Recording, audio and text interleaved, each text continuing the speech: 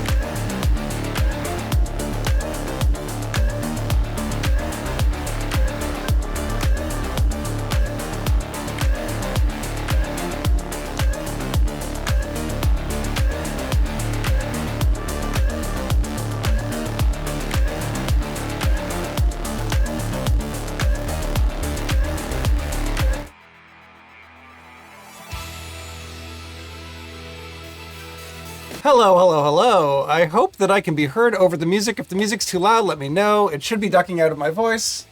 But welcome. I'm K Menzel. Let's see. If I take the zoom lens off. Hi, it's me. Nice to see everybody. Yeah, so we're here doing a computer build today. Apologies for sound. I'll be moving around a lot, so good. So I'm glad that the sound stuff is working. Anyways, we're gonna start with letting that focus. Okay, so starting point of any computer is probably the components. But I'm going to start on the case. Hello, Petulant Cobra. Nice to see you. And I'm going to turn down the music a little bit just because it's loud in my earphones and I am wearing earphones. So we'll see. So we're going to start with the case. I have unboxed the case because, I've unboxed everything just to make sure it's all here. But yeah, let's start out with this. So this is the Define 7XL. It's pretty nice. It has toolless entry, which I really like. So we're gonna start with the oh well, there will be plenty of unboxing, don't worry, Lady QW. But basically the way that this build is gonna go is that we're going to be working on yeah, we're going to start putting together this case. So I'm going to start. We have a box to open. So let me just move this slightly out of the way and see if I can get something on a camera. Let's go to this cam. That should do it. Okay, so I'll grab this. Can you see that, chat? Yeah, you should be able to see that. So this is the accessory case for the Fractal XL. And the reason I got this case is because this case can support a lot of storage, pretty big fans, stuff like that, and it can actually hold optical drives, which is kind of rare in cases these days. So let's open up this box here. Okay, so what we have in this box, and I'll try not to let the boxes break everything.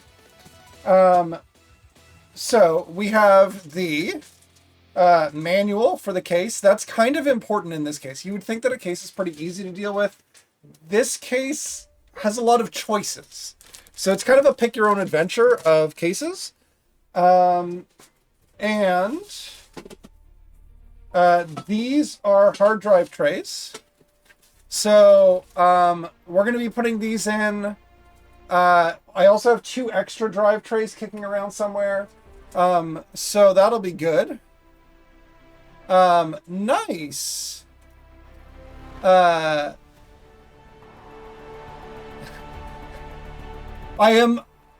is awesome. Like what you can, I don't know.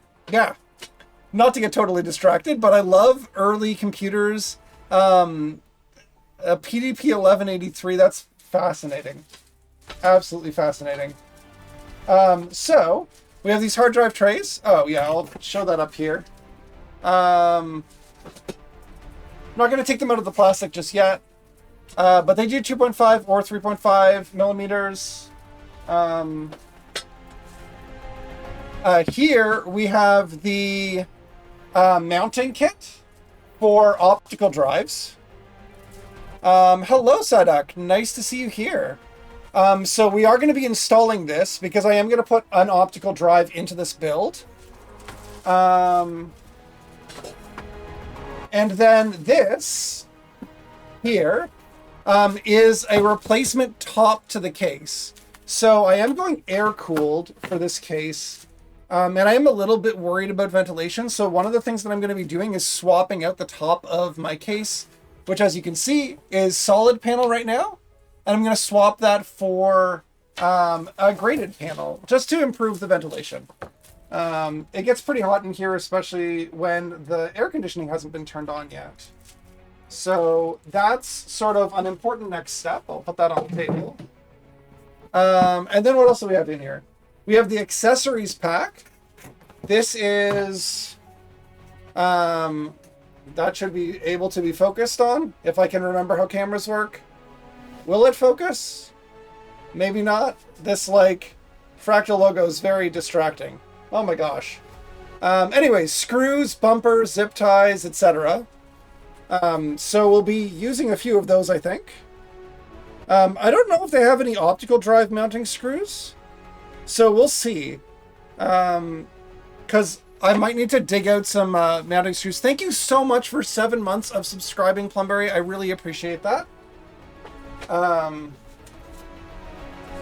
then here we have what looks to be basically like a drive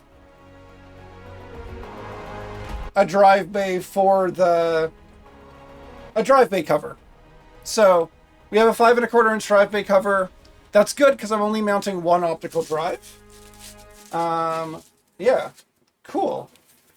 Let's see if the next music will simmer a little bit or not. But that's what's in the accessories case, and we're basically using everything in here. Yeah. So back to the actual case. I'm just going to open up the... oh my goodness. Thank you so much for gifting 5 subs.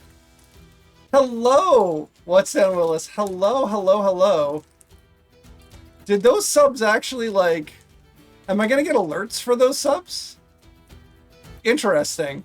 Well, thank you very much for gifting those subs. Let me see if I can pull from the activity feed. There we go. Okay. Thank you so much for gifting subs to... oh my gosh. So delayed. To Kryptonite Bot, Petulant Cobra, What's Down Willis, Mr. Nelson, and Tosefi. That took a long chunk of a time. But yeah, thank you for gifting those subs, and I hope everybody who got a sub enjoys the wonderful emotes that Burr made, and also access to all of the wonderful emotes that Phenomenally made, and also the emote that Ronnie D made. I guess technically there are some emotes that are tier 3 that you might not get access to. Anyways, we're gonna go to the user guide. I'm just going to try following this along. There's a lot to this case.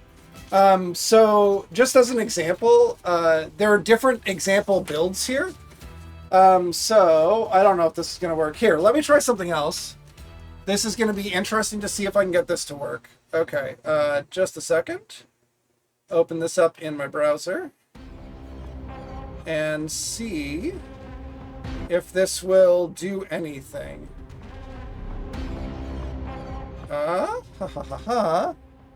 And then if I click here, there we go. Okay, so I don't know if this is going to be any clearer or anything like that. That's upside down. That won't help. Okay. So double processor build. I hope that's visible on the screen. Yeah, okay, that looks not terrible. So as you can see, there's a lot of different builds. There's a water reservoir build. We're not doing water cooling in this one. Double optical build. So there's some things that need to be done to get to this double optical build. And you can see it has room for drives in various places. They've actually taken out the bottom drive cage in this build to make room for a water reservoir, which we're not adding. You can see the server build of this, which also moves a lot of those optical... It moves some of that fan stuff. So we're going to be doing basically a combination of the server build and the optical drive build, and hopefully that'll work out and fit all of the hard drives that I want it to. So, I'm just gonna kill that cam for now. We can get that back if we need it. So, I guess the first thing to do is follow all of the instructions. They say the first thing to do is remove side panels and then install the power supply. Fascinating. So, okay, we can definitely remove all of the side panels. Let's take a look at what's inside here. So, let's just move a camera. Sorry if this gives anyone seasickness. There we go. That should be a pretty shot of whatever's inside here. Oops. Okay, so opening side panel number 1. Does that show up at all? These are really great. They're magnetically attached. They're very nice. And so that's the inside of the case. Here, let me just I can grab this around here. That might be a little bit more visible. As you can see, there's room at the top up here for a 5 1/4 inch bracket to be installed. So we'd be doing that. And then you can't really see all the way to the bottom, but the power supply is all shrouded and everything like that. Also, the motherboard stuff, it all comes out. So that's going to be fun. Let's go over to the other camera now. Because there's this side too. So, let's get into this side. Oh my gosh. If my light would just simmer. Okay. Sorry, it's not meant for this kind of movement. But again, the panels just pop off. It's pretty fantastic. So, that's one of the things that is not necessary in a case, but is useful. And you can see actually along here, they've already wire wrapped all of the, these are the front panel connectors for the top USB panel, the power cord, there's the audio stuff. So there's a bunch of USB on the top of the case. So all of that stuff, there's actually a wireway with wrap here. Love that about this case. And then we can see the fan connectors here. I don't know if you can see it here from this camera angle. Maybe if I tilt up here before I get too much in it. At the top of this case, there's a fan hub. I don't think I'll be using the fan hub for this build. Just because it requires like running power to it and stuff like that. The power is down here. I just don't think that I want to... I don't think I have the necessity of running the fan hub right now. I'm not going to add fans immediately. Let's just say that. So for this part of the build anyways, we'll try without the fan hub. And the motherboard that I have has many fan headers, so that's not a worry. Just going to continue reading what the manual says. Okay, so I have removed the side panels. And now it says to install the power supply. And then remove the top bracket and prepare the motherboard. Okay, cool. That's good to know that that's what we're doing because we're going to be removing the top bracket anyways to replace it. Okay, so let's see. Ooh, that top bracket is also magnetic. That top bracket is also magnetic. Very nice. Okay, so that comes apart really easily.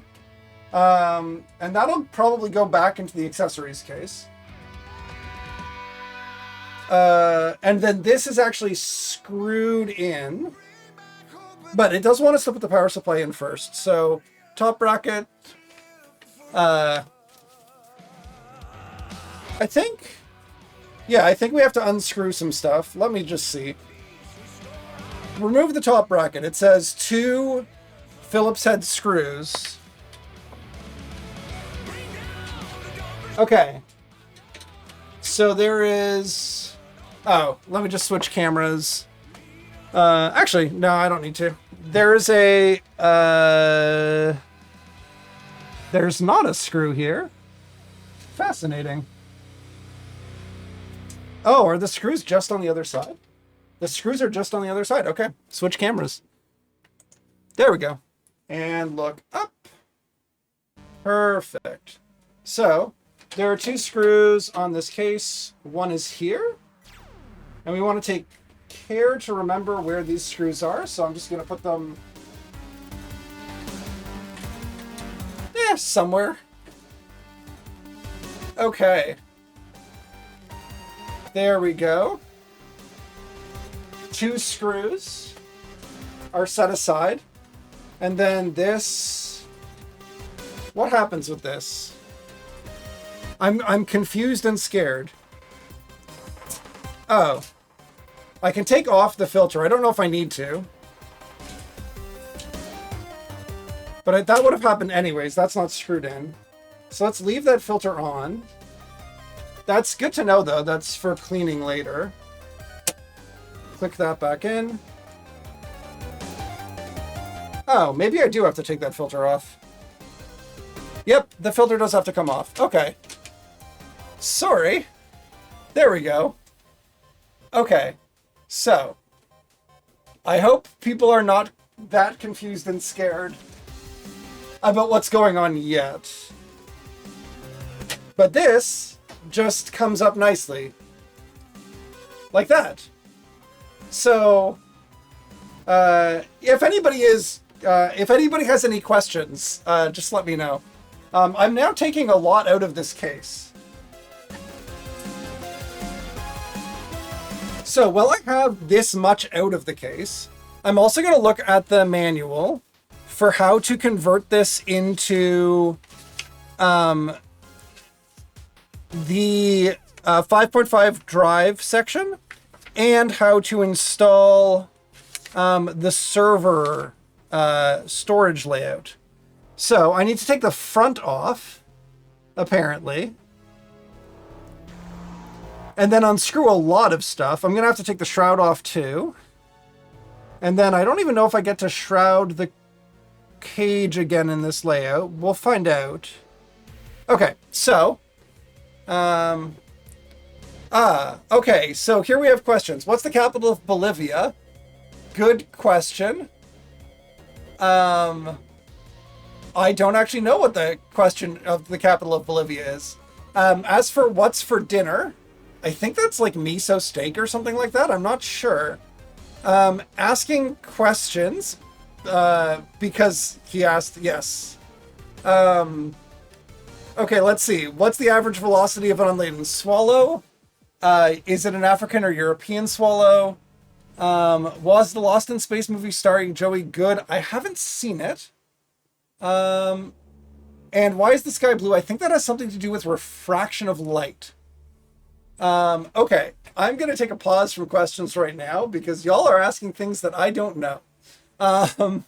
Is 95? No, 95 wasn't Titanic, was it? Anyways, the front of the case needs to come off. So, let's, just gonna walk over to the front of the case. Oh, yeah, this probably needs to happen on camera. Just a second. Which camera is that? That's that camera? Okay. I'm just going to turn the case for a second.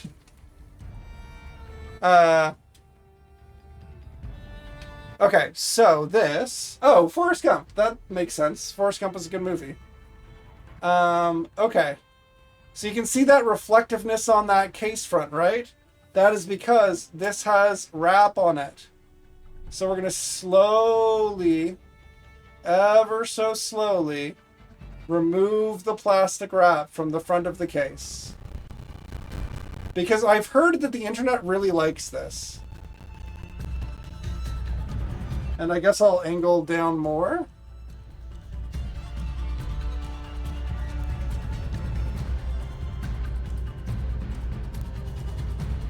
There we go.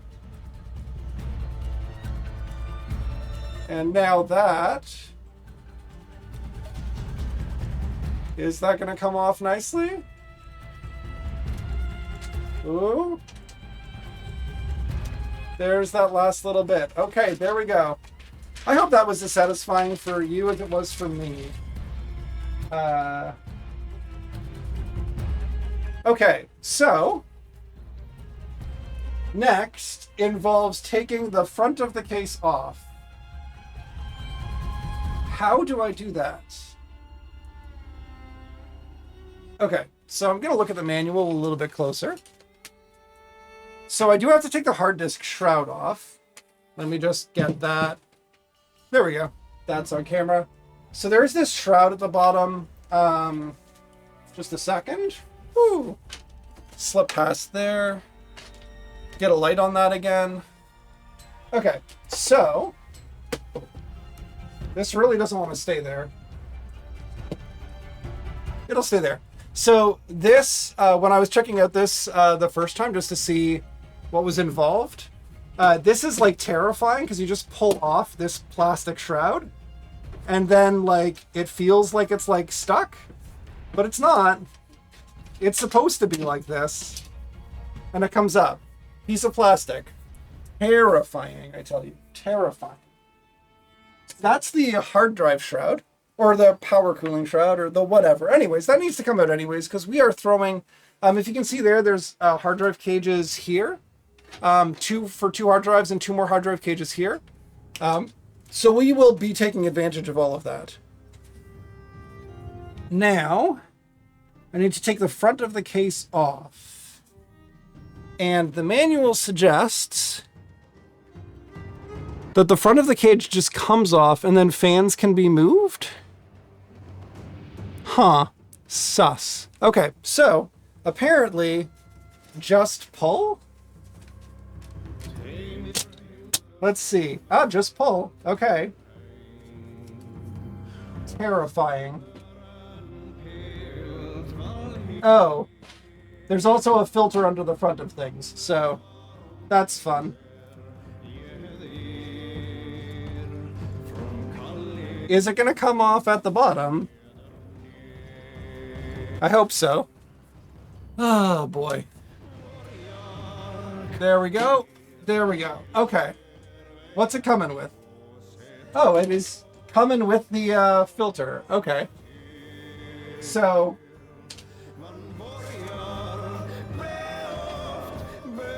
I guess I'll take that out since it sort of has to sit. It gets pulled out by the front of the case anyway. So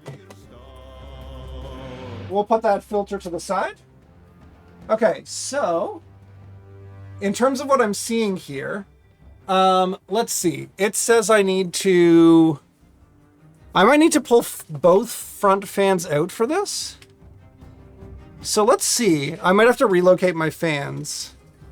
In terms of intake, and that probably wouldn't be the worst idea in this build, but let's just see where they say to put fans in the storage layout, because I would like to know that. Builder's guide. Eventually we will get to more components.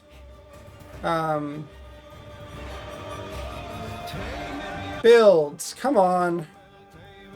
You can show me this. Okay, so storage build. Okay, so there should be room, as you can see in the storage build, which is this one, for a radiator at the front. So I think there should be room for fans at the front, but I think we need to take the fans out to move the support bracket to the other side of things. Yes, the music is, in case I haven't mentioned it, this is Riot Games Creator Save Place playlist. So, yeah. Just figured we could have some jams for this. Okay, so, what I'm working on now is looking back at this. Yeah, I think it says take the fans out. Okay. So we'll start with taking the fans out. That's fine. And we'll see what happens. Okay, so it says to take 5. Oh, am I not taking the fans out? Yeah, 8 fan screws out. Okay. So this has 2 built-in fans. I don't know if that can be... There we go. That's a little bit more obvious. So I'm just taking these fans out. And I'm not sure where I'll be able to put them in the final build, but this is quite the arrangement. This case can take, I think these are 140 mil fans by default. You can throw 120s in the front as well.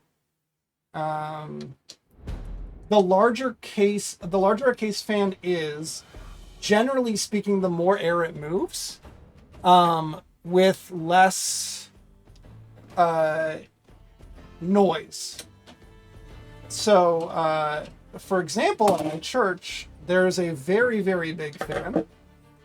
Let's pull this out, and the wire for the power cable is here too. Okay. Let's let that lay there for now. It's not putting too much stress on things. I can already see where I need to put the bracket for the optical drives. Okay, so we are almost done. So the fan at my church is like, I think probably bigger than my apartment. But I do, oh my gosh, that was chaotic. My biggest fan in the apartment is in the window. That's true. Just gonna move these fan screws to the side. And then see, I think I can get this through. I'm gonna have to undo this. Okay, well, RIP manufacturer cable management twist ties. How is this twisted? Oh, this is just twisted sufficiently. Okay, there we go. So this should be able to pop through here now, not a problem. I hope. There's a little tab for just that purpose. Maybe not. Okay, well, anyways. We will get that out because I'm going to be pulling out the thing that's blocking these fans from moving next. Okay. That sounds delightful, Petulant Cobra. By the way, apologies if there is any noise in this stream from the fan. That is unavoidable as it is warm in here. Almost like I'm streaming and have bad inflow. Okay, so now that I've taken these fans out, I'm going to be working on taking this structural piece out and flipping it. So this is attached with 5 screws, it looks like. 1, 2, 3, 4, 5. Okay. And I'm also taking the optical drive shroud thing out. So more case screw. I wish I had a way to better manage the screws of this. But it's okay. At least there's the accessory box to put them all back in with. Oh my gosh. That light just fell. What if I put the light in the case? Does that help anything? Sure. It really makes my other camera mad. Actually makes it very hard for me to see what I'm doing.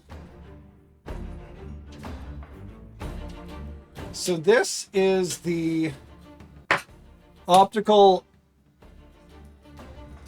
cover / fan support out.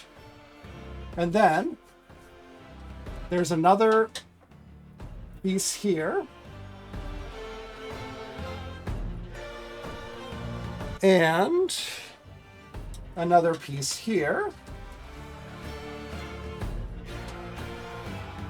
And then one more screw at the bottom. And I hope that things don't just fall at this point. They didn't. Okay, good. So that is the 5. Oh, and there's a secret screw at the back. Fascinating. Okay, so if you look down here, can I clip this anywhere better? Maybe there. Okay. So there is a sneaky screw for this support bracket right here on this case that also needs to come out.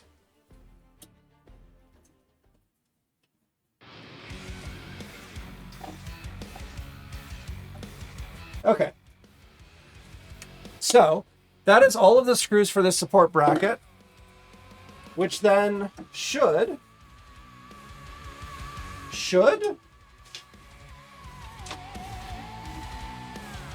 be able to come out. I hope. Ooh.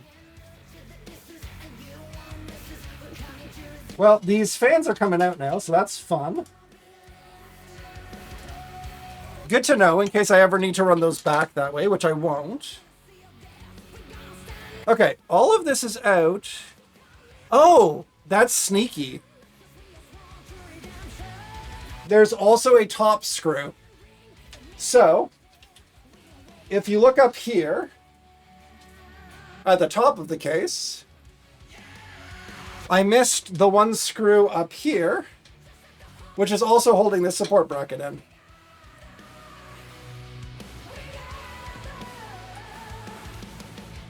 Okay. So now that is actually 1, 2, 3, 4, 5 screws taken out. I might not even have had to take out that optical thing. Well, we'll find out. Which direction does this come out? Forwards? I don't think it can. Fascinating. Oh. I'm just going to move this light for a second.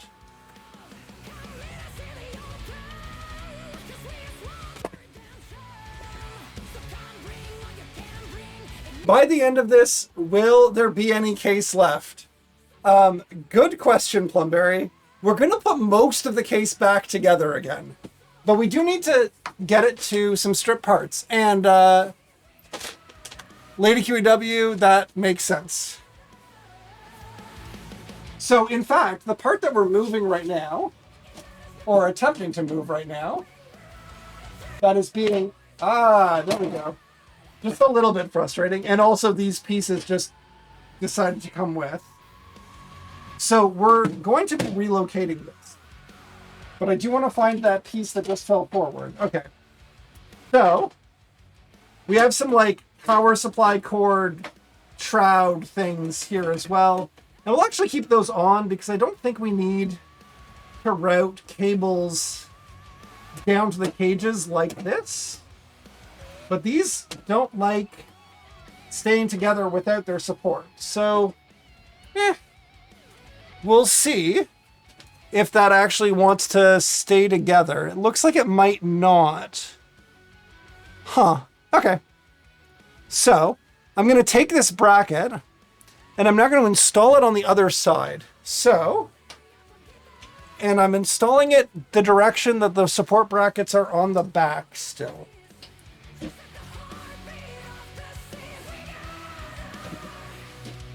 Need to find where this is supposed to screw in on the front, though. Because that's confusing. It does need to line up with some sort of something. And I'm not sure if this is supposed to line up the same, or if that actually does need to take those pieces out. Well, I think this will fit a top case still. I'm very confused. Okay, so I'm going to take out these shroud pieces and just see if there's anything sneaky going on here. When I pop this in, oh, that fits so much better. Okay, so those shroud pieces also had to come out, and they did not tell us about that. We're learning. And then this is supposed to line up with some holes. I think that will work. Okay, so now we put this back together again. And we put this back together with... Oh, the top of the case needs to come back on. And then there's a screw hole on the top of the case structure. Okay. We'll get there. We will get there. For now, I'm going to try putting some screws back in this thing.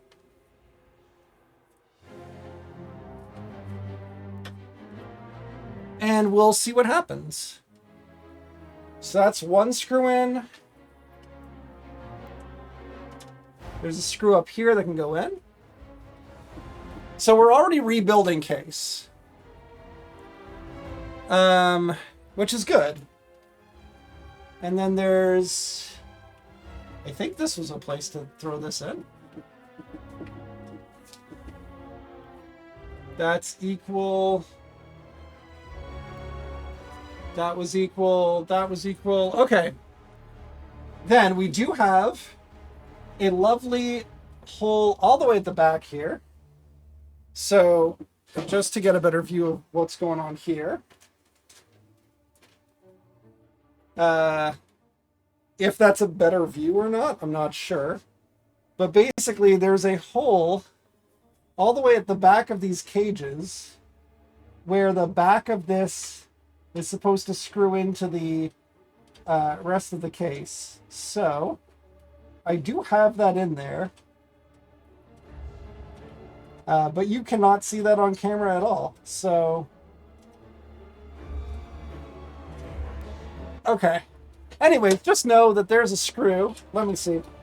I can bring this in. There's a screw right here. I don't know if that's obvious. Which secures this in.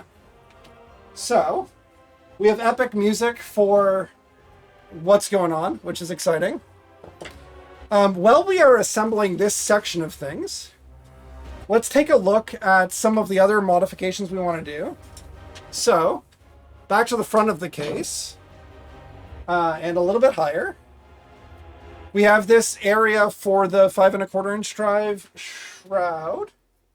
And that I took out and put somewhere. Oh, there we go. So this comes out of the bag, all nice, fresh, and new. And this should fit just fine in here without problems. I hope there's not a top and a bottom. There might be a top and a bottom. It doesn't say. There are some screw holes on one side of this. Oh, those could go into the bottom of a drive, I guess? I don't know. Okay, let's assume that we're putting it in like this. Oh, that's just to hold it together. Fair. Okay, so that screws in with the 4 screws we took out. So we are getting somewhere.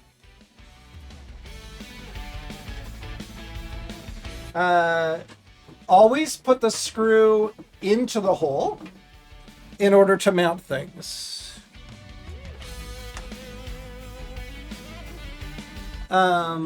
Yeah. And so the flexibility is one of the main reasons that I chose this case. And it's also one of the main reasons, actually, that I chose to build this computer myself.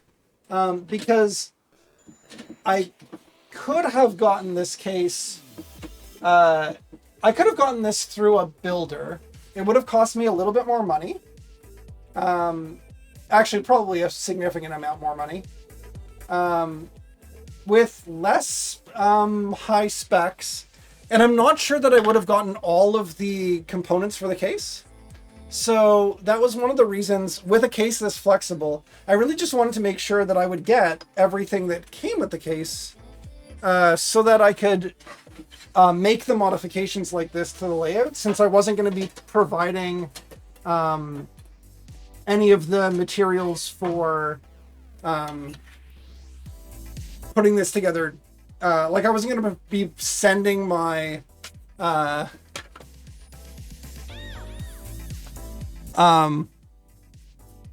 I wasn't going to be sending my my optical drives and my hard drives to a manufacturer for the build. So the hard drive shrouds, these pieces here, which shroud that bottom, don't seem to fit in this setup, and that's fine. It's not pictured in this setup, so I was kind of assuming that. So we'll put these aside. We will see about now, seeing what this looks like and how this goes in. It really looks simple. Like, it's just supposed to go here. And there's like a little divot on both sides to hold this in. So let's see if it's just going to be nice. And wait, is that supposed to go? Oh, never mind. That doesn't even go there. So if you look at the case door here, and then open the case door here, which opens weird because it's magnetic. There's actually a filter, an air filter at the top that will have to come out. So I might as well do that now. Okay, so actually I will do that back when this case front is back on the case. Making decisions. Okay, so the thing that I wanted to see was if I put a hard drive lead in. So that's these deals here. They're supposed to attach like this. And I don't know how they attach on the other side. Oh, I think I'm getting it. They like clip in on the, there's like little clips. So that actually means in order for this to work, because there are screws they're going to have to go through to mount these, maybe? I don't even know. Is that what's required to make this work? That's crazy. Okay, so this is very much like a crazy puzzle. I'm just trying to like demonstrate this to myself to make sure I know how this works. I think that's the right way for this to go. Interesting. That's fascinating. So there's more to figure out with these for sure.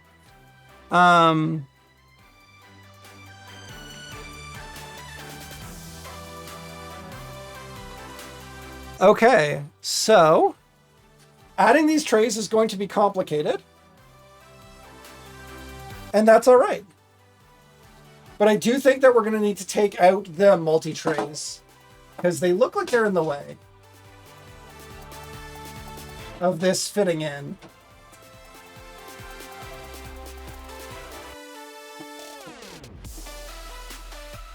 Yeah.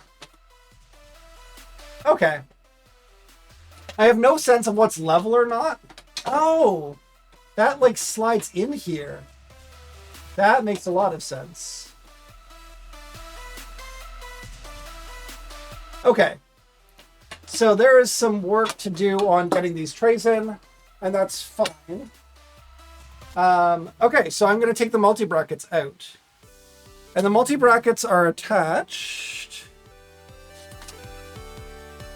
somehow. Fascinating.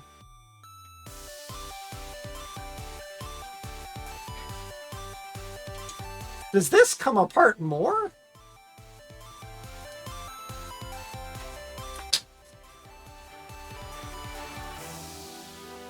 Okay, so now I'm going to just sit next to this case for a second and see if I can figure out what the heck's going on. Because these multi-brackets are attached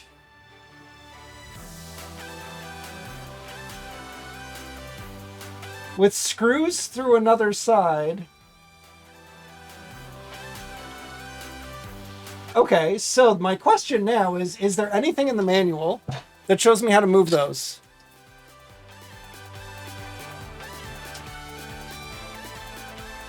Installing onto a multi-bracket.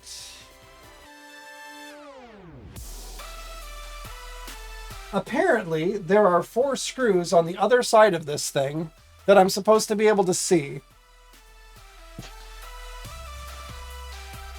Oh my gosh. Okay, so just a second. I will switch. I'm going to switch here. This is going to make so much more sense when I actually start putting this in storage layout. Switch cameras. There we go. Other side. And let me get the other side light back. Camera switch. So this panel is supposed to be able to come off. And I'm not sure which direction it's supposed to come off, but it is supposed to come off.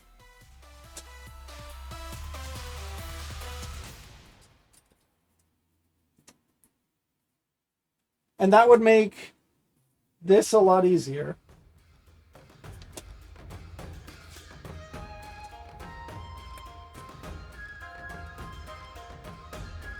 I'm just not sure which direction it's supposed to come off.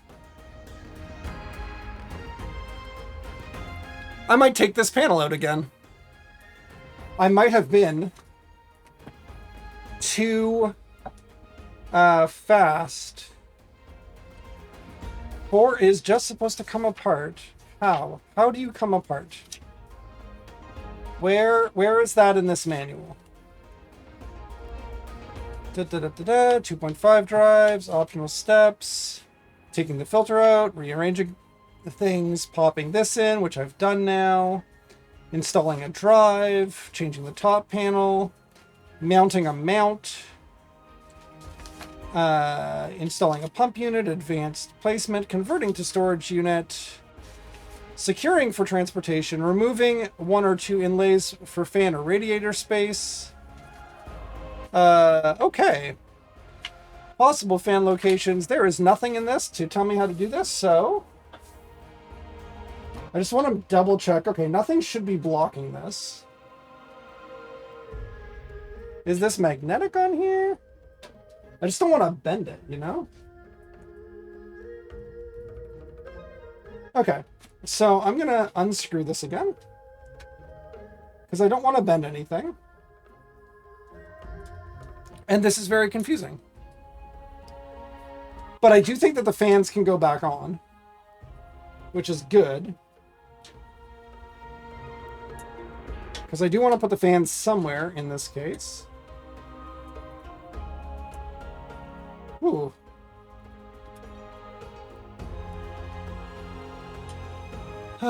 Okay, so 1 screw hiding at the back bottom.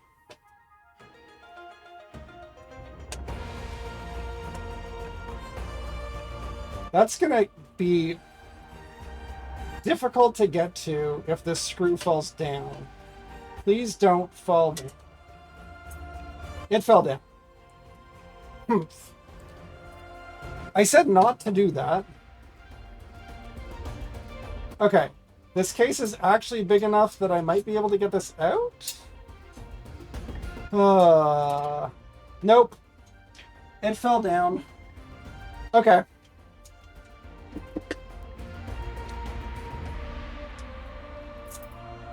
I can hear it. I can hear the screw loose. And the screw dropped somewhere. And I don't know where. That's fascinating. Okay, so there should be a screw around. Oh, in fact, there is a screw around. It is right here. I found the screw. Oh, that's wrong camera. It's right here. I found the screw.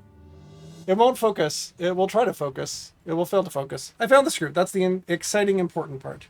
Okay, so tower to the side. And let's figure out taking this cover off. It looks like it's supposed to come from this side hinged.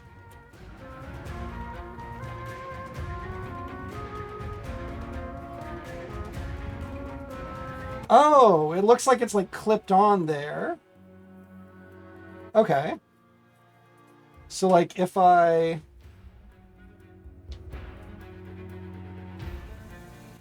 push from the other side, then this just comes off. Okay, so there were these little plastic clips here that were holding this part on. So more plastic that we're not going to use for this build. Because now what we are going to do is switch cameras again. Woo! Okay. Let's get this in a good place for table work. There we go. I am going to grab the screwdriver. Okay, cool.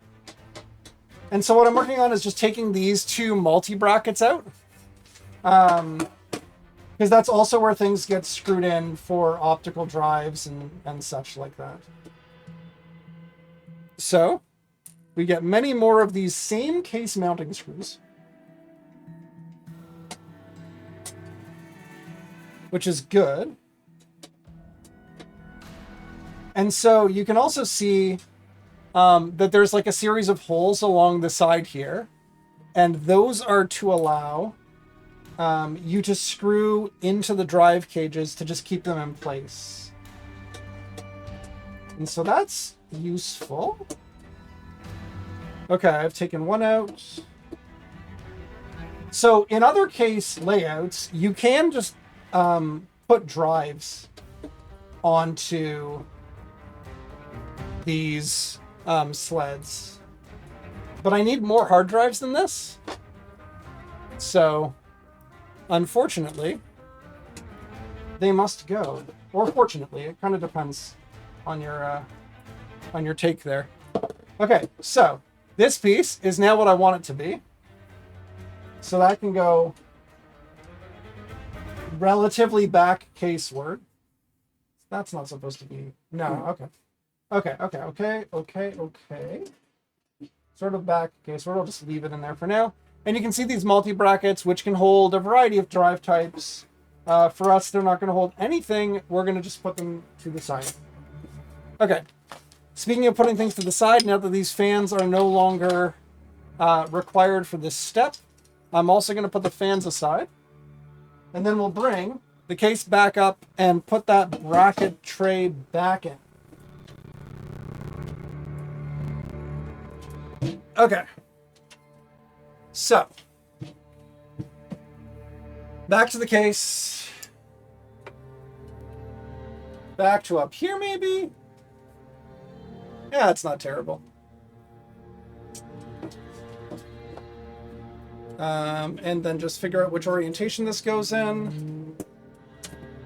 And get this installed. Ooh.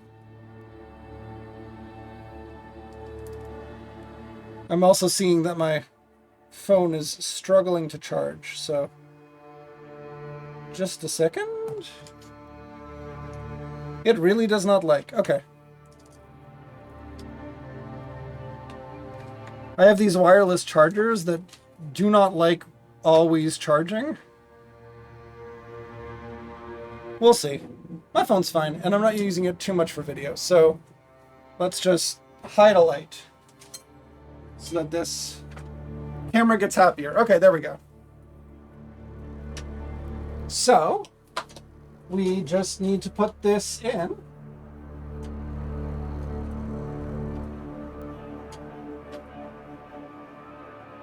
And I almost had second thoughts about this panel going in where it does, but I just realized it actually wouldn't be able to screw in if it went in any other way. So when we first start putting drives in, that's going to get a lot less floppy, which is almost ironic. But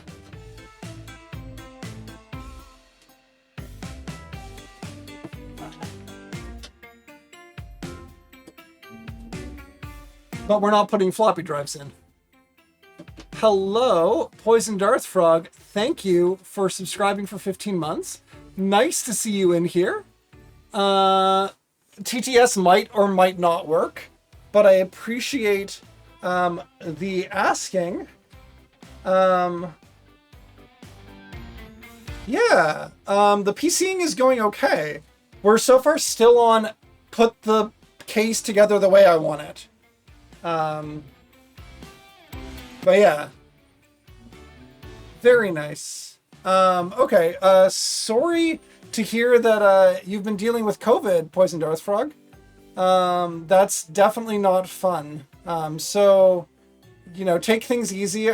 Recovery can be difficult. I know from experience, so... Okay, so now, just to pretend that I was putting a hard drive in again,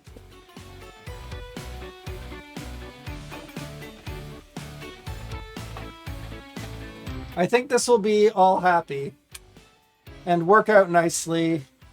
And putting these thumb screws in is, less difficult than I thought. Cool. That actually works really well. Nice. Okay, So now that I know how those drive bays work, we can continue on where we've been working at. So that is back to the manual. I think we were about to take out a motherboard tray, so we could start working on the motherboard. We've done all sorts of optional steps. And yeah, we have taken so much stuff apart that we're going to start preparing the motherboard. And then we're going to install the motherboard assembly into the case. Okay. Fair enough. We might have to move some plastic shrouding. We might want to move some shrouding. Okay. Cool. Time to install a motherboard. So, which might involve me wanting to move that again, I'm not sure. Actually, let's put some drive bays in just to keep things a little bit more secure while we're doing this. So, because that's the whole point of this layout. Let's get these drives in. So, I have space here at the bottom for 4 drives. And I'm going to need another 3. You can actually see the, oh my gosh. There's some drives. There's some more drives. 7 of those drives are going in. So we need 3 more spaces for this to go in. And we'll go from, I guess, maybe the bottom. It makes sense to run everything, all of the hard drive stuff together, I think. So we'll start at the bottom. So that just slides, that's supposed to. Just slide in there. Nicely. It's supposed to. It's supposed to slide in there nicely. It sort of get on the other one. Oh, and then like link in or something. And then it sort of just structurally stays there and everyone's happy.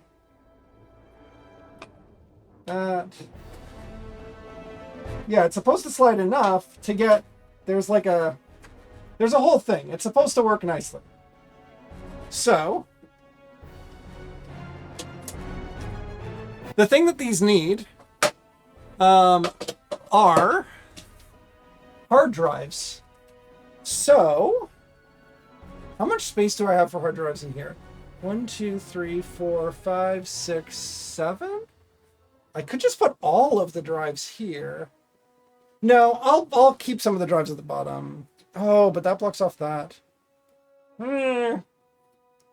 Okay, I have a choice. What should I do, chat? Should I take my drives and put them all at the front of the case in a nice row, top to bottom? Or should I leave these drive cages down at the bottom? I'm leaning against leaving the drive cages at the bottom because I'm pretty sure that, yeah, always set things in a nice row, right? Okay. We'll aim for nice row, and maybe that's a bad choice, but we're going for it now. So we're going to go back to the optional steps for a second, because now I need to relocate these drive bays. But first, I'm going to, these are very thumb screwed in, these drive sleds. So I'm going to take all of the sleds out, and then they are secured from the bottom. Okay, so this is going to be quite the task, because I do want to relocate these drives elsewhere. And maybe we'll put blanks in for now, and I won't actually mount the drives. Okay, so these 2 drive bays here can actually be removed. And that just involves a little bit more moving things around. So I'm going to try just the back of the case, maybe. Yeah, it's pretty okay. I'm not resting on too much. So, if you can see the bottom here, the cages are actually attached with these mounting screws. These nice big fat wide ones. So I'm going to grab these out and put them with the cages. You can also see that the feet on this case are very sturdy and sufficient. Thank you for redeeming Hydrate, Lady QW. As soon as I have taken this cage out, I will do that. Okay.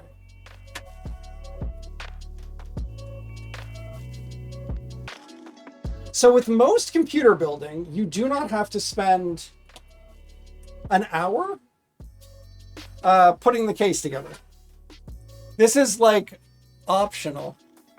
I'll just have the water that I have, Lady QW. Ooh. But we do have iced tea and lemonade, which is very nice.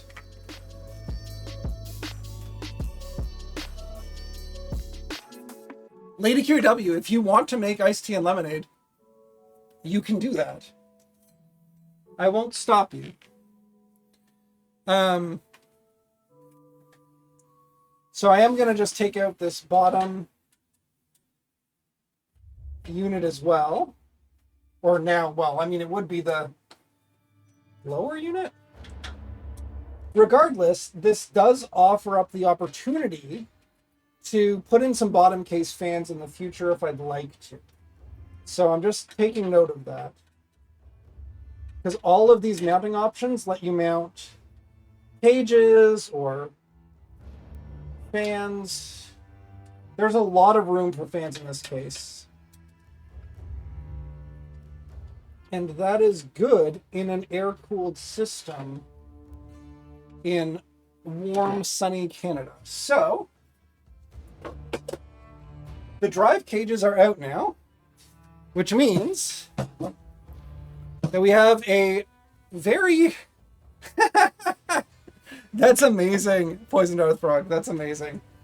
We have a very empty-looking case, which is lacking some structure. So I'm just going to grab... make sure that I have 7 of these hard drive trays.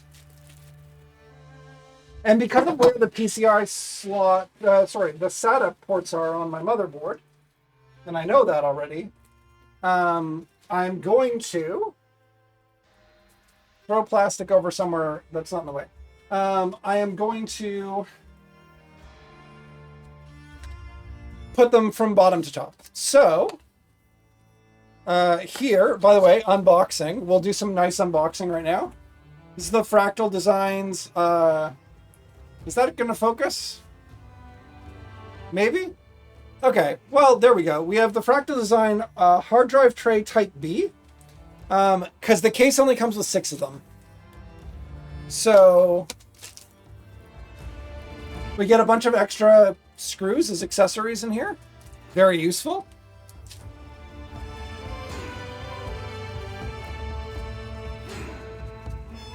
Ooh, very nice branding in here. I'm not sponsored, by the way, by any of the companies that I'll be installing their gear today, but Fractal makes very nice cases, in my opinion, so far. There's another one of these. I'm probably going to leave the other one in the box, just as a storage set for it. Yeah. But basically the idea is, with this case, and I don't know if I'm going to regret doing this now versus waiting for later. We'll see. But is to basically pop a drive in and tighten it in. So that's one. And then these just keep going in. And so this is going to hold 7 drives here. And you can actually see, like, the drive is only going this far out. So there's still plenty of room to install fans. on this build, which is good again, as I say. And then yeah, just a quick little sort of thumb screw in here. You can actually, the thumb screw part does actually have to like line up and everything like that. So this is a little bit fidgety, but I'll take fidgety over not enough space for drives any day. I don't know if it's easy to tell, but on the back of these, there is a hole right here. So you can actually attach and screw in these cages from the other side if you need a little bit more stability. That's not actually in the instructions guide, but I like that that's an option. So I was really worried when I was making this build that I wasn't going to be able to put an optical drive in. And that is because I thought I had 8 hard drives that I needed. And it turns out that I only needed 7. So I'll take it. Obviously, we're going to have to take these trays out again to put hard drives on them. So I could be putting hard drives on them now, but I'm not. Another thing to note about these trays that's really nice. You can see they have the mounting holes. They have the 3 pairs of mounting holes. Kind of look like Mickey Mouse, like half of a Mickey Mouse. Some drives, so older drives typically, I'll grab an older hard drive. You can see that this drive has mounting holes at the bottom here, like these 2 bottom sets of mounting holes. That is the older way of doing drives. So almost all hard drive cages support that. Newer drives have a little bit different going on underneath because they're a little bit more like sealed. And you can see that the screws are here and then also up here. So whenever you're doing some like hard drive tray installs, it's important to take into consideration whether or not the tray is actually going to support the drive. In my previous case, I actually had to not fully screw in my my 12 terabyte drive, which is the newer one, because of that issue. So just something to be aware of if you are building a computer in a case that uses drive sleds of sort of any such form as this. Now this is being picky. Why are you being a little bit more annoying than I'd like you to be? Is it because I'm missing the hole? Yep, okay, there we go. But yeah, that is essentially where those drives are going to go, which is not bad. And now at this point, I really think we can put the front panel back on, because that's not part of this whole installing the motherboard thing. So we're going to start with the fans. And I think in this case, I'm just going to put the fans as far up as I can to get the most air over the drives. And I'm just looking to see if they have any air direction. There we go. Okay. So you can see here, maybe not easily, but you can see that there is an arrow on here. Most fans have this these days. Not all fans, basically not every fan used to have this, but that tells you the air direction. And you want to align your fans so that they are putting air in the correct direction for your case. So in this design, I'm going to be lining this fan up here at the top, basically. Kind of exactly where it was, to be honest. You are hilarious, Lady QW. Now, front case fan work is a little annoying. So,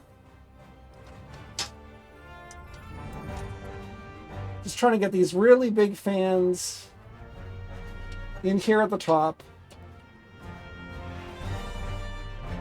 in the correct direction.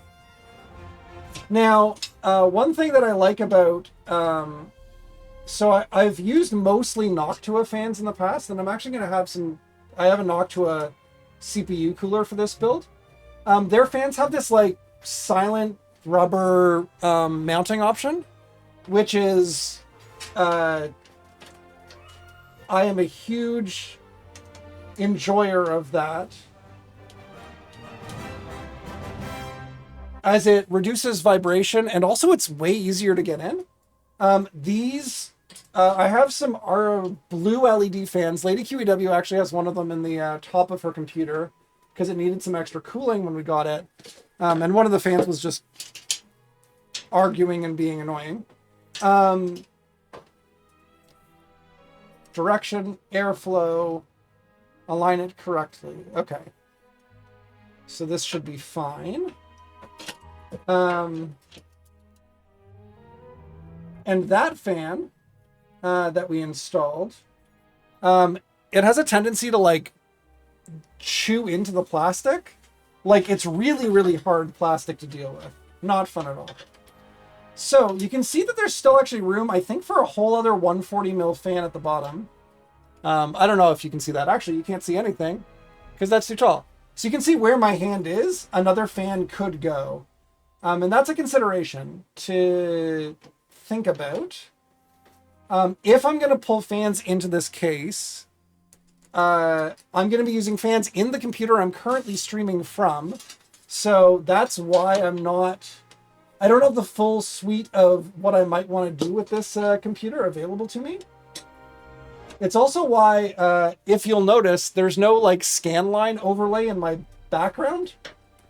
That is because I forgot to copy the scanline folder over to it. The game you are playing has worms in it that you can catch, and you're in a library and you caught a bookworm. That's amazing. Hello, Kate. Nice to see you. The PC building is going okay. I've almost got to the part where I'm starting to set up a motherboard. So at this point, we've basically spent an hour customizing the case to do exactly what we want. So, thank you, chat, by the way, for making the decision as to where I'm putting my hard drives for me. Very nice of you. Okay, so thank you also, Plum, for gifting a sub to Kate. Thank you so much, Kate. Enjoy the new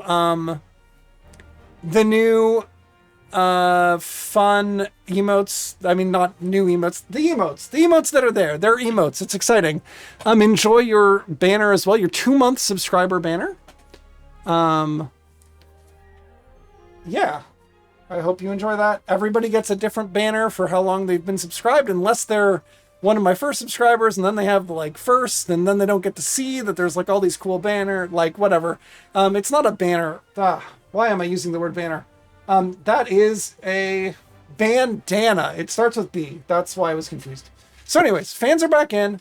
As you can see, there's room for another 140. If I decide that I want to pull a 140 from one of my other cases, I might. And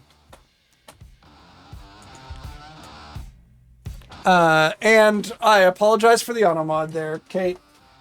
Okay, so we have fans in here.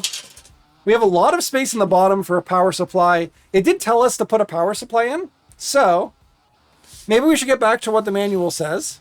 Pop the top back on the, don't pop the top back on the case because we're taking the top off the case intentionally. Huh.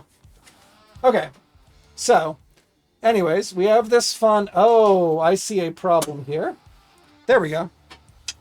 This is now nice and solid. I am going to actually put a screw, is that a mounting screw? Into the back of the case. On the top tray, just to hold everything together.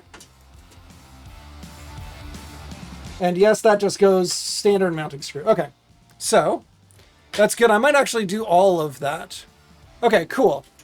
So, back to this side of things. This is the,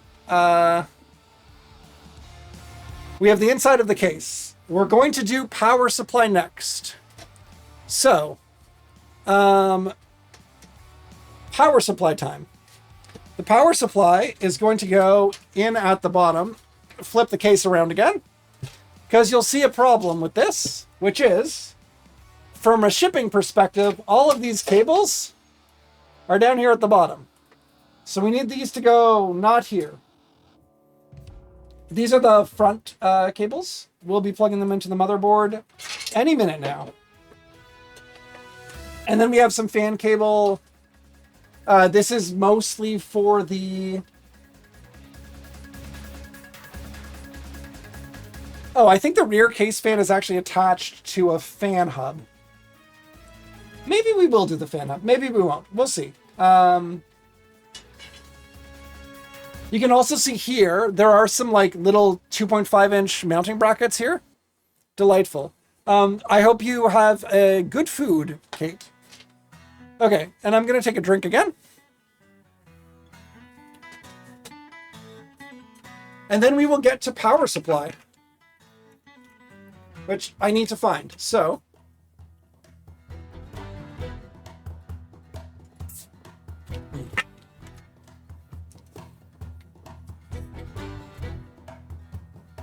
in terms of power supply, let me just move this. We're going to get to do another unboxing now, so I'm just going to move the case for now while it's still light.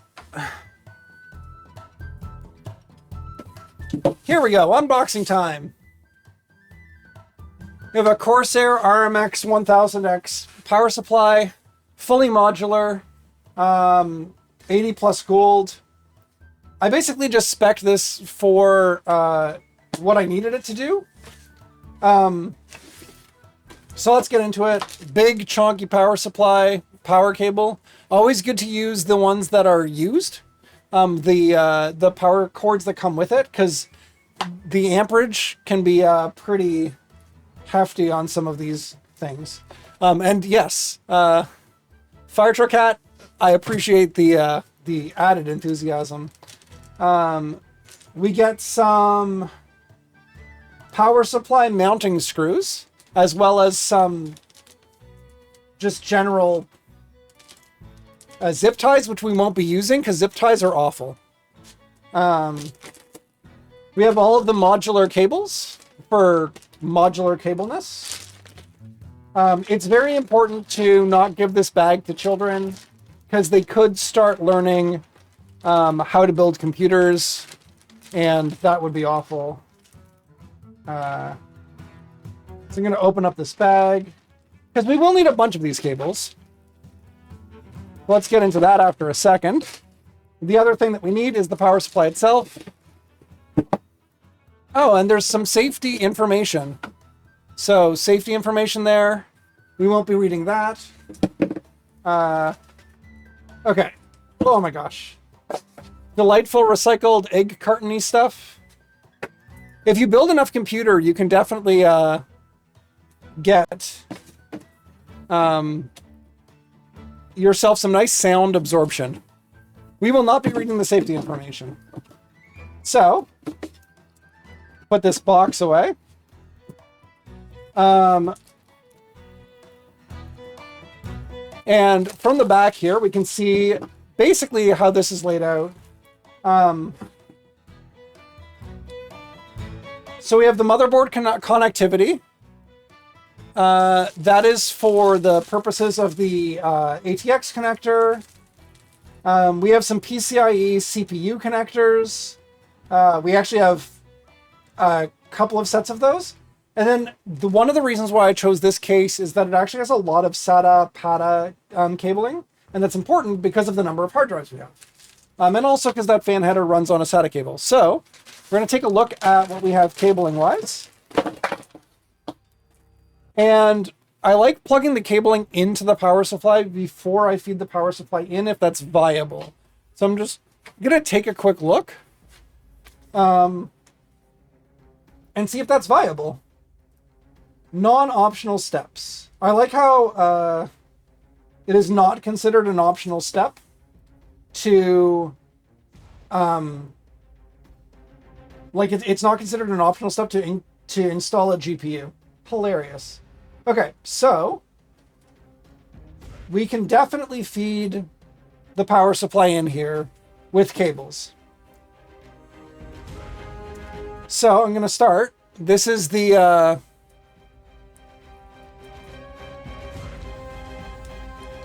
big chonky one for motherboard power. I really hope this is long enough.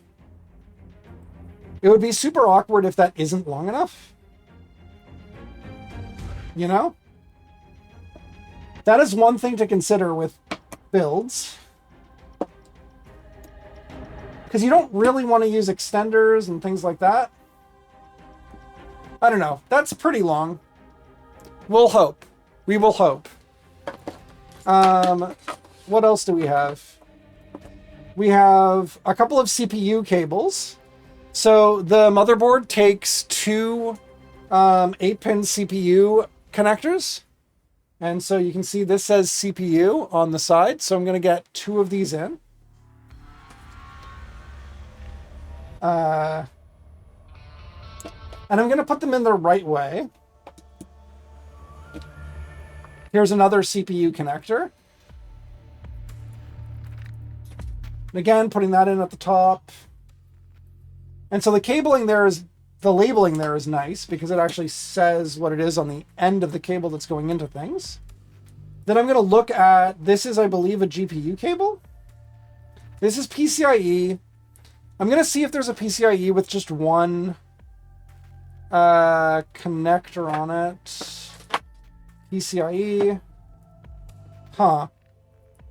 And then PCIe. Okay. There isn't, but that's fine. So, this cable is for the graphics card. We just don't need as much of this cable as it's giving us. So, it's a little interesting, right? You get this cable. It's a 6x4 pin. This graphics card is an 8-pin graphics card only. It's not one of those new 12-pin ones. It has this other attachment. And so the question is, do you really want to be feeding two graphics cards off of one connector? And it really depends on what the cabling is rated for and what the draw you're dealing with is. So I'm going to plug it in. I really hope the draw is not that much on this graphics card because it's not supposed to be. And then to get this to like line up and be 8 pins is a little bit flimsy. We'll deal with that later. And then we'll just wind up cabling. We'll just wind up like zip tying this back like this. Not ideal. Puts extra weight on the cable, but I guess in most cases, if you were dealing with, I'm just going to twist tie this again. If you were dealing with a GPU that was fairly power heavy, I guess you could use two of these connectors, but I wouldn't recommend it. So then we have our SATA cables, which are for our hard drives. So this actually comes with an old school, an old style connector. We do not need these in this build at all. What we do need are SATA cables that are going to reach far enough. Yeah.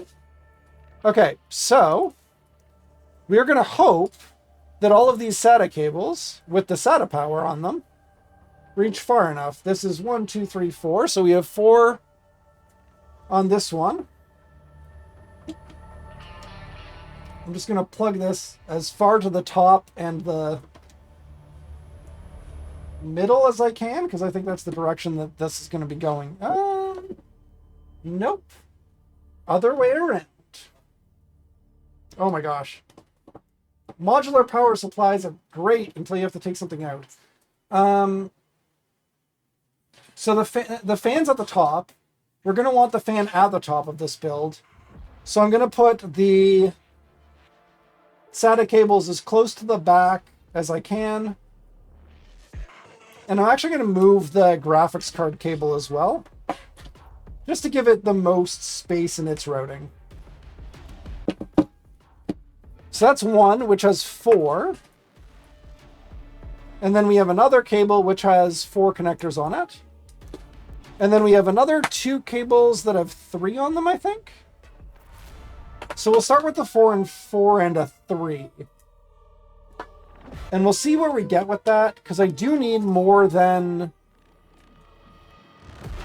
Ooh, how can I math this out? If I did 4, 3, and 3, that would give me 10.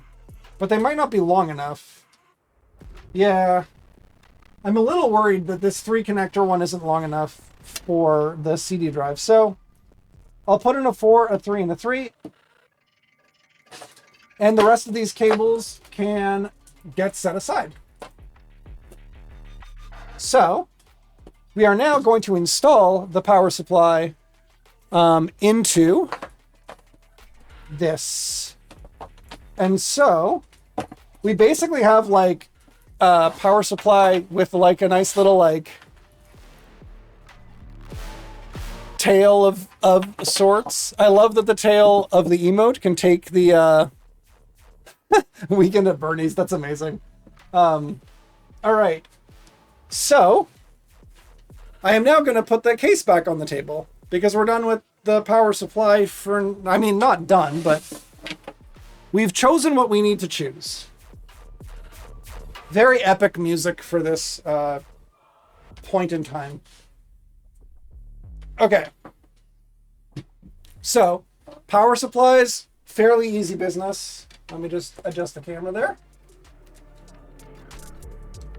So, in this case especially, you can see where this power supply is going to go. It's going to go right here. And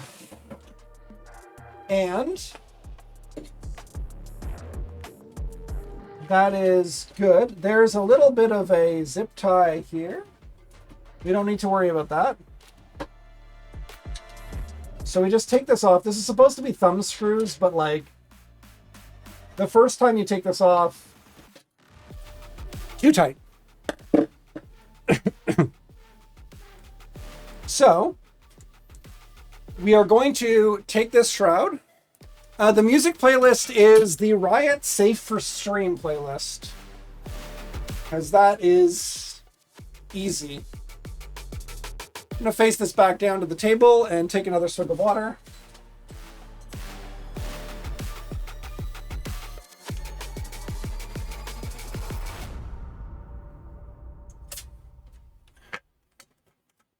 Okay. So in terms of mounting screws for the power supply, we got those with the power supply.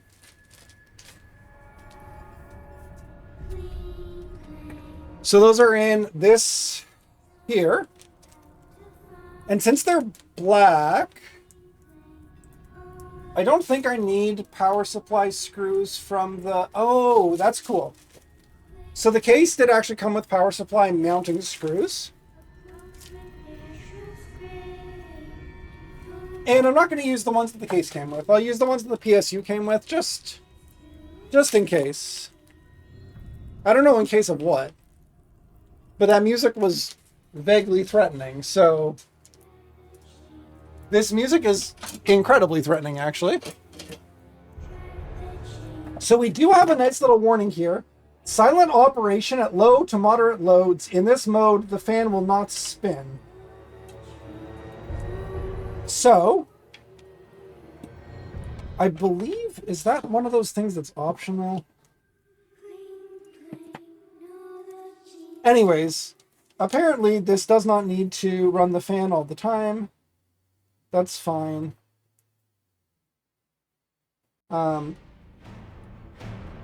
This is one of the components. I'm just trying to take the plastic off of the front of this power supply. Or sorry, the top badge part. And it's not being nice. This is an unsatisfying protective plastic pull. Okay, let's see. Slowly. That was not as nice as it could have been. I'll say that. So, what we want to do is put the connection onto this to the board, to the case, to the whatever. So, really all you're going to do is line this up. This would have been easier to do without putting all of the cables on first. So, I realized my slight mistake, but that's okay.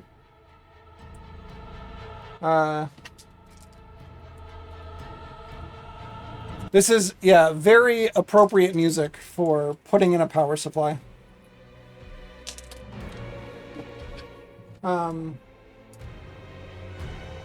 so what I like to do here is there are usually a couple of holes that have some wiggle room. And then usually one or two that don't have as much. Because you just want to be able to move things around as needed to get this properly mounted.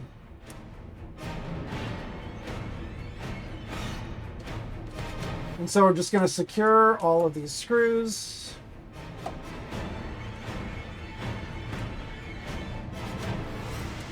And then it's time to feed the cables through. And the nice part about this is that if you remember, y'all recommended moving my hard drives out of the way. And that's going to be great. Let's put it like this. Grab the power supply. So what I'm going to do is I'm going to feed all of the cables through the back hole. Try not to get them twisted or tied up or anything like that. But there's plenty of space for them to go through, and then I just want to make sure I don't miss any of them. So there's that one CPU one, I think, that is down there. Okay, so once all of those are in, and not sticking out at the top, like that one was, there we go. We have all of the cables in here, including the camera cable that wants to get in the way. There we go. So now, we can slide this in. And you can see from the labeling that it looks like this is like upside down. See how that's saying RMX 1000 upside down? We do want the fan to blow up, not to suck from the bottom. It is a blowing fan, not a sucking fan. And then we just do the thumb screws in there. And that is the power supply installed. And so now we have all of these lovely cables down here. I don't know if you can see that. Put this camera down here again. Woo. Okay, so this is a mess of cable management right now. We'll try to make that better. But the good thing is that nothing else is going on down there. So I think we might even be able to put the shroud back on, honestly, when we're done more of this build. So now we're going to get to the part of this build that involves, just going to move this camera back up, not the case anymore, because the case is now at a point where it is essentially done. Let's flip cameras for a second. So I'm just going to move the case out of the way.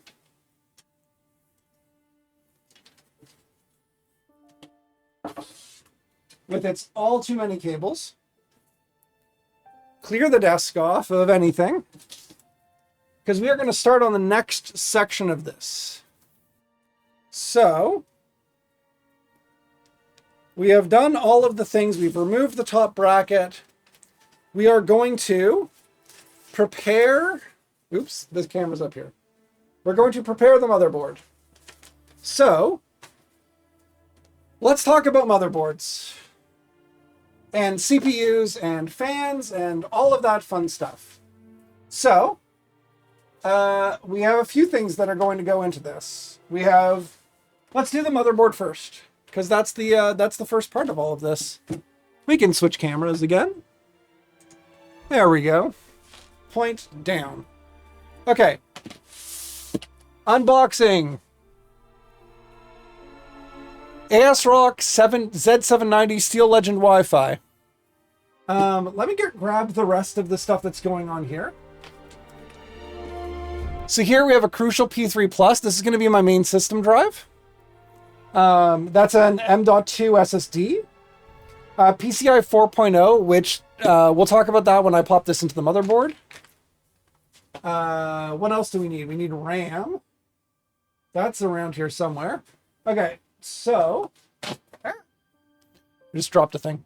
RAM, we have Corsair Vengeance DDR5 5200 megahertz, 32 gigs. This RAM is on the qualified vendor list for this motherboard, and that's important. We'll talk about that when we're talking about RAM.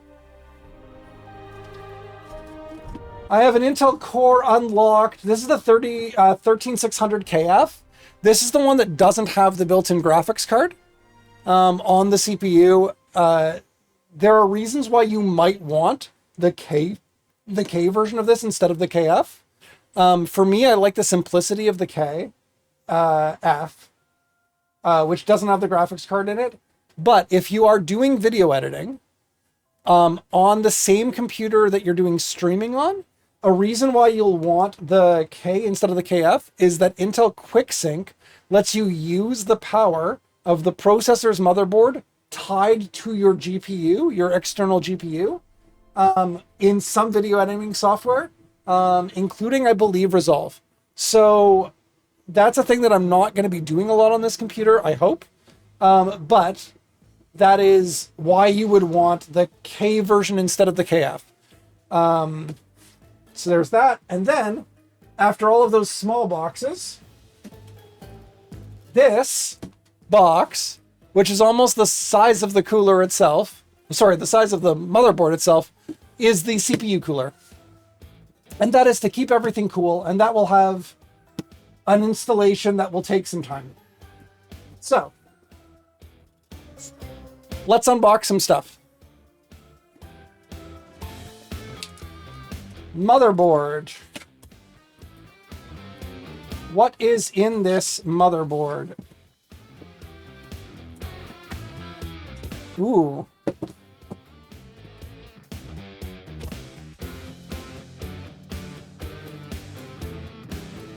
So, hello, Kemi Raid. Hello, everybody. Thank you so much for that raid, Kemi. I'm sorry my alerts are like, oh, my alerts are just broken because they're not here. Can I easily add my alerts? Nope, I can't. Thank you for that shout out, Lady QW. If everybody is not, if people are not following Kemi, go do that. Hello. So we're building a new streaming computer today, which is exciting. That's why the view is here. So yeah. Hello, Nano Blamo. Nice to see you. So we've just spent about an hour and a half building the case. And we're at motherboard time. So, this is an ASRock Z790, Z790. It depends on whether or not you are American or Canadian. I'm Canadian, so it's a Z790. And this motherboard has some things about it which I like, but I'm just going to take the tray out there and try not to drop it too hard. And then we can talk accessories. Yay for accessories. So, we get 2 Velcro straps. Nice. Velcro straps are very nice because they are not zip ties, and zip ties are permanent and Velcro straps are temporary, and everything is better with Velcro straps. We have the Wi-Fi antenna, which I will not be needing because I am not going to run this on Wi-Fi. It's a streaming machine. I did not get this motherboard for the Wi-Fi. It is a Wi-Fi motherboard. We will discuss later. We have a couple of SATA cables. We have one SATA cable. There's a SATA cable. Yay. Yes, thank you. Thank you, Lady QW, for that. Yes, I can channel introduce myself, I guess. I'm K Menzel. I can find a camera that can even see me, maybe. Let's see. This one? There we go. Almost. I can reach over here and say hi. Hi, everybody. I'm K Menzel. I'm a Canadian streamer. I enjoy computers and gaming and history, and normally I stream really, really old stuff, but yeah. Today I'm streaming fairly new stuff so that I can stream the old stuff. That's the idea, I guess. So we're working away on this. We are working away on this slowly. Let's just swap back here. Okay, so we have a motherboard. Okay, so a thing that we have is a postcard, because this motherboard comes with a postcard. Hilarious. We get all these little screws. These are for installing M.2 drives. We want to keep these screws. There are more of these screws in the motherboard manual. Important to keep. This here is a GPU support bracket. Whether or not we use this, I'm not sure yet. And that's because my GPU is shorter than most and taller than most. So I have a different support bracket, but this is the one that the motherboard comes with. So it might help us out. We do not want GPU sag on this motherboard. And then it comes with a keycap. So if you have a compatible keyboard, you can use this keycap to brand your experience. Replace a key, any key, not the spacebar. That would be too small for a spacebar. So the manual is important because it tells us many useful things.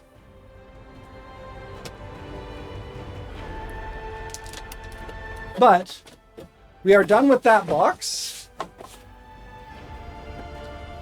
I mean, if you did use that as a spacebar, it would be the kind of spacebar that, I mean, it would be a choice. That's the main thing. So we're going to take some more foam out.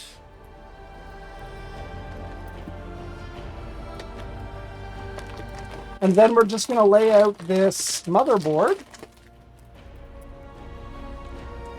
Ooh. Fresh motherboard. So let's talk about this motherboard and why I chose it for a couple of, for a minute or two. So, first thing to note is that it's zip tied to this foam. I didn't choose it for that. Back of the motherboard. It has a lot of USB ports. It has the right number of USB ports for me to do what I need to do as a creator. Very important to note, these 4 USB ports are all on a hub together. So they're going to share bandwidth. If there are slow devices on this or bad acting devices on this, they will interact with each other. These 2 ports over here on this motherboard and these 2 ports over here also share some like back-end stuff. So that's all kind of stuff that you can learn in a manual. And then over here we have the stuff that I won't use. That's the Wi-Fi, which I won't use, the DisplayPort and HDMI, which I won't use. If you are installing an external GPU into your computer, do not use the display ports on your motherboard. You will not get signal. And I don't use any of the audio. So I'm just here for USB, and for Ethernet, it's a 2.5 gig Ethernet port, but I don't have the ability to use that. Other things to note on this motherboard. Let me just, I'll cut some of these zip ties. This is why I hate zip ties.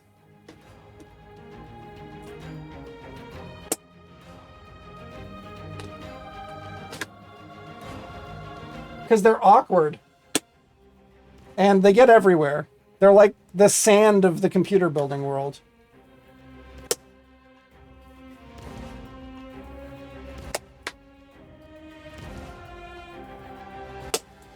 But I guess it keeps things safe. So,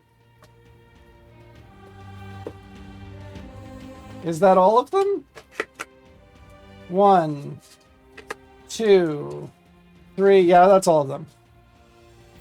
So, the other important things about this motherboard. Let's put that there for now. It can support up to 4 M.2 SSDs. So that's for storage. Under this heatsink, you can use 2 you can put 1. There are two M2 ports on this. One of them shares bandwidth with the first PCIe Express slot. The other one does not. So there's a Gen 5 port under here and a Gen 4 port under here. We're going to be using the Gen 4 port because if you use the Gen 5 port, it turns this 16x PCIe Express slot into a PCI Express 8x slot. We do not want that. The other thing to note about this board, this slot here looks like it is a 16x slot. It is not. It is a 4x slot that is mechanically a 16x slot. What that means is that there are not pins all the way along this slot. It can just hold a 16x card. So if you put a card in here, it will only get 4x. The bottom slot, only 1x. PCI Express 1x. I am not going to be using that slot. This slot up here is going to be for my GPU. The slot down here is going to be for my capture card, which is a PCI Express 4x card. Those are the cards going in here. The other thing that was important to me is, again, how am I going to connect all of those hard drives? This board has, at the bottom here, 4 SATA connectors, and on the side here, 4 SATA connectors. 8 SATA connectors, which are fantastic. Most boards do not have 8 SATA connectors these days. And I did in fact need all 8. My previous computer had 10. So I'm cutting 2 drives out of the equation, and that's fine. But it does need to be at least 8. So that is the reasons why I chose this board. Now let's work on setting this board up. So, oh boy. This is complicated fun. Let's start with storage. Just want to be careful where I grab onto things. Okay. So, and thank you. I think those are wonderful emotes. I am going to take this. I'm going to use a different screwdriver for this because this screwdriver does not want to work. Okay. I have a feeling that my other screwdriver is too small. We'll find out. It actually isn't. It's just not. Oh my gosh.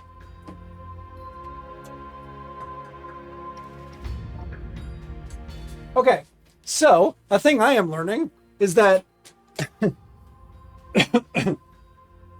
this is very difficult to deal with. And yes, I think it was for our anniversary, Lady QW. Okay. Okay. I am going to be back with a better screwdriver.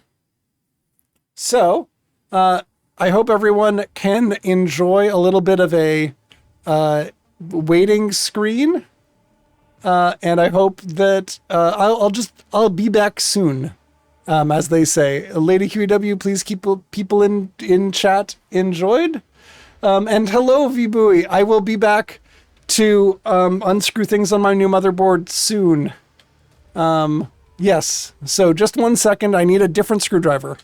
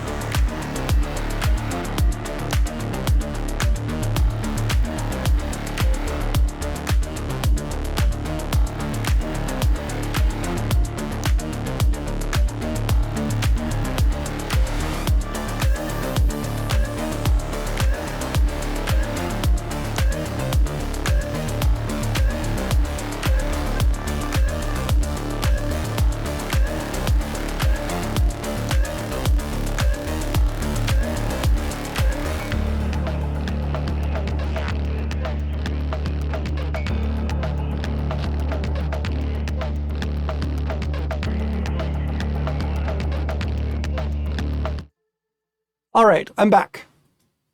Hello. Hello again. Why did that stop music-wise?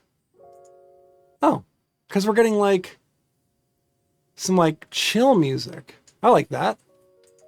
Nice, chill music. Okay, so here we go. No games here, so you are very welcome. I'm sorry you were panicking. I brought 2 more screwdrivers. This one and this one. We'll see which one works.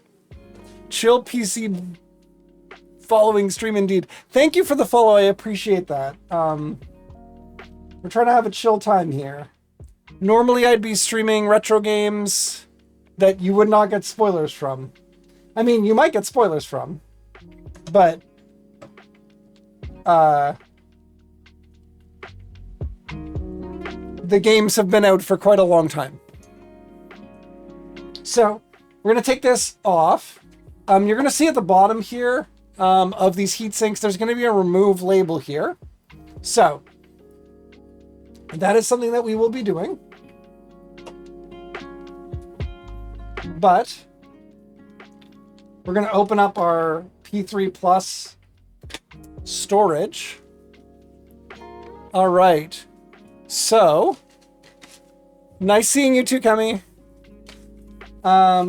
This here, and we do get an extra screw to screw in this SSD.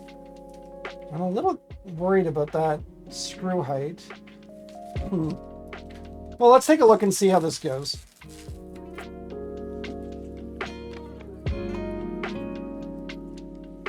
So, yeah, I think that might have to move. Okay. So moving a thing notwithstanding, because you can see that the support here is in need of a good not being here. Do I have anything that can move that easily? Oh boy. I might have to leave y'all again. I'm sorry if I do, but this is just, it's very solidly in there. Is that a through-hole screwed? No, it is not. Okay, so I do need a small set of pliers. Okay. Or a slightly different screwdriver. I know what I'm getting, so I'm... Let's see. I'm not going to go off cam. I'll just leave you with this beautiful view of a motherboard. And some chill music.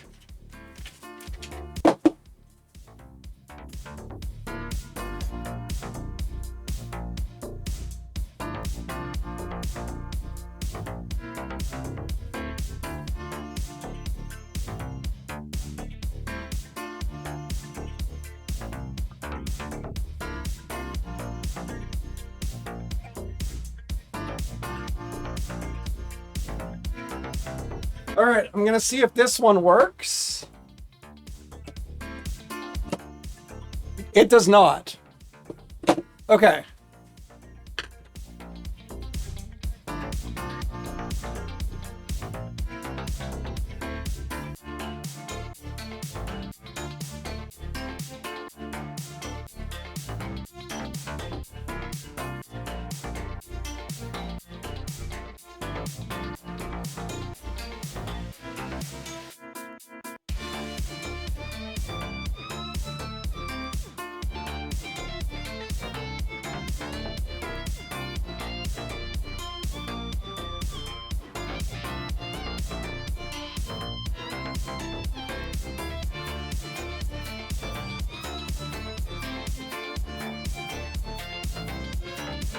All right, I'm back.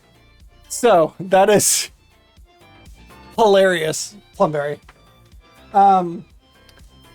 Needle nose pliers, not my ideal tool for this. So I'm going to be very careful.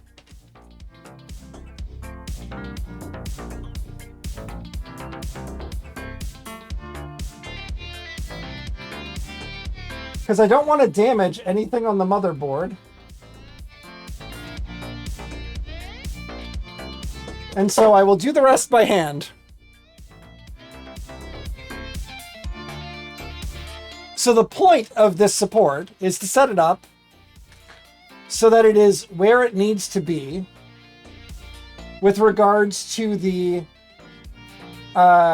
screw post at the end of the storage. So I note that that is at the end here. So this is a critical thing to know about. That is in far enough. To know about these drives. So you see these drives? They have a sticker, what looks like a sticker on them. And the heatsink also has what looks like to be a sticker on it. Now, there is a difference. This sticker is to be removed because this sticker allows the thermal pad to make contact with the SSD. Not SSD, the M.2 drive. I mean, it's solid state storage. This sticker is not a sticker. This is a heat spreader so that the chips under it, you can't even really see that on camera, get equal heat, even if there's not a heatsink. So we do not take this sticker off when we're putting a heatsink on our SSDs, okay? And again, on this board, if you use, let me just grab the camera there. If on this board, you use this port, you can see maybe, I don't know if you can see that. It says Blazing M2 PCI Gen 5 x 4. We do not want that port because that takes out 8 lanes from this graphics card. So yeah, that sticker is not a removable sticker, I guess. Is maybe a better way of saying that. Okay, so I'm going to take my Crucial drive and then lay that nicely there. There we go. So it wants to like pop back up. We do not want to let it pop back up. And we're going to grab one of the screws from the motherboard itself. Not the one that's installed, not the one that comes with the SSD. And there's a reason for that as well. And I don't know if we'll be able to see this on camera. Can you see this? Maybe. I don't know if that's going to auto zoom. Anyways, you might just have to believe me, but this silver screw came with the Crucial SSD. It is taller than the very flat screw that came with the motherboard. The very flat screw that came with the motherboard is going to sit nicely under the heatsink. And that is what we would like. So I'm going to use my small screwdriver again. And also I want to just not over tighten this at all.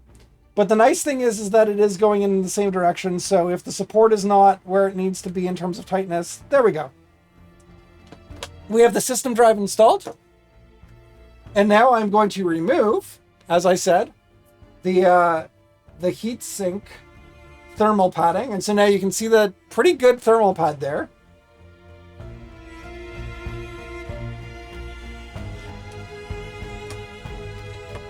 And then just try to align this back as best as I can. That's the trickiest part. And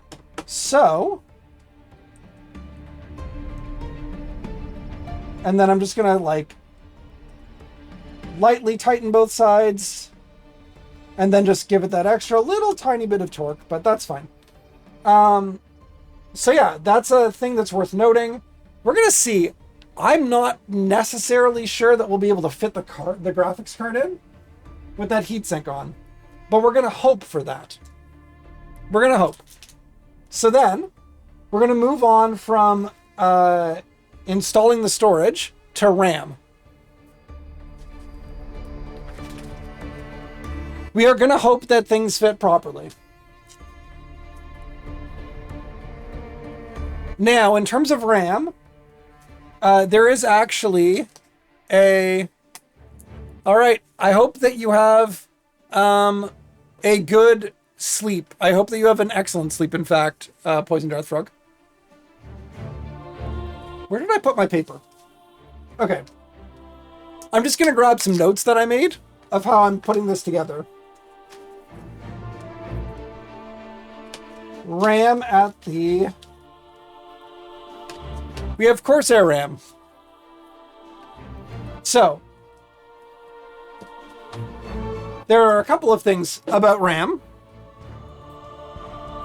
when you're building a computer that are worth knowing these days.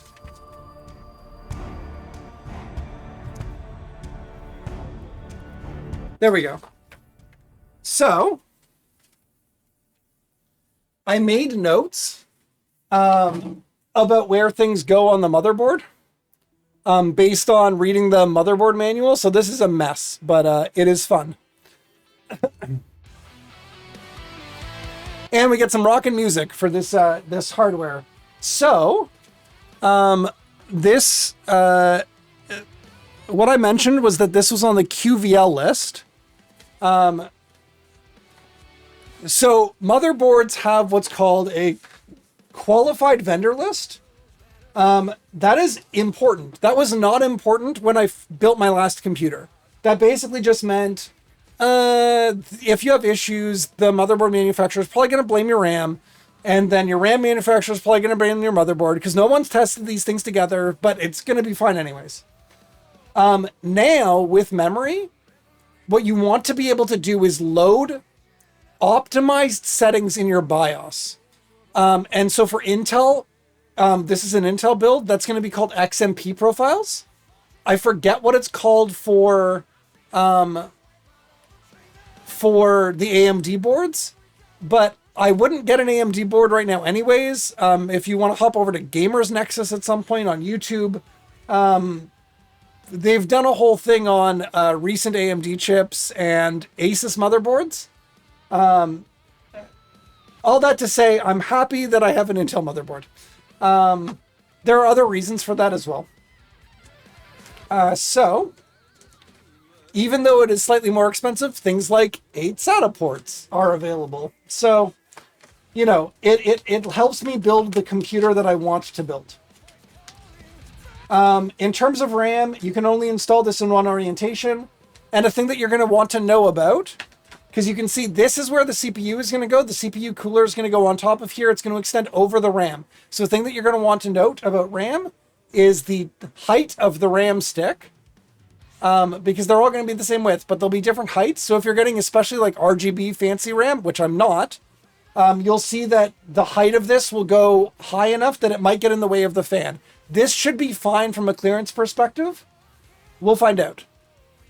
Also, when you are installing RAM, if there are 4 slots, your CPU is probably dual channel. So you want to, the first 2 slots are going to be like channel A and the next 2 slots are going to be channel B. You're going to want to install one slot in one stick of RAM in each channel.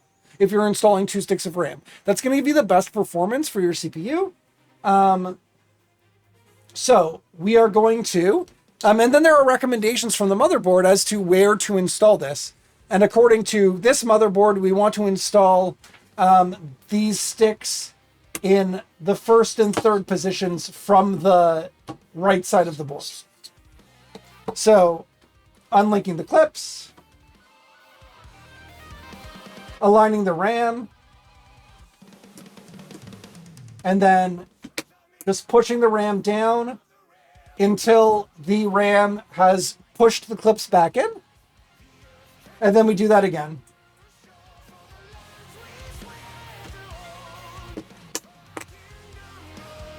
So we're going with 32 gigs of RAM, and that's really, again, this is so that I can support what I already know I'm hitting limitation-wise in OBS for streaming. Okay, so that is RAM and storage. Just going to close up some of these clamshell plastic things again. And then we're going to move on to CPU. And CPU is a heck of a job. So, first of all, yeah, you can still see this. You're going to push this down. We're going to get the CPU itself mounted. This clip, there's going to be a plastic clip on this. That's there to protect the pins of the motherboard during shipping. We're going to take that. We do not need that anymore. Intel, Core Unlocked, i3-600KF. Why the i5 3600KF? Because the price for performance ratio is what I wanted. Also, it takes less power than some of the i7s and i9s, and I didn't need that much power to be used on my system. So, we do, in the Intel box, get our processor. Yay. Cardboard, very low-key. We get a manual. This manual has a sticker on it. A nice, fun, like, holographic case sticker. We like case stickers. We might use that. We'll set that aside for now. So, yes, I also hope it all works. So, we're going to take the CPU carefully out of its cardboard container. Now, this CPU does not come, because this is an unlocked, overclockable CPU, Intel does not ship, that dropping was fine, by the way. Intel does not ship their overclockable CPUs or CPUs past like a certain degree with fans. So you will need to buy a third-party fan. That's just part of the deal. So we take this out, and then what we are going to look for, there is a arrow. Gosh, I really don't think that's going to show up. That's unfortunate.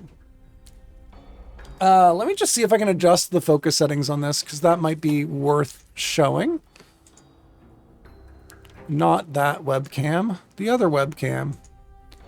Configure video. Camera control, not autofocus. Let's see if this is going to let me go like this. There we go. That's kind of in focus. Okay, perfect. So thank you, Glass and Whimsy, for redeeming Hydrate. I will grab something to drink.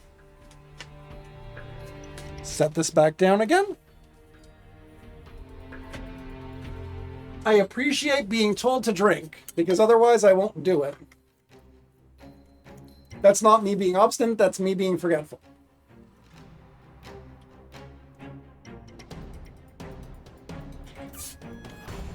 Okay. There we go. So, now that we have our focus all adjusted, Intel CPU. At the bottom of this CPU, you can see a dot on this corner. There's a triangle on this corner. That is how we're going to align this. There's also a nice triangle now printed on the heat spreader. So we're going to use that triangle to align our CPU.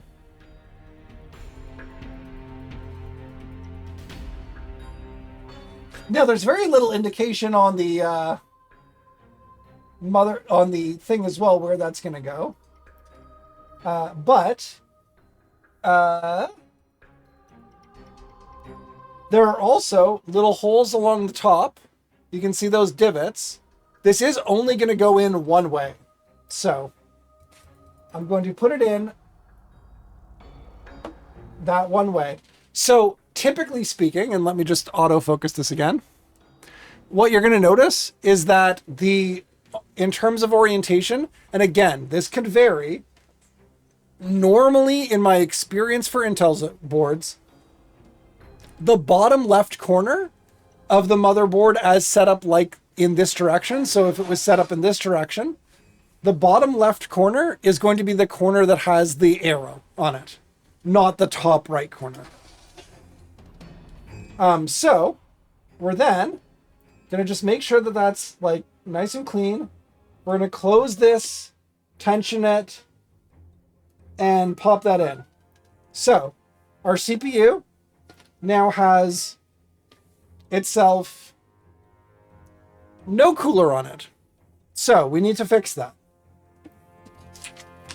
And we're going to fix that in the complicated fun way of an Noctua NHD15. And I'm going to see if Noctua recommends doing this in the case or not. Because it might be hard to do this. You know what? I don't think I'm going to be able to mount this motherboard if I put the cooler on now. So let's mount the motherboard first, and then we will put the cooler on. That'll make putting the cooler on a little bit more complicated, but we will get past that. So my main concern is that the cooler is probably going to block some of the holes that we need. Okay, so let's carefully move our motherboard to the side. And then carefully grab our case. Let's switch cameras. So, yay. Hello. You can see more parts there. Okay. And what I'm going to do with this case is I am going to lay it down as carefully as I can. Oh my gosh. Without cables spilling all over the place that are needlessly getting in the way. Okay. Cool. So, let's switch cameras again. There we go. And I'm going to actually move over to here. Yeah, that's decent. Okay, so very triumphant music right now. I don't think we've earned that yet. What we are looking for, there are, and this is hard to see, there are, we do not have a mini ITX, we do not have a micro ATX, we have an ATX board, which means that we're looking for, there are like various holes in here. And they're labeled things like A, or AM, or AMI. And that's so that you know which standoffs need to be where. These standoffs, again, are the kind of standoffs that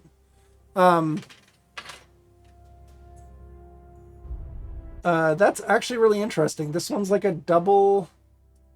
I don't know what's going on in that middle one, but maybe that's intentional. So... to make doing some of this stuff a little bit easier. You can see though, the hole here at the where my hand is going through, this is so that we can mount that cooler afterwards. Sometimes you will just have to mount the cooler.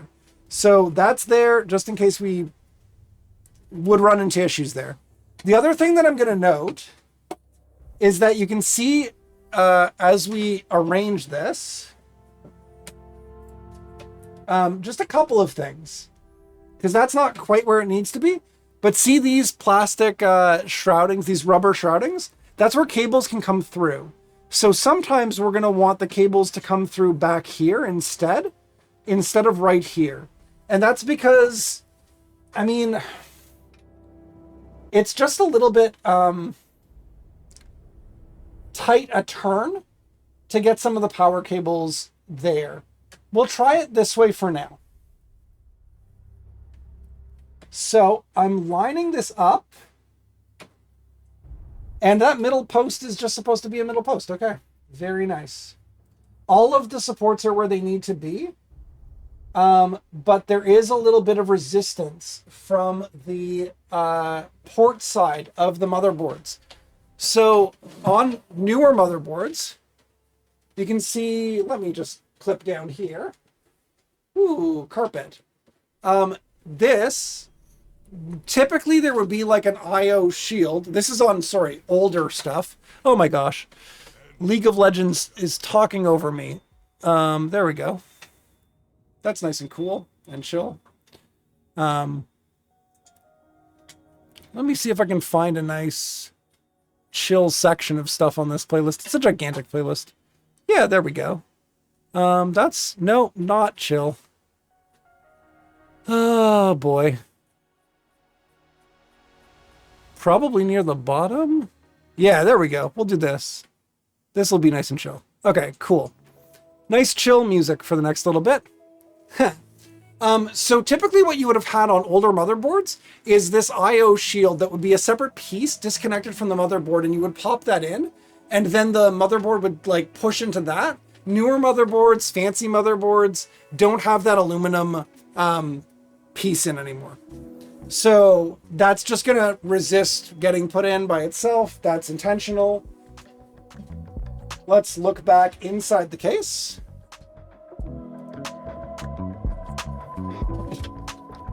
So you can already see that this rather large motherboard is kind of dwarfed in this case, and that's ideal because we are looking to have room to move. So I am going to go looking for mounting screws. And those are in the case accessory box, which went somewhere. I do remember seeing it recently. Oh, there we go. Okay, so we're looking for mounting screws. I believe M3. We do not need additional standoffs. It could be the 20s, though. We'll find out. So I am just opening up this box right now and chill into the jams. And we have a plastic bag.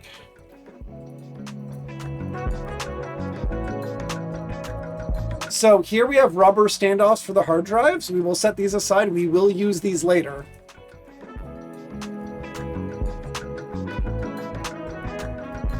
Here we have zip ties. We will not use these later.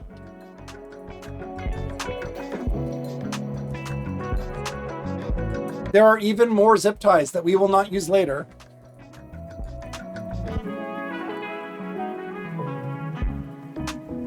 Then we have the PSU mounting screws, which we won't need to use. And then we have mounting screws that for this purpose are not what we're trying to do. These are hard drive mounting screws.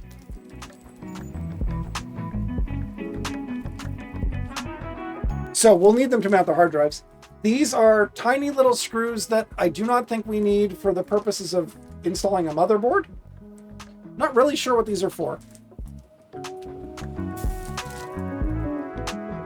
Ooh, my gosh. Is there a description of them?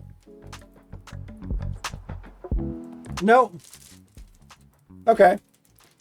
These are standoffs, additional standoffs, and a standoff tool, which we won't be using because we do not need to place additional standoffs. And then here we have all of the mounting screws. These should be what we need for mounting the motherboard.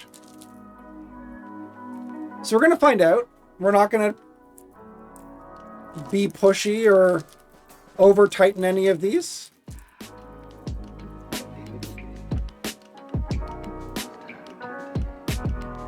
Hard drive mounting, standoffs.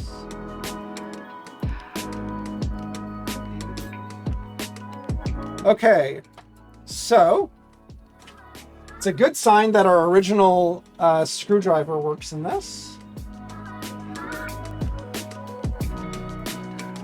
And you're just going to want to find, generally speaking, there would be 8. I don't know if these are the right screws.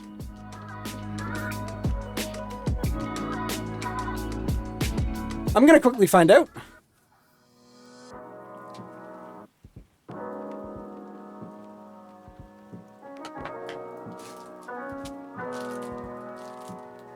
That was one of these screws. I'm just going to grab the standoff bag.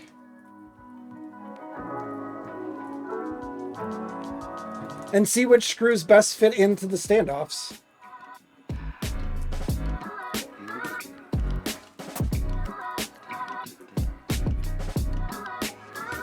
Oh, or we could just use the motherboard screws that came with the motherboard. That's an option, right? Let's do that. Oh, and that's also another, right, that's another thing. Okay, so I'm like half forgetting things that I'm thinking about. So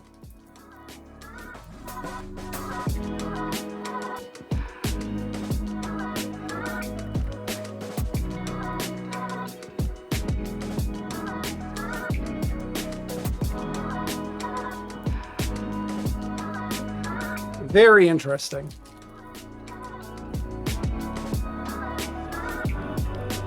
So, basically, the way that this works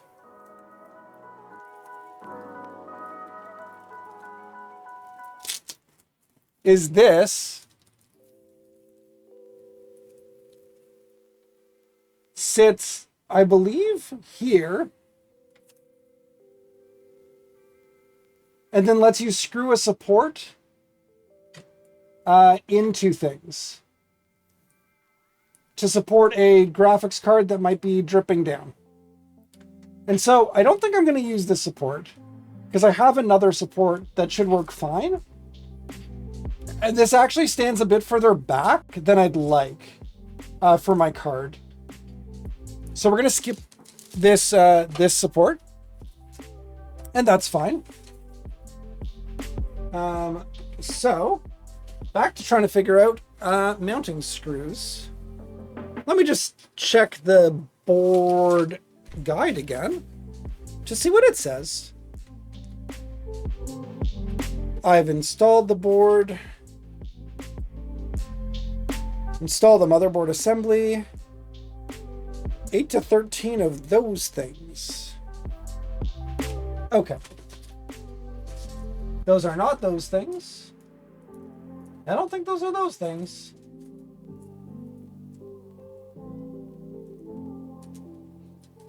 It's definitely not those.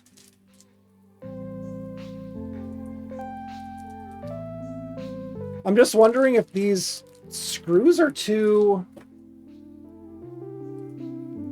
not deep enough to make their way where they need to go. So again, I'm just going to check the actual screw post against the standoff.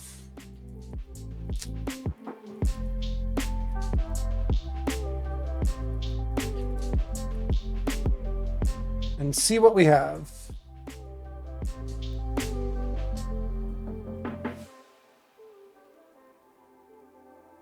Okay, that's believable. Interesting. These other screws that are of a different type, what do they do? I feel like these other screws of the different type are too small. Ooh, those are much nicer. Okay. So, we're going to try these screws and see where we get. I worry that they're too small.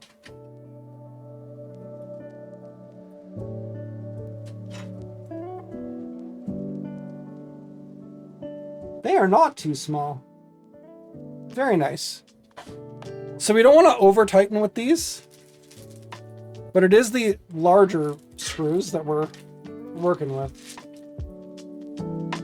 So what I normally do is I'll go sort of corners first, just to make sure everything's aligned nicely.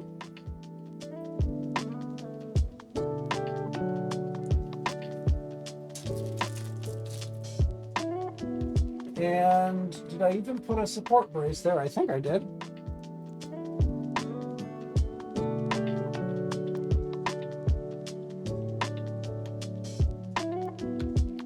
Oh, I did not. See, that is useful. Always worth checking. I didn't put enough posts to fully support the board. So let's do that. I'm going to just unscrew what I've screwed in.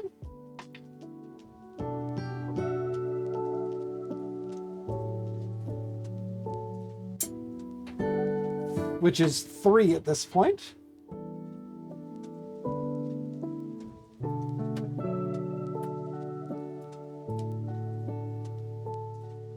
And so I didn't do the thing which I should have done, which is just double check to make sure that everything is where you think it is. So I was missing the support under this hole right here. And that's near the GPU, so that should go in. And that is even labeled as M. So That's fine.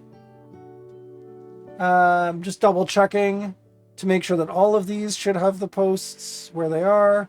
1, 2, 3, 4, 5, 6, 7, 8, 9, 10.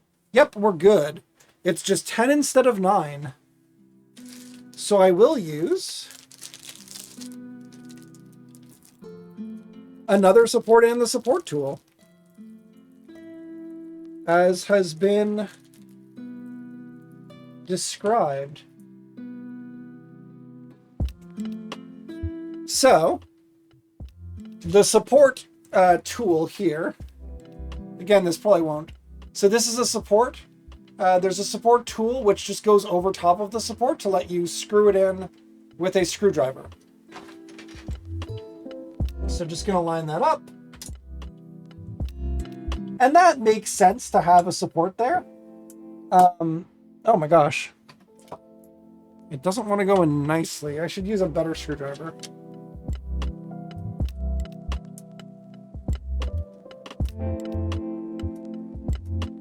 Not sure how well threaded that post place is. Okay, there we go. It makes sense that you would want extra support by the graphics card. So let's put this back in. Now that I can actually put a screw everywhere that there is supposed to be one. Make sure that this rests on the center post. So what they've done in this case, which is great, is that the center post where you would normally put a screw, they've actually put a little like through post that lets you like make sure your motherboard is aligned in the middle, and sort of rotate it in place the way that you need it to go. So again, we're just going to be firm, but not too firm as we work our way corner to corner.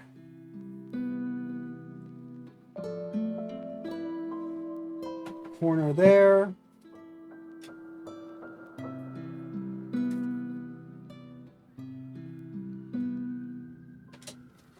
Then we'll go to our third corner. All the way up here.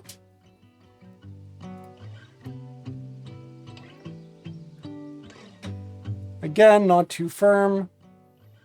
And I'll grab more of those screws, which were not those screws or those screws. They were not these screws.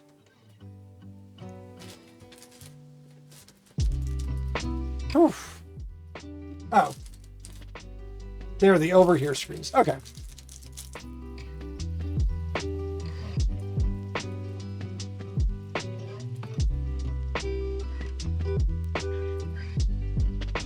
Put that down there. And so we have a screw up here next to the heat shroud.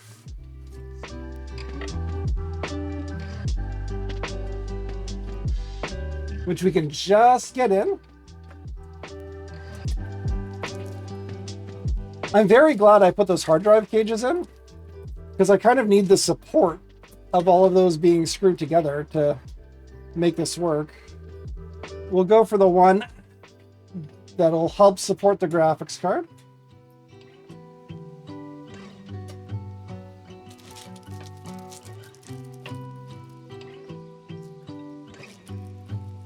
And then we need 2 more, 3 more, okay. 1 more at the top.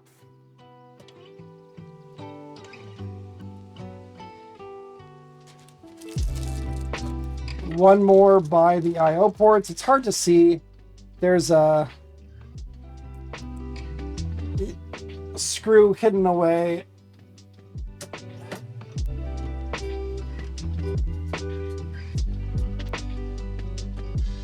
Okay, and then 1 more up here.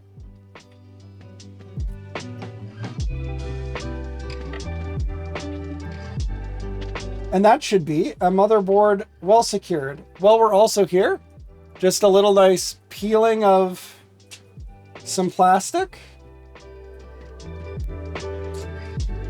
And I don't think there's anything up there on that one. Nope. Okay. Plastic slowly peeled away for your enjoyment. So now, back to the fun of putting a cooler together. All right.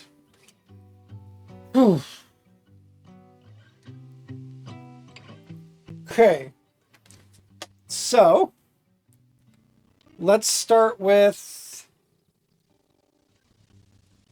we kind of need the case upright initially anyways. So we'll set it up like this.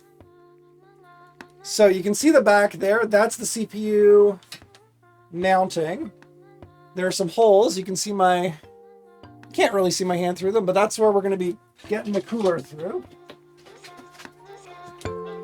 And then we have the cooler. So, fan move time. Not fan move, camera move. Unboxing time. This is an Noctua NHD15 cooler. Has a bunch of stuff going for it. Start with the accessory kit. So this is the Secure 2.4 mounting system that we're going to be doing. It also has like some fan clips, a nice angled screwdriver. So we have a bunch of stuff going on here. That's important. Then we have a couple of things in here.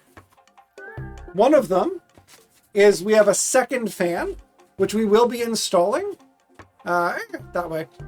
So this is a 2-fan, 2-tower cooler. You'll see what the towers means later if you've not heard of that terminology. So, just pull this out. Okay. Here, we have a lot of cardboard to deal with.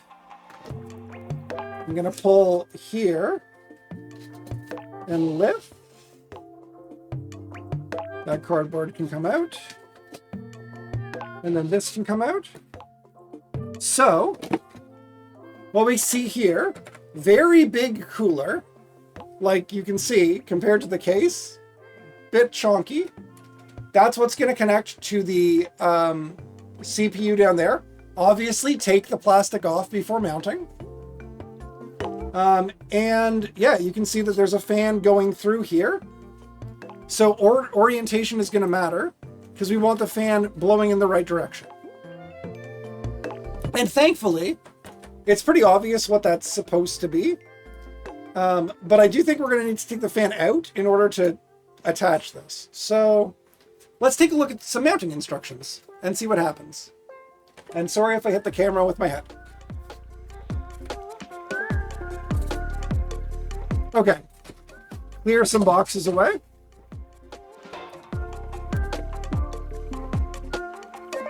Accessory kit. We're going to look for the Intel instructions. Dear customer, thank you very much for choosing the Noctua DH15, built on the basis of the legendary NHD14.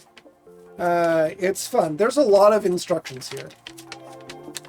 So, we need to know what kind of socket our CPU has. We have an LGA 1700 socket. That's that rectangle thing that I put the CPU in. Each motherboard is going to have a specific socket on it, and the cooling can handle many different sockets.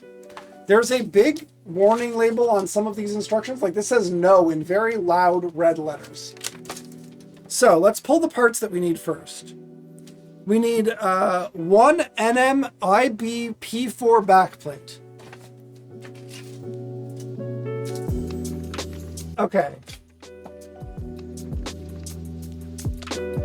Common parts. Interesting. Okay, so Secure Firm 2. We have the backplate. Very nice. Nice and black. We will need 2 NM-IMB2 mounting bars. I believe those are these. NM-IMB2 V2. We have 2 mounting bars. Good. We might need spacers. Okay, sure. So there are some clip-on spacers apparently.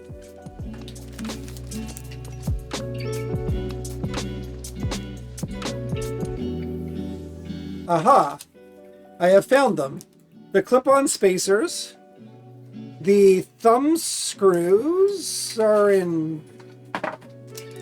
So here we have spacers. We have blue plastic spacers for LGA 1700. And we have NM1BT5 bolts. Okay. My head's in the way again. I apologize. Let's move the camera down here. There we go. So we have bolts and stuff. And then I see thumb screws in this bag with the black mounting hardware, which we won't need. That's fine. So we do not need to remove the motherboard. We are going to identify the side of the backplate that should face the motherboard marked with the caution signs. Then choose the appropriate hole spacing for our socket and insert the 4 bolts. So, 4 bolts.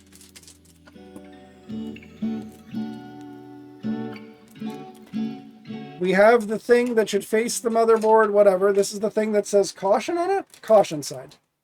Caution side up. Okay. Caution side up. And I'm just going to cut open this bag.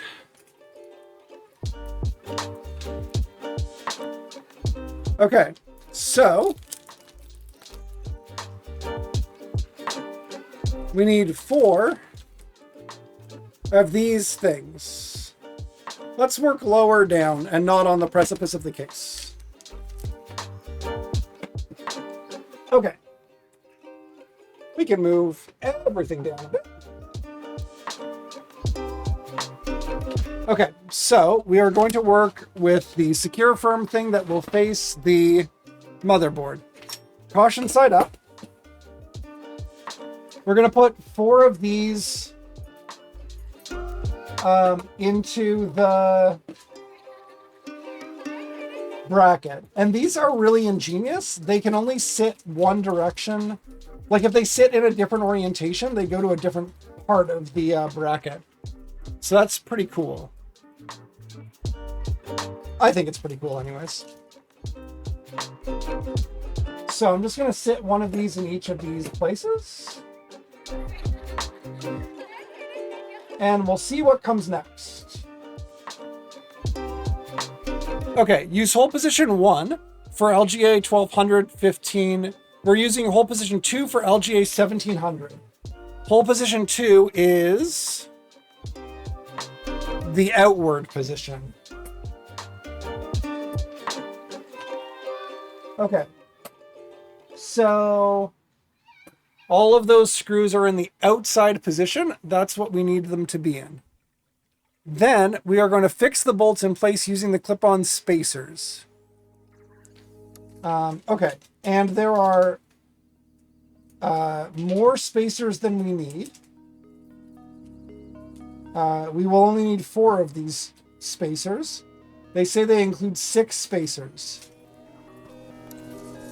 Sorry if you can't see the spacers, because they are black. And I don't need 2 of them, so I will put these 2 to the side. So these are the spacers that we're looking for. And I'm going to follow the instructions here, and I'm going to put the spacers, it looks like they are symmetrical, so they just clip on and secure things in place.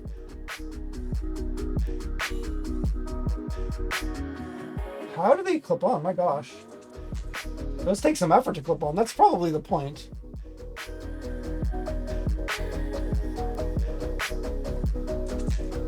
Whew. I guess it doesn't really matter which direction they clip on. You'll never see this after you assemble the case. but they do stop the screws from moving around. So now what we have is a nice little bracket that we can actually attach the back plate to things. So there is a caution on this. You'll see that there's a back plate already on the motherboard. On some older AMD motherboards, you would have to remove the included back plate in order to install the Noctua cooler. That is not true of the LGA 1700. So, in terms of the back of things, we're going to pop that there, and it is supposed to sit over top of that. That is intentional. And now, we need to support the right mounting bars, and that is on the other side of things. So, let's just flip cameras and see if we can get a good shot. This might be difficult. Just gonna move the camera here and see what I can see. There we go. I don't know if this is gonna be a good shot, but we can hope, right? Okay. This needs light and a microphone to get out of the way. Good thing we have a light. Okay. Ooh, too much light maybe. That should be fine. So, we're now going to install the braces on the other side of things. So that is these braces here. And we need to make sure that the orientation is correct. We want orientation A so that things are running the right direction. And so what happens is we go, oh gosh, we're going to need parts out that we do not have out yet. Ah. This is a complicated fan.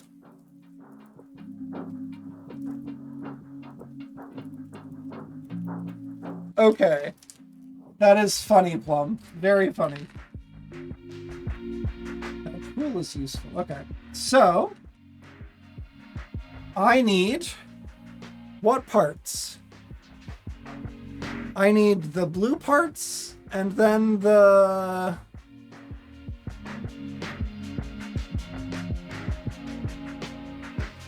head parts. Oh, right. I have put one of these in before. It's confusing, but fun. Orientation A. Orientation A is the one that I want. So, I need a couple of blue spacers.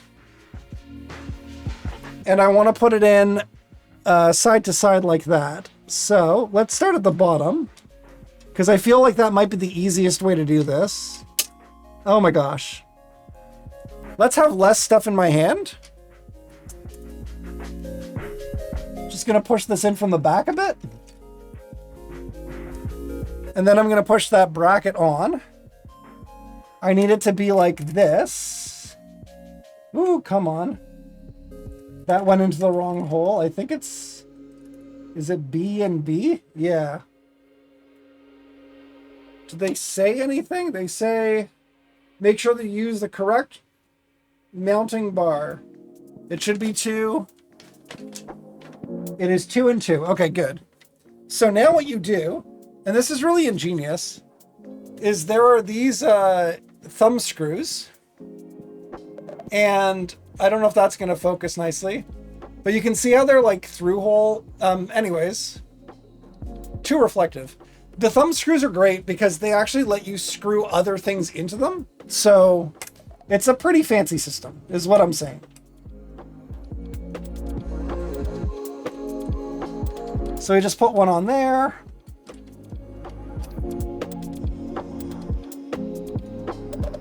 And again, just like attaching that with the thumb screw. And then we're going to do the same with the top.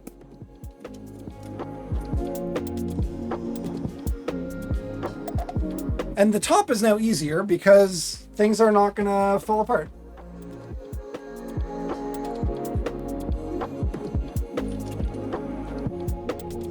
So again, blue spacers on. I know it's kind of hard to see. The camera's kind of far away, but mounting bracket.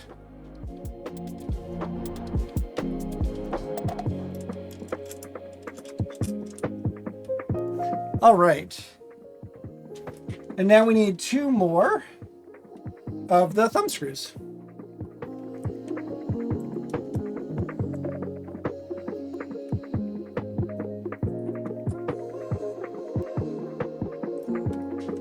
And then we will need to get to fasten things.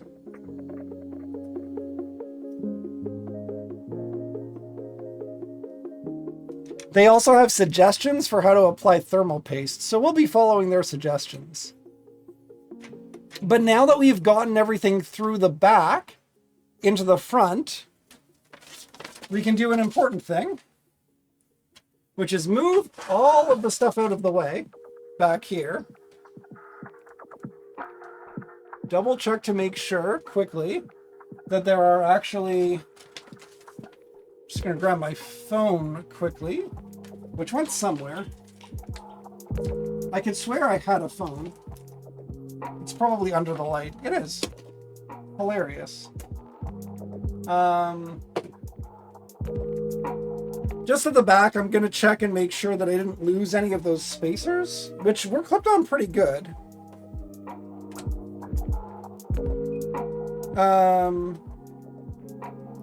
Yeah, I don't see why I would need to...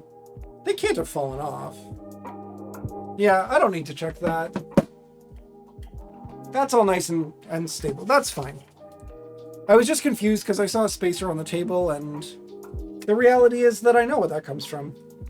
So, I'm just going to flip this down so that we're working back in the orientation that this other camera can look at. Okay, so put that over there. We're now going to continue following these instructions. I'm going to put some stuff away. Or aside anyways. Cleanup from this is going to be a mess. Okay. So. Back to this. That is all done nicely. Fix the mounting bar using the thumb screws. Gently tighten the screws, but do not use excessive force. So we're going to gently tighten these screws with the included screwdriver. But we don't want to use excessive force. This is just so that things get like low enough to the CPU to do a good job, and there we go. But we don't want to break anything. I was actually kind of wondering where I got some of these like right angle screwdriver things. And I think I got my last one from my other Noctua cooler. So, cool little tools. Now, we are going to fasten the heatsink. And a thing that I'm going to do before I apply my thermal paste, I'm going to do a couple of things, actually. So, do not care about those common tools. Do not care about the second fan for now. For now, TM. So, on the cooler, a couple of things. The fan has to come out. So, I'm going to follow the instructions to take off the center fan and the production on the bottom of the cover.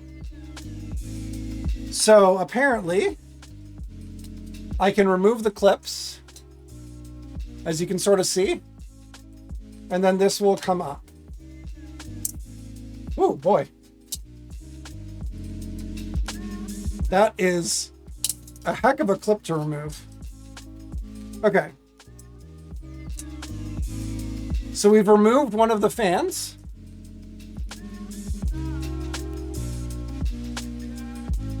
And then we have the cooler ready to go, except, reminder again, this has plastic on it right now. We are not going to install that with the plastic on it. That would be silly. So, what we are going to do, oh boy. We're going to take that, we're going to put that on, and it's going to work out somehow. This is all going to work out, I think.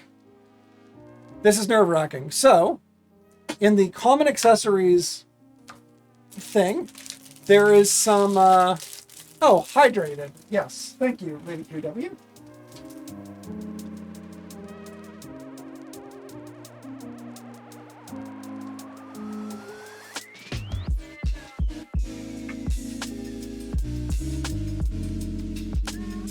Okay, I have now hydrated.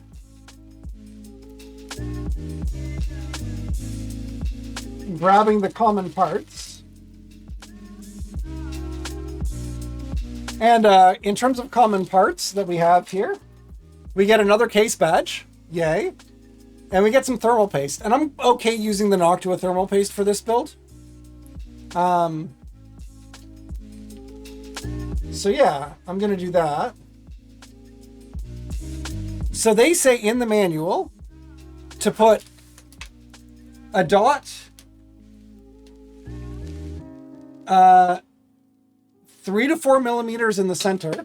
Oh my gosh. Drop things on the carpet. That's a great way to make a good thermal connection.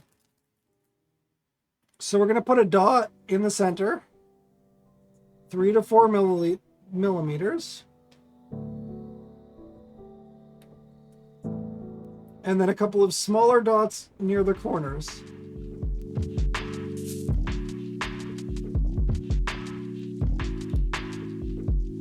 And that's not the prettiest thermal paste job I've ever done, but hopefully that will be sufficient. Maybe just a little bit more, I don't know.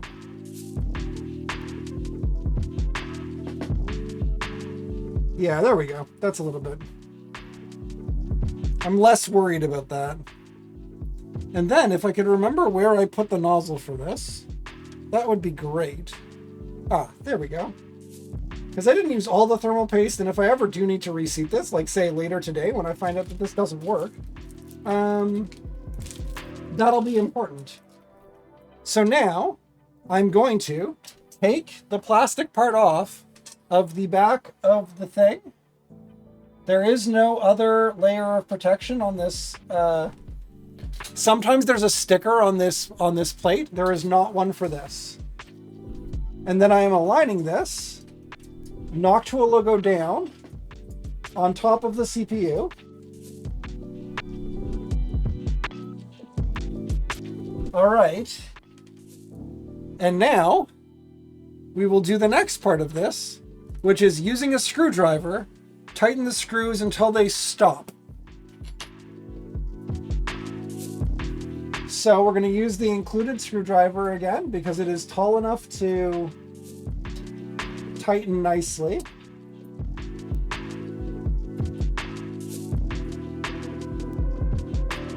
I hope it's doing anything at all. It's really hard to tell. I don't know if this is getting tighter or not. I don't know if you can tell that or not. I feel like the answer to that is no.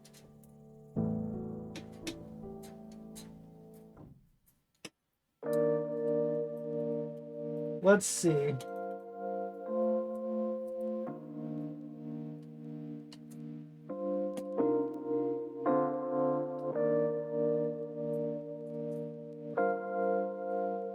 I'll try the bottom one first. Ooh. That at least like connected nicely. And now I'm getting some tension on these things, so.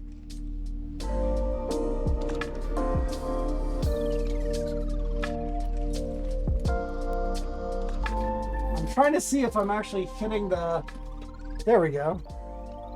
The peg this is supposed to go into.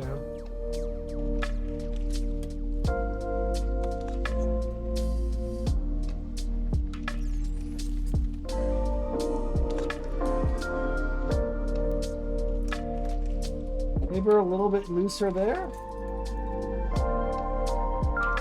Come on. Oh boy. There we go. Felt that do what it needed to do. Ooh.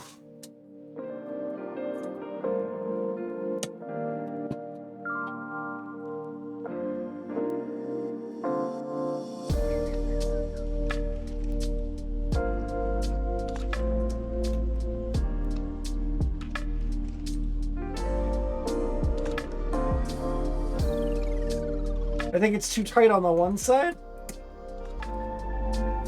to make this work on the other side right now.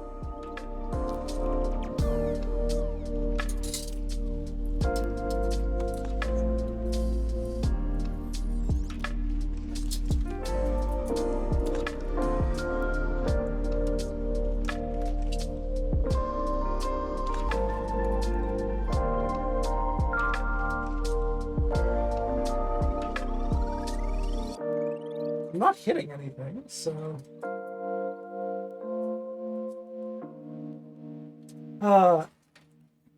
this is always the most difficult part of case assembly, in my opinion.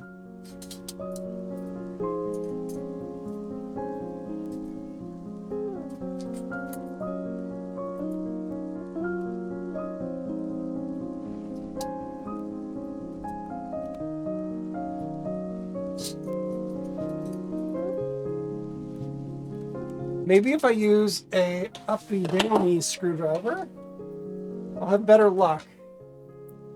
Okay, if this will fit.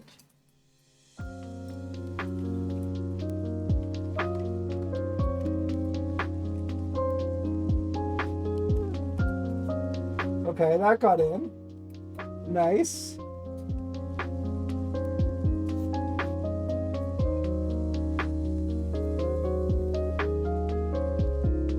Okay.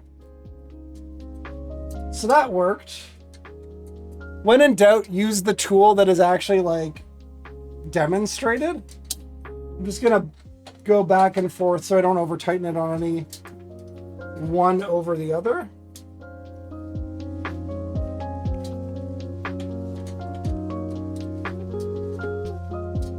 And I don't want to over tighten it. So that is now on. Not bad. Okay, so slide this back fully onto the table. Move this SATA cable there. Okay, so whew, we have now assembled that. We are now going to attach the fans. So we are going to reattach the fan in the middle, facing the right direction. And then we should be able to attach another fan. So I'm just going to look at where the fan headers are for CPU fans. I believe I have that documented on my sheet of paper as to where everything goes on this motherboard.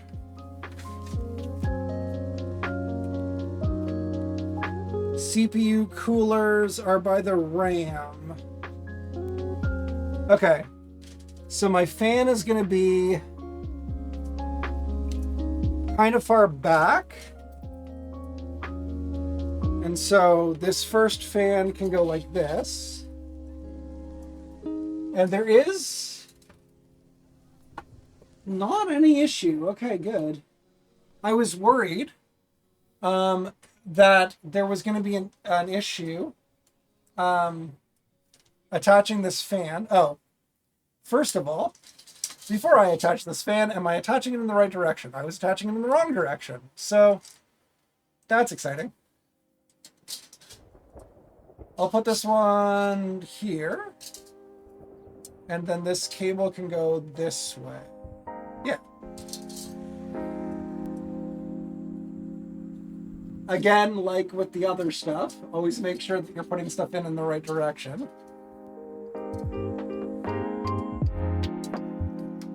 And then just make sure that this is clipped on well. And then what you want to do, that is kind of, is that where that's, yeah, that's, it was almost clipped on the other side, accidentally. Okay. So that's one fan, and that's going to plug in somewhere over there where it's just reachable. We're going to grab the second fan now.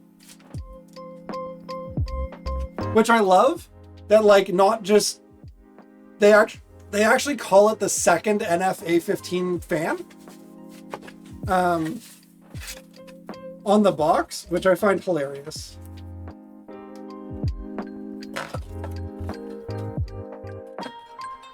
So we have another one of these fans. Now, when you're installing fans onto a cooler like this, you do want to push air this direction. That's with both fans. That's what you want to do. Hello, Settle Down Beavis. Nice to see you. So I'm going to grab the clips for this fan, which are somewhere. Probably in the common tools box. I like how we've gotten this far in cooler installation, and I'm just now opening the common tools box. Oh, I'm not just opening it. That's wrong. I used it for something else. Anyways, they have these like fan extenders, which actually make the fans go quieter. So they reduce the, you can install these in the middle to like either branch, use one CPU cooler port on the motherboard. That's an option. It's not the option that we're going to use. We don't want these fans to go cooler. So they have Y cables, cooler cables. We're using none of that. We want this going full speed. So, again, check fan orientation. We want the fan going in this direction. And we can probably get away with even orienting it the same. Now, this fan is probably going to have to go a little bit higher up. And the reason for that is RAM clearance. So let's get a view down here. I don't know if it's clear, but like the RAM is right here. And the CPU cooler does need to go above the RAM. So we'll see what we can accomplish here. This may or may not work.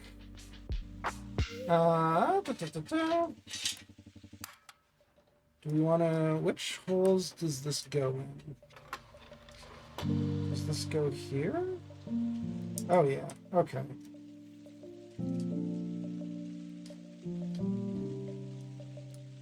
This fan can be installed higher, like that is supported.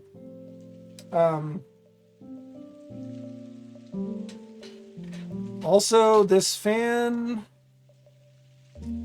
holder thing is actually different. Fascinating. So the second fan has slight differences. It's almost like it knows it's doing a different thing. Oh no, I was right the first time. I was right the first time. Okay. Cool.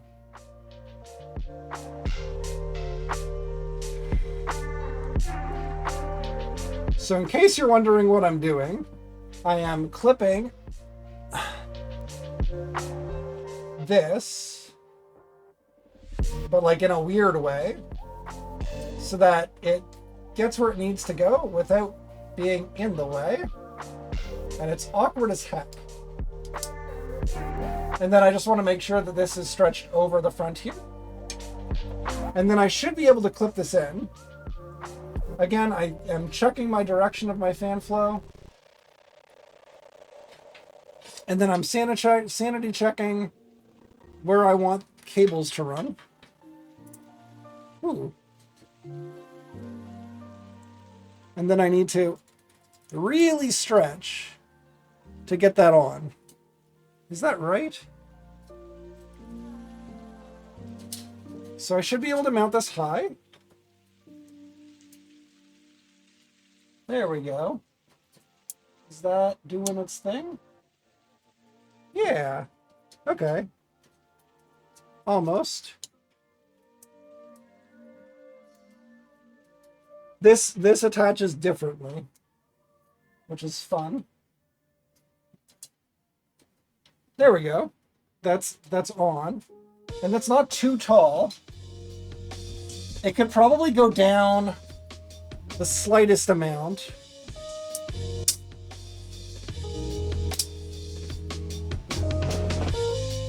Not really.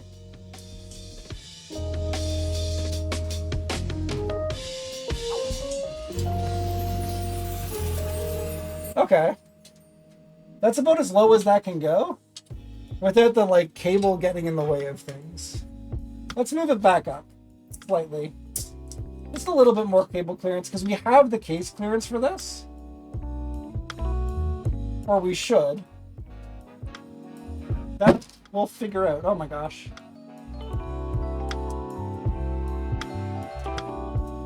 Okay, that is a little bit higher on the one side. Leveling this is fun. I could count. Ooh. I don't like how that bent that thin. That's all right. Okay. So, we now have the CPU cooler installed.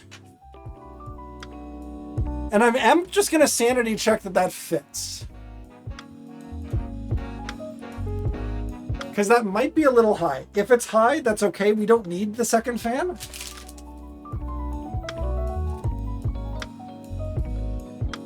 RAM clearance is annoying. Okay, so we've installed the second fan.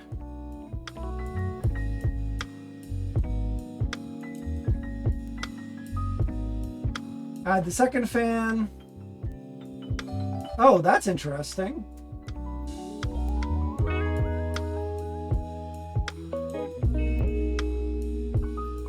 The center fan only, add the second fan to the front. Thin stack.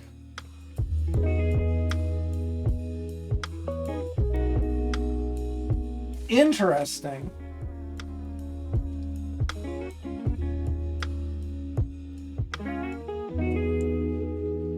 Huh. There's like definitely more than one way to install this.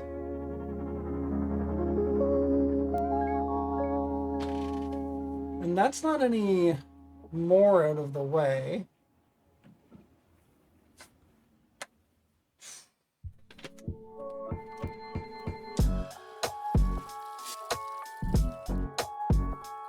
They use front very interestingly.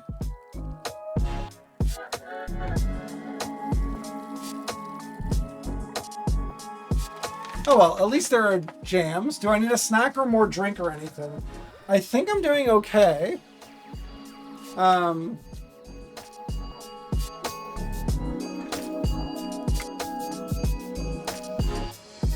Mostly I'm just worried that I'm not mounting this fan correctly.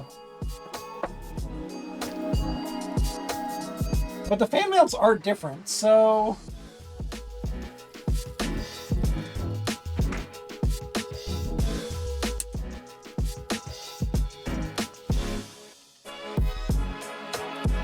Okay.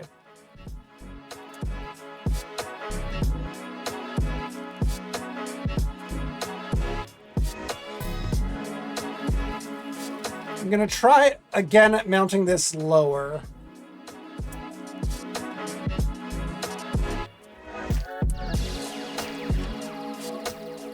But I'm thinking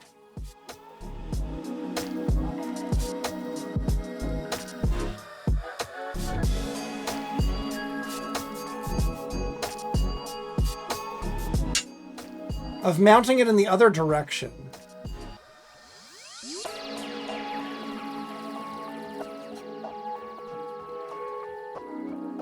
Not the other fan direction, just with the cable in the other direction.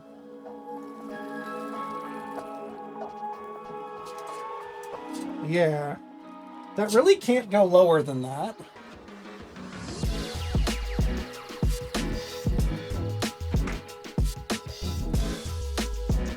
Try to get this in.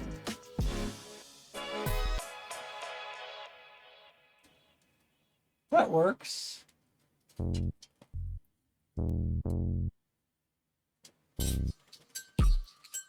Because really, I'm just trying to run this one fan cable. Let's see. Higher view. Hi, Twitch chat. Let's see. So, this is the situation right now. We don't need this here anymore.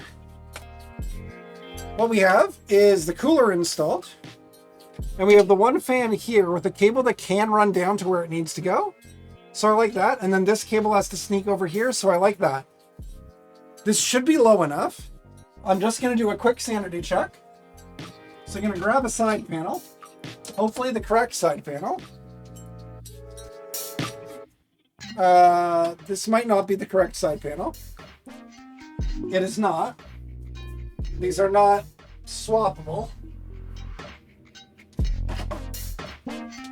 The important part is to see if this fits. So the nice thing is that with the top of the case off still, we can actually look inside and see. And that looks like clearance to me. So this is gonna fit fine. That's great. Okay, perfect. So we are back to assembling the case. Okay, so we have assembled the fan. We have installed the motherboard assembly. These are things that we have done already. We have accumulated so many screws and accessories all over the place. The next thing we're going to do is connect the cables for the front I/O. Okay, so let's turn the case around. Yeah, I like this camera better. So let's do this. Okay, I'm going to do a little bit of a pickup. Oh my gosh. I'm going to grab my headphone cable. Okay. Let's do this. This is a fun view of the computer so far. Maybe? I don't know. We just need access to both sides of the computer for this part, so I'm trying to get a good view. I think I just need more light. So I definitely need more light. This is very helpful. Okay. But I don't need this light to be this bright, which is a good thing for... This is adjustable at least. Okay. So for the time being, let's throw a light here. I think that'll help. So I'm thinking from a power perspective, I do want to move this one shroud over. So I'm going to make that swap now.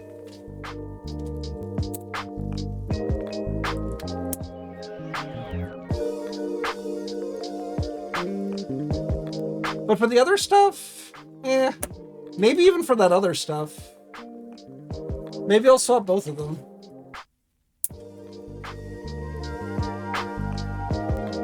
Because that's going to be SATA and stuff. Yeah. We'll swap them both. Okay.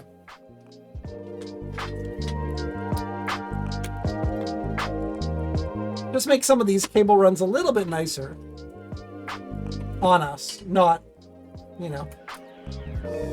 If the cables are long enough to run through that as a pathway, we'll use that instead.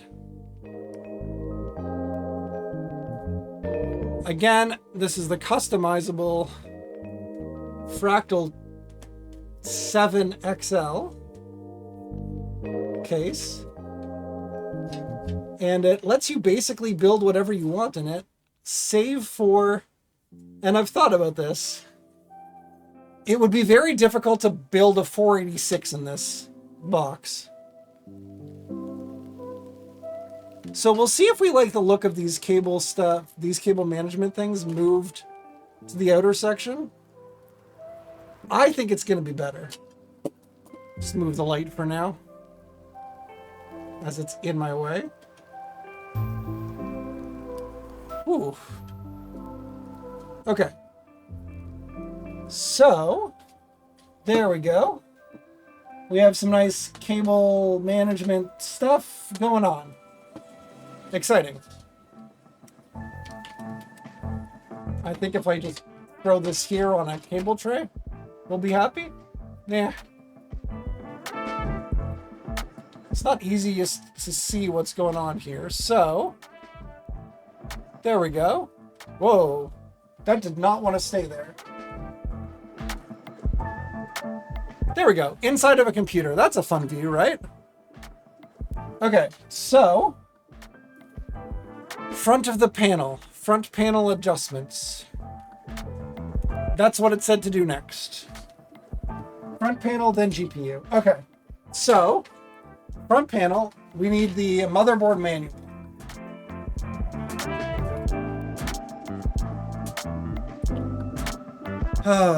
Okay. Let's see.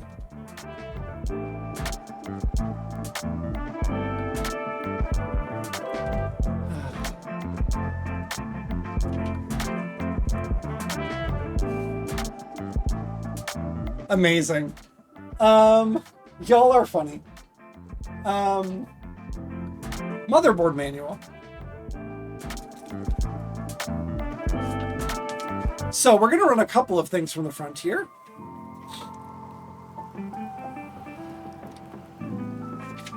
Install SATA boards. Install the graphics card. Connecting the power connections. Power on. Jumper setup. Onboard headers and connectors. System panel header. Ah, the fun that we are going to have today. The problem with enthusiast boards is that it is a pain in the butt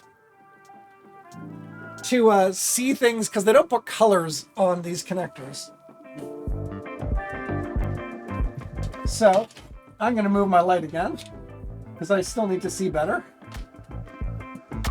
Okay.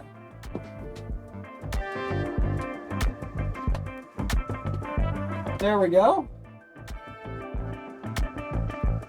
My light is like half borked in one direction, so I'm trying to fix that. There we go. Now my light can sit like that. Okay. And that's not even enough light for me to see what's going on, so I'll just turn that brighter. Okay, so connecting all of the things. All of the places. So let's start with fans that are here, because we have a couple of fans. CPU fan 1.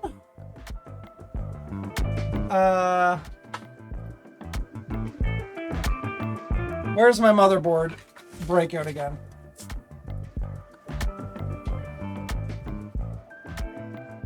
CPU fan 1 is the one next to the RAM. So we're going to plug this CPU fan in right here. That is fan number 1.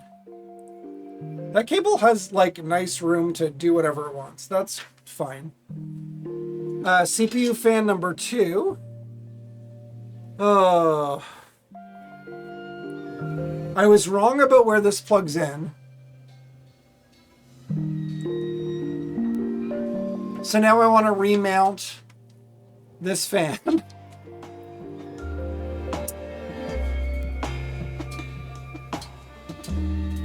Rather unfortunate, but here we are.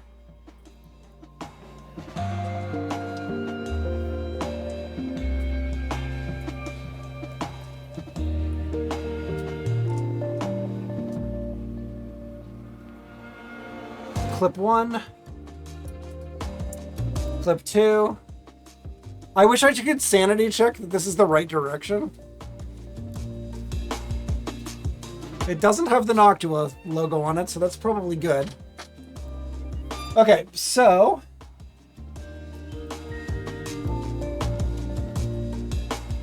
CPU fan 2 is up here. And it's kind of running between the RAM right now, and that's also fine. We're okay with that. So we can run the CPU fan up, the CPU connectors up here, maybe? There's some like room to run cables up this side of things. Oh, but they're gonna come this way. Oh. Okay, so now we try to figure out if we can actually plug all of this in. I'm going to move the table a little bit because I need access to both sides of this.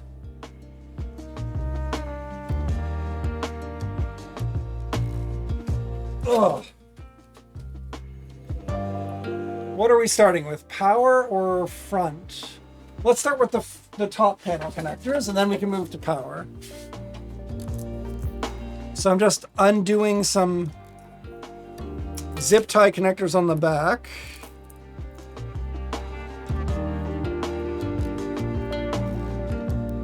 To see what comes from the front and what we can do about that. So I have a bunch of connectors from the front. And we're going to tackle these one at a time, working our way around the board. And hopefully still have room for everything else that we're putting in here. So, we want to be careful about putting too much in this cable management here. But this USB should basically, we'll run the front panel stuff through this bottom connector. So this is USB-C. It's a fancy connector. I've never had one of these on my top panel before. But this is actually going to a unique non-hubbed USB port. So that's kind of cool. I just have to make sure it goes in the right way, maybe? I don't know. It kind of looks like it goes in any way you want. It's like USB-C is like reversible or something. But maybe not quite. No, it's not quite reversible. Okay.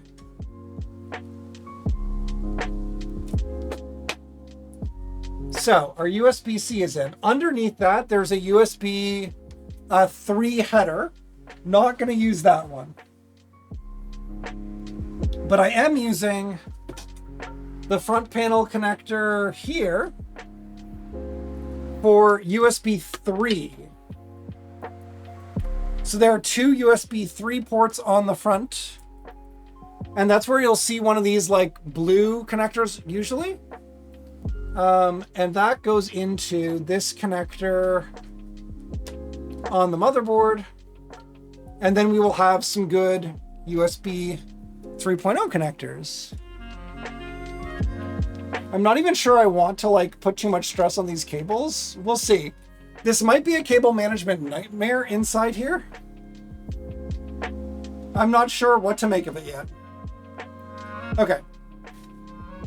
So that's that. Yeah, SATA's gonna run through here. It's gonna... This might be ugly. Okay, so what's next? From the front panel, we have USB and we have audio. So USB and audio are all the way at the bottom. Audio kind of like maybe both of these can go through this one big hole here. Yeah, I think that'll work. So USB, there's a USB header, I believe this one here. I just want to make sure that I'm lining that up correctly. Yep. Oh. So that's for 2 USB 2.0 ports on the front. And then HD audio, that's for the front panel audio connectors. That's going to connect down there. And that also has a standard for orientation and everything like that. So that's like normal and fine and good. Then we get to do the awful bit. And that is the panel 1 connector. These are the onboard headers and connectors. This stuff is not standardized on any motherboard. So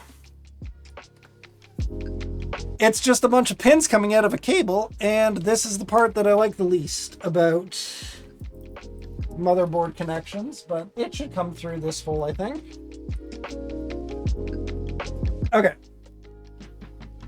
So now I get to be picky. We have a reset switch, we have a power switch, and we have power LED. So panel 1, which is this bottom connector here.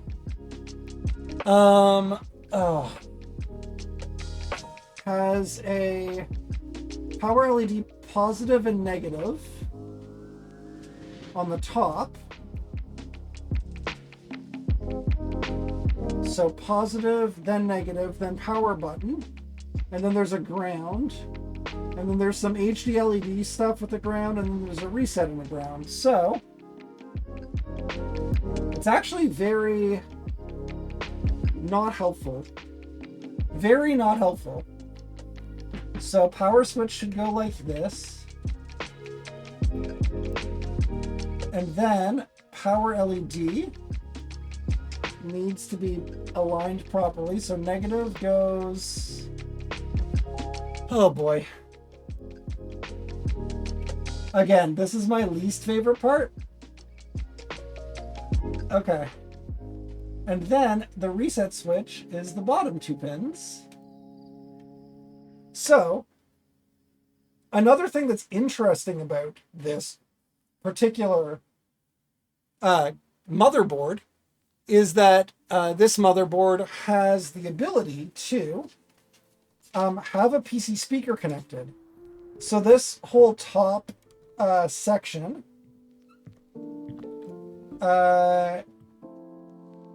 you can have a like whole like chassis power and LED thing. Like you can have other stuff on this pin. It's fascinating. It's not the system power. It's like the. It's fascinating. So, and we're not connecting a hard drive connector this time. So then we have most of the board connected, most of things set up, but now we need to do power. So let's run this light out of here for now, and we'll work on the power side of this. So we need our 2 CPU headers higher up. Let's try to get that stuff in first. We're going to be connecting power up here. Hard to see, but it's next to the CPU, that black spot there. And maybe we can get a little bit more light that way. And then we need to connect motherboard power too. So I'm going to try pulling that out the back. We also have fans to connect, and like I've spent no time working on that yet. Sorry for the noise. Now's when we very much hope. This is the biggest cable that I have to connect. I'll move the camera again. So this is the motherboard like main power connector. And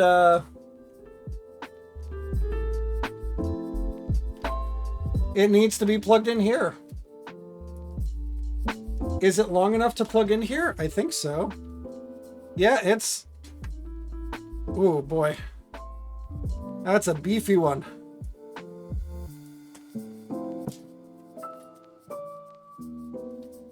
Doesn't even like really fit through this connector, but that's fine. That I might want to move that connector on. Okay. Maybe I was wrong. We'll try it the other way. I wish there was rubber for all of these. That'd be nice. Oh, good for you, y'all who are snacking. I hope you get the nutrition that you need. Ooh, pasta. Sounds delicious.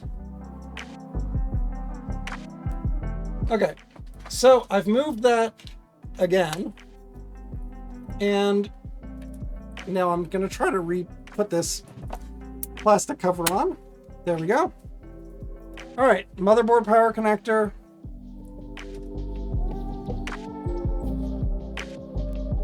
Wrong way around. I want it like this, I think.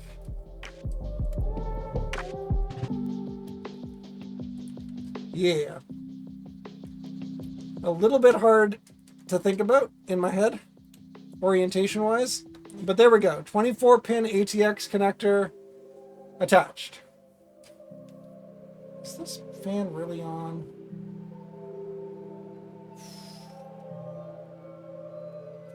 I feel like I'm still supposed to attach this, like, better.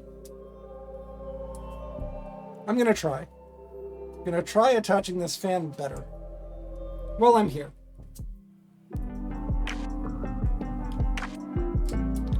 Because this feels kind of like a mess.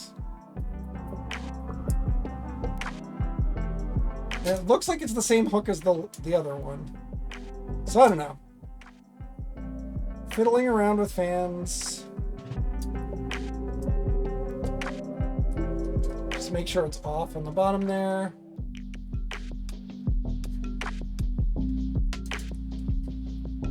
Yeah, that feels better. That feels more on. Okay, and find my way down here. Take it off the top again.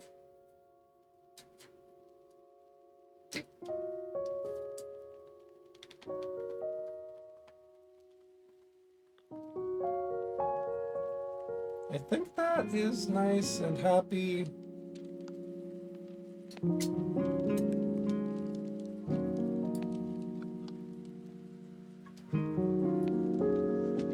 I think that's nice and happy. There we go. Now the fans are at least attached the same way. Okay, so power is connected through there, and that'll probably be fine. We might have to argue with that shrouding though.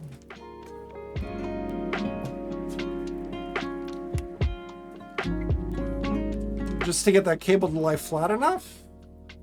That might be okay. It's pushing it though. Then we have these two, CPU. Okay, try to run these as best as I can. Not on top of some plastic. Oh boy. Okay.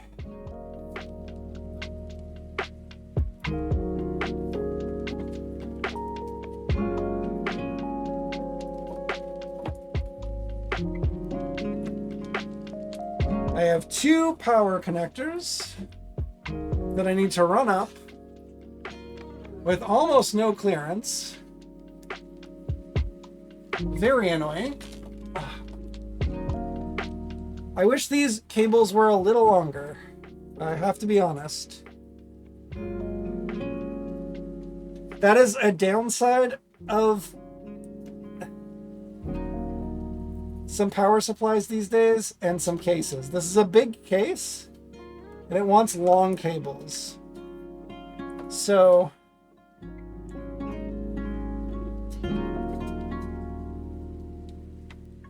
they sort of just fit. If I had to install drives behind the motherboard, like as a possibility, they'd be angrier. At least there's enough room behind the case to run the cables like this. I hope.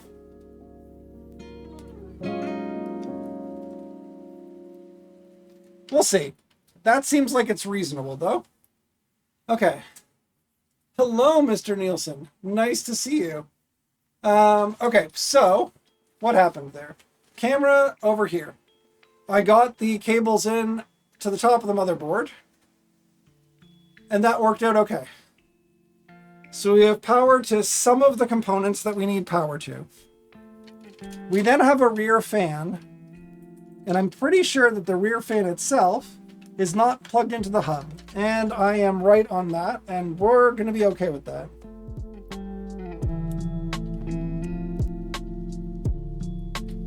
Okay, so the long cable that is not bound up is the cable for the fan, I believe. I'm just going to trace that through. That is the cable for the fan, and that cable went... That's a problem. Okay. Let's hope that that can be solved not super destructively. Okay. Problem? I have a fan cable stuck in my I/O shroud. I'm going to unscrew the fan, and I think that'll let me get everything sorted out.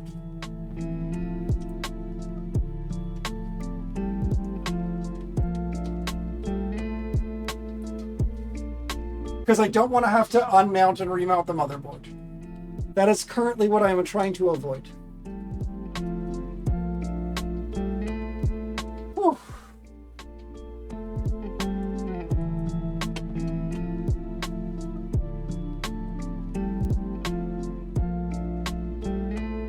This fan cable routing is fun, and I'm glad I checked it.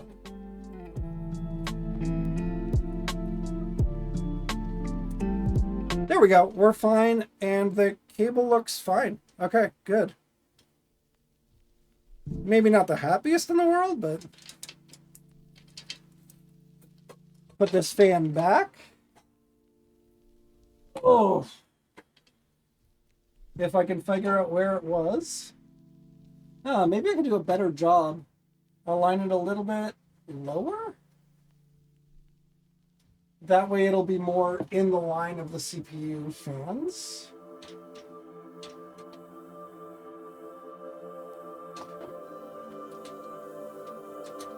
Yeah, I'm glad I checked it too.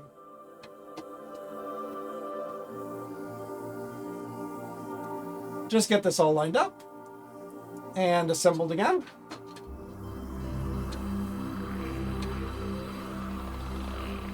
All right.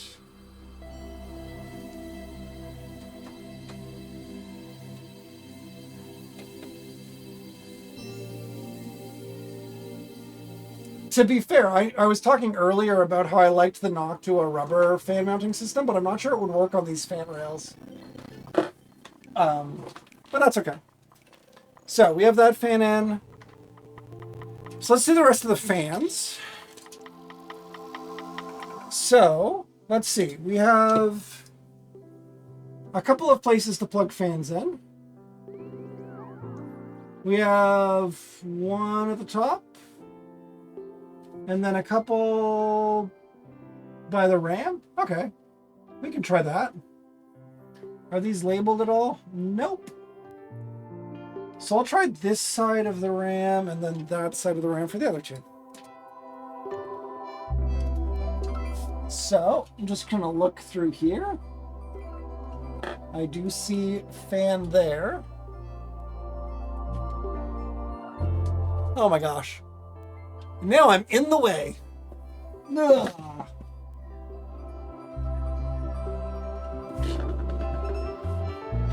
And this is a 3-pin fan. Fascinating. Okay, so I will install this 3-pin fan. Actually, I will route the cable for the fan through the back. Why not? With everything else up here. And then we can run all of those fans nicely not in the way of like the GPU.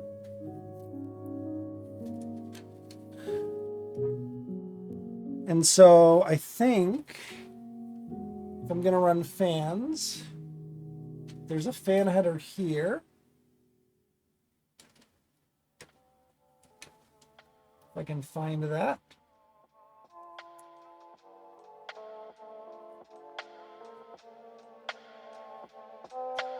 Just make sure when you're putting in a 3-pin fan that you put it in such a way that doesn't break the fan header on your motherboard. Okay. So I have 2 more fans in the system to plug in. I'm going to feed them in the exact same place. And then we'll just run those cables to where they need to go. So there's a fan there. And then there's one up here. And cable management can be done a little bit neater eventually. But I just want to get everything in first. That is a difficult fan header to get to. Oh, Again, as I said, orientation matters. Oh, and Fire Truck Hat, you can't change the joke on the bottom of the screen because the joke is sitting on a hard drive that is not plugged in to a machine right now. And also, you can't redeem that redeem because I took it out for this stream. Apologies to Fire Truck Hat for being silly like that. Okay, so I need to hydrate. I will hydrate. Thank you, Lady QW.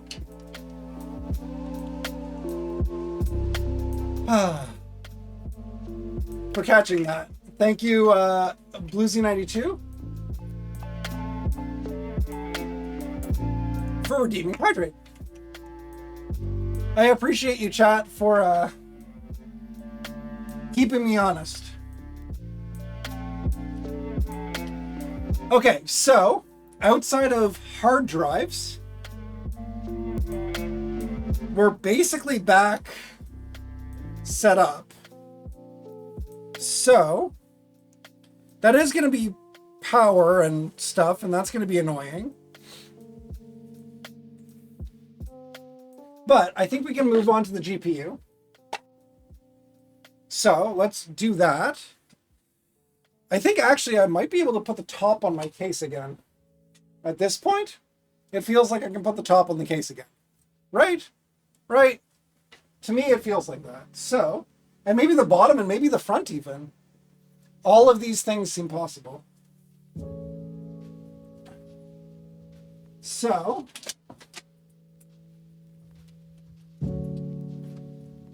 front door of the case exists.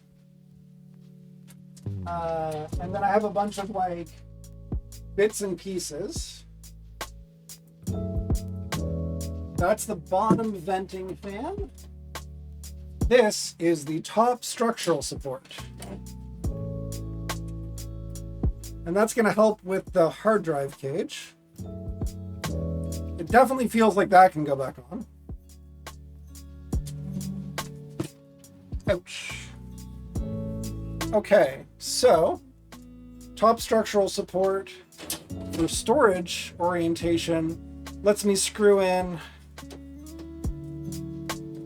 over here. And I think this was screwed in as well. So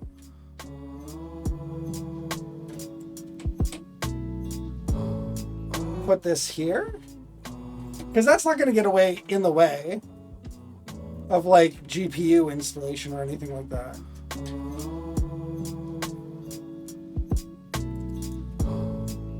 And then a screw over here.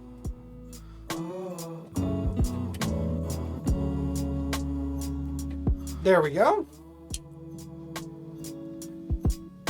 Okay, so then we can put the top vent on.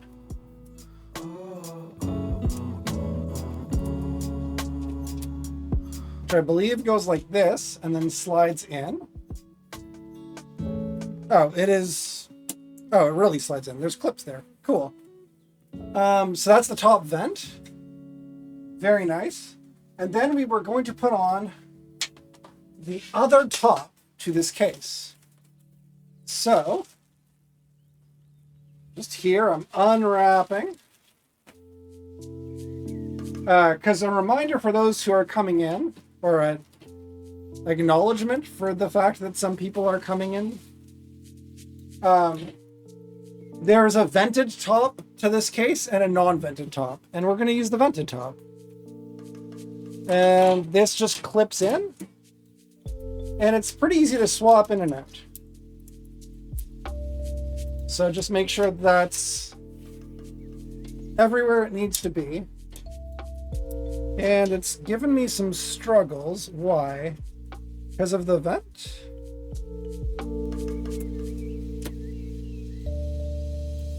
Oh no, it's not giving me struggles. I'm just... That's all fine. Okay, cool. So we have a top of the case now. That's delightful. And so we're going to move on to GPU. I'm going to bundle up some power again. Maybe do some cable management. So let me flip this around again. This is the back of the case. It is in dire need of some cable management, and also this really doesn't want to stay on this top. I think it's hitting something there. What's going on? No, that's what it's supposed to do. Huh. Is that doing what it's supposed to do? Ooh. That feels better. That feels a lot better. Okay. So that linked in. Good, good, good, good, good. So, cable management. Let's move this table so that I can cable. Okay. So, ugly, ugly, ugly. Shameful, shameful, shameful. I don't know if that helps illuminate the issue anymore. But we're going to want some things to be routed differently. So, there's a nice little like twist tie up here. And that's where I want the fans to come in. It's not like perfect, but it'll do. Okay. And then, that's because we have just like so much extra slack. Really, I think I can pin this up here somewhere. A little bit better than it is right now. But that gets those fans out of the way. And then, this middle stuff. So we have these fans. Those can be bundled away. I don't like that that's running through those. Humph. What is that one? Can I change it now? Probably better to do it now than later.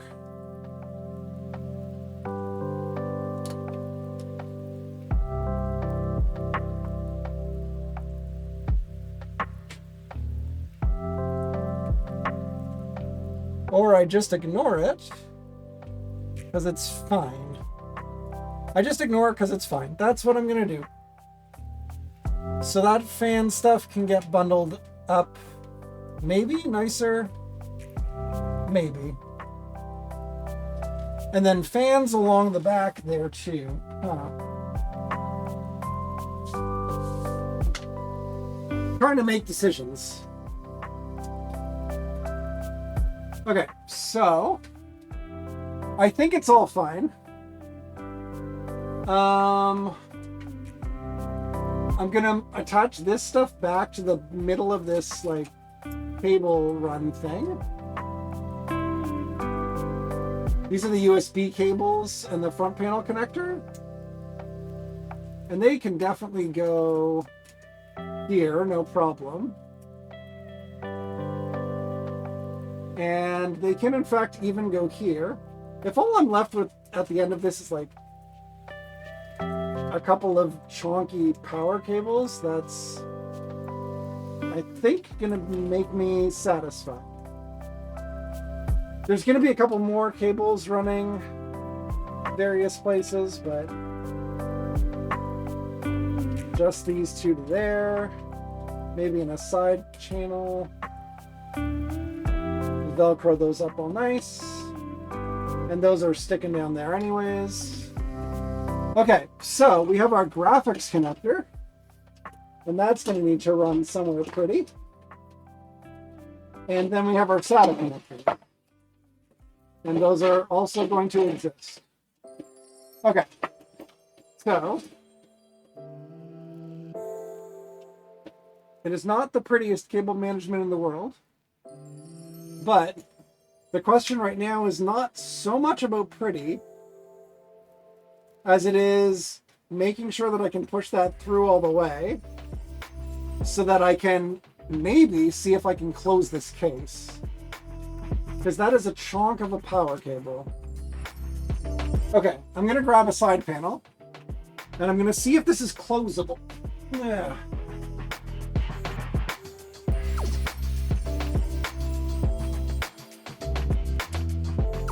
Okay.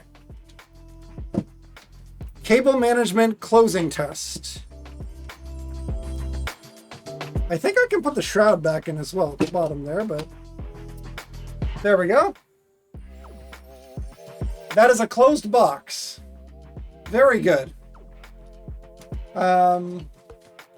Which I think means we can take the front, that back off again. And put the front of the case on. Because that seems like that would be good to do, just for structural integrity.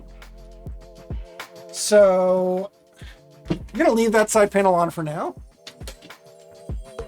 We don't need to route power yet. But let's look at it this way. We want to put a front panel on this. And we want to make way for a CD drive. So, front panel can just go on. It just needs to line up. And then it clicks into place. All nicely like that.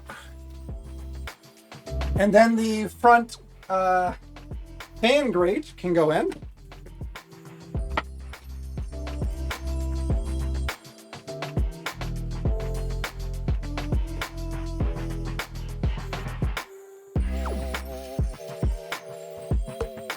Which protects the bottom of the box. Then I'm gonna like open up the box on its hinges. And I'm gonna see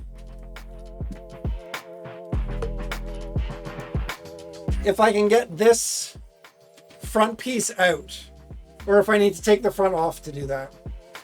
Whoop. As I block all the light in the room. Yeah, it comes out here. Good. So that comes out that way. Very important. Because we're going to put in the little front thing to block off. Oh my gosh. Did that like break off? No, it didn't break, at least. I'll just put that back in.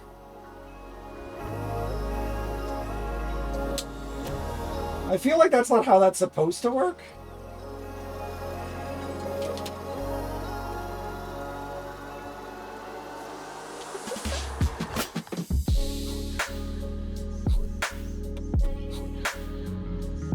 There we go. Okay, so we have room for an optical drive. And that case can close. Okay, so we're moving on. Next step. GPU, other card, capture card. I'm gonna tilt the box back and put it on its side so I can mount the GPU all nice and fine, fancy. So we're gonna get a better inside view of this. Oh my gosh, you can see my desk. Awful. Is that a better view? Can I do a view here? That's a fun view. All right, there you go. You get to see the inside of the computer like that now. The only downside of this is that I need to do a box unboxing.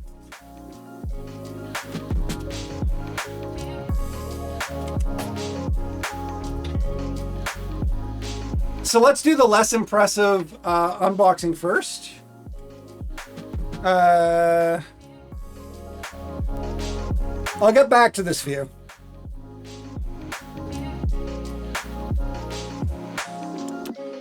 So for a capture card, what I'm going to run is the 4K60 Pro by Elgato. I've been using AverMedia up to this point. I've had some issues with frame pacing. For retro games, you kind of need a really, really solid, like 60 frames a second. And I was using a USB one, so this is an internal capture card. I think this is going to improve my stream. I've also been having some issues with color quality on Aver. And the 4K 60 Pro reviewed a little bit better in that regard. I'm not planning on streaming in 4K. I'm not planning on recording in 4K. I'm not planning on capturing in 4K. This is a really good 1080p capture card, and it's very low latency. So I'm hoping that this works well, basically. Opening this up, we get a case sticker, I think, stuck in there. We get the card itself, and then there's a low profile bracket. So you can use this card on a much, much smaller case, basically. In terms of interface, it's a PCI Express card. It's a PCI Express 4X card, which is great because I have a PCI Express 4X slot. So let's go back to inside the computer. Down you go.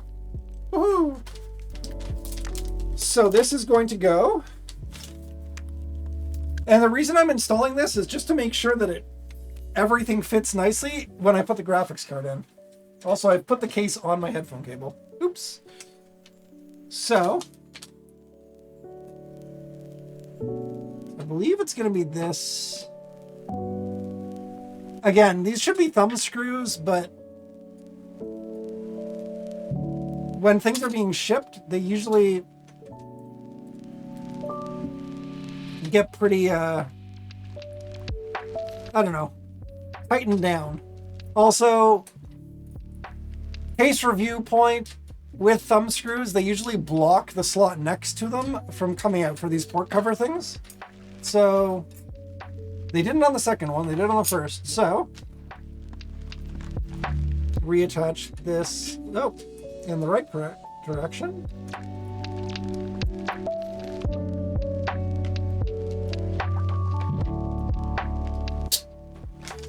Not all the way down because it might get in the way. And then I'm just going to insert the capture card. And everything is lining up all nice. It's very good. It means I don't have to shift the motherboard any.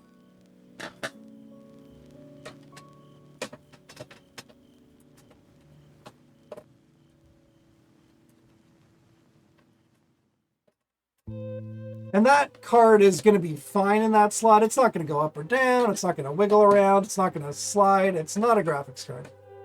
So, that's the capture card.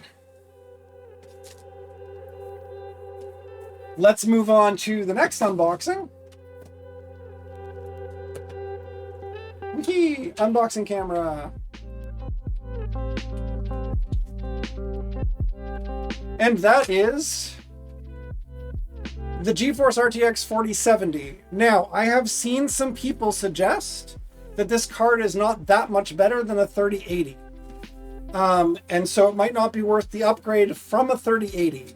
However, I am not upgrading from a 3080. I'm upgrading from a GTX 670 Ti with 2 gigs of VRAM. This is not for gaming. The reason I got the NVIDIA 4070 is mostly for the RTX like stream effect stuff going on. NVIDIA just has better support.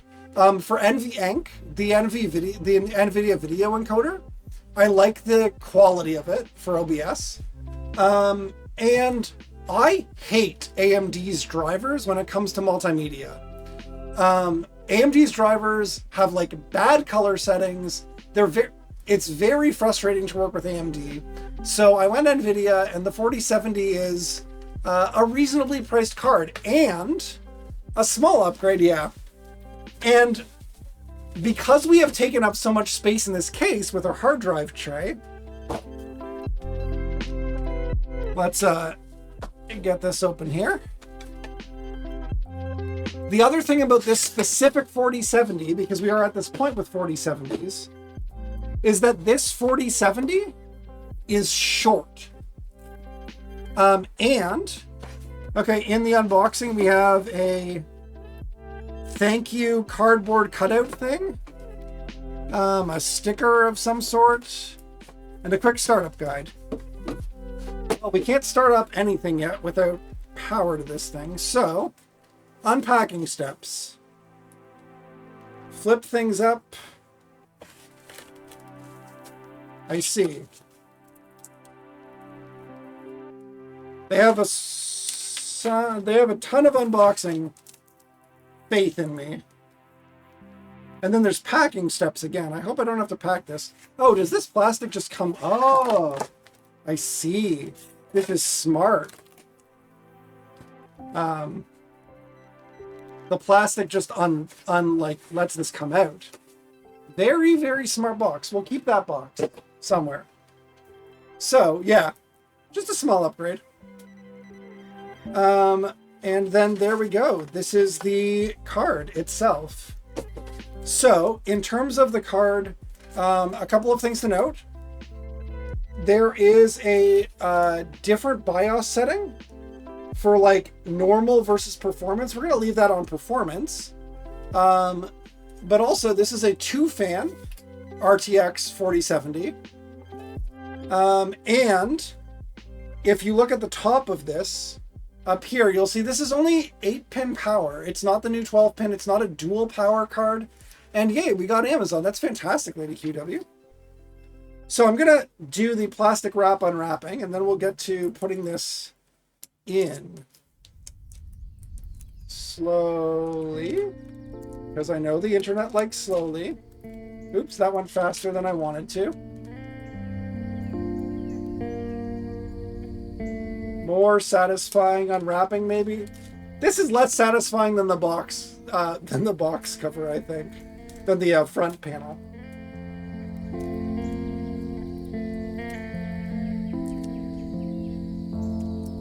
It's also very annoying because they plastic wrapped under the front of the... Okay, so this is annoying. Very, very annoying. Unsatisfying. Not fun. Who would do this? You monsters over at, like, Asus. Awful.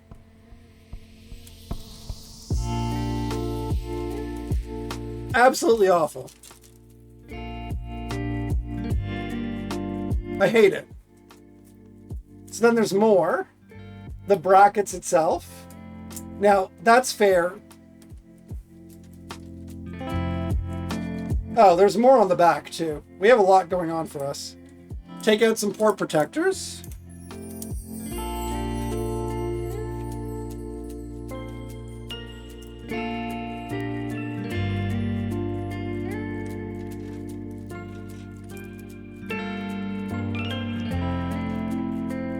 So here we have 3 DisplayPort, 1 HDMI. And then the back unpeels nicer.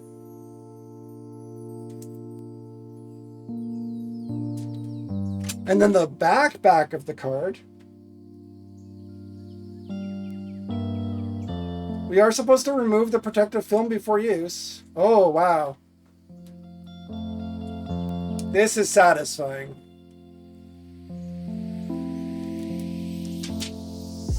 There we go.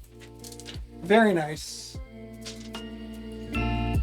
So this, also important to note, before you try to put a graphics card into your computer, take the protective plastic sleeve off of the port.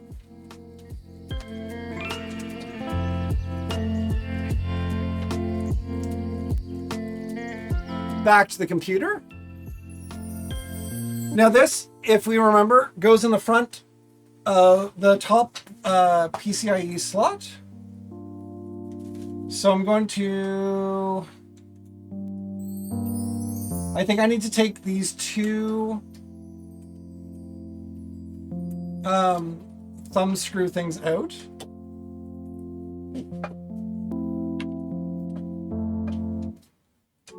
We'll see if I need to take 3 out. I think just the 2 though.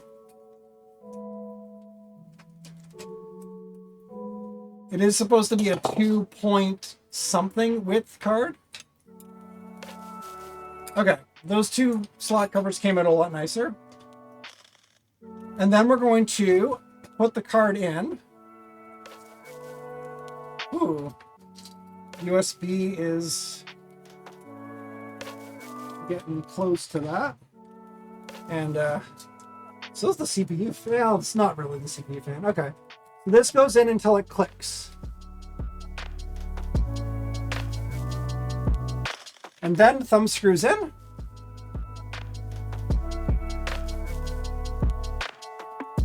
And those thumb screws are hard to get in because the graphics card is...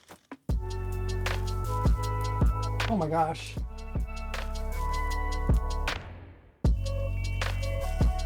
Being a big boy.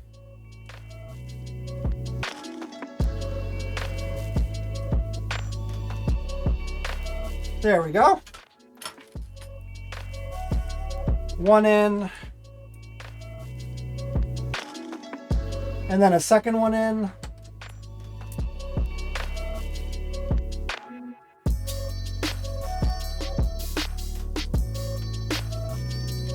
So, now let's do another unboxing.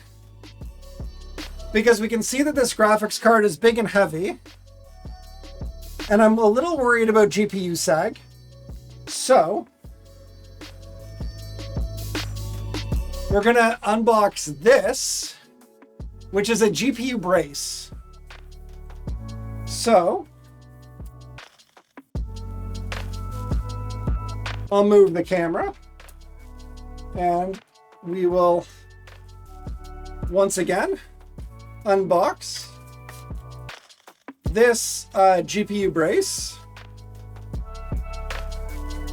Is packed like this. So this, my gosh, boxes everywhere. Yeah, the little line of hard drives waiting to go in. So what we have is a magnetic base, a pole,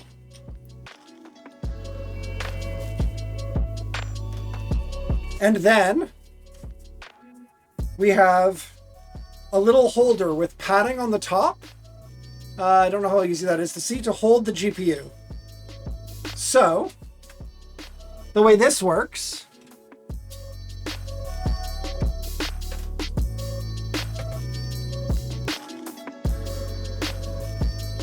all right, Petulant Cobra, have a great rest of your night. We're going to put this here on the base of the computer and just like make sure that this is lined up with the bottom of the graphics card and then screw it in. And then there we have the GPU braced from any sag or movement. And hopefully this will be stable enough. We'll see. Maybe I'll want to do something more like this. Just to make sure that it's like out of the way. But that's going to keep that graphics card from sagging, which is good. So now what we need to do is run power to the card. So, can I do this without disconnecting the camera? This might be a little weird. It probably won't be weird. I'm just going to turn the case the right way up, and y'all are going to see nothing because you are still in the case.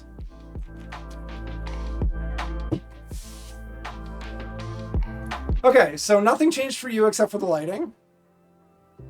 Delightful. But now, if I pull this back and reveal, we are looking back at the case again. Yay! Okay, so graphics card that won't sag. All very nice. Not a lot of cables running around so far. Very nice. Let's do the power for this drive.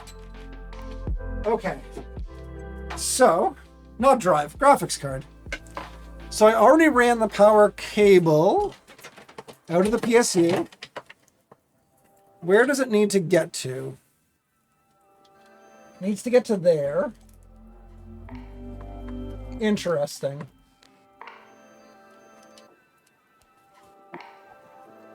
I'll see if this has enough length. I'm gonna try running it through... Oh my gosh. Whew. Chunky. That does not have enough length if I run it like that. Okay. Why not? It really should. It really should. Okay. It will. I just want to get it on that side of the power. There we go. Not a problem at all.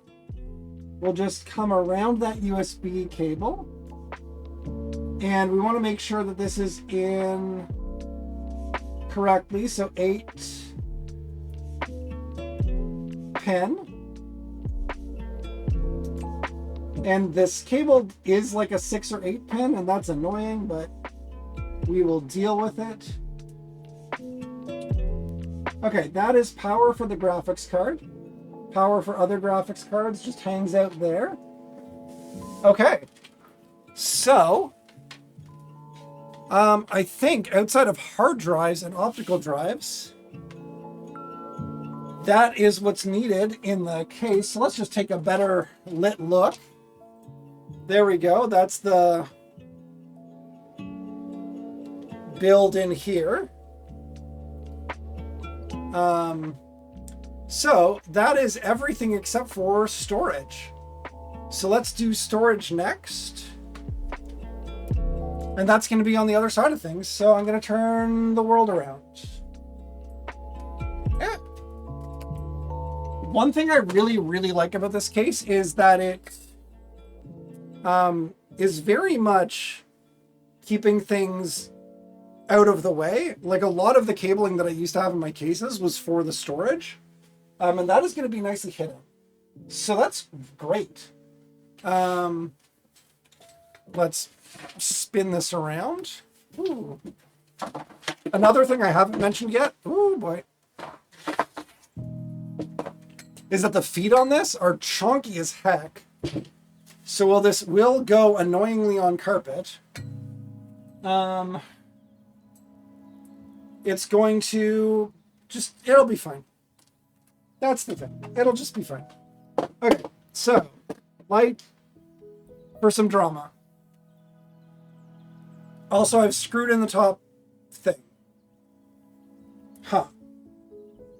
Okay, so let's start with an optical drive.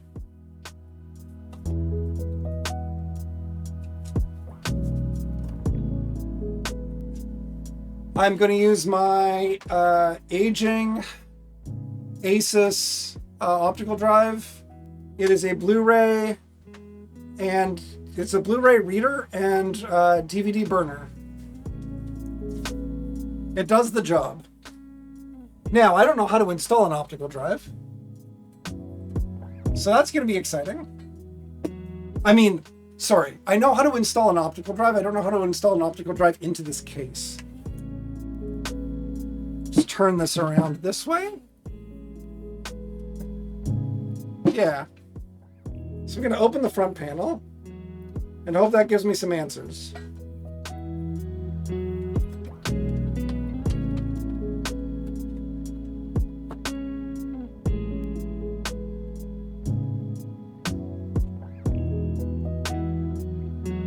I have no idea, because those holes don't line up to anything. Oh, they kind of do there.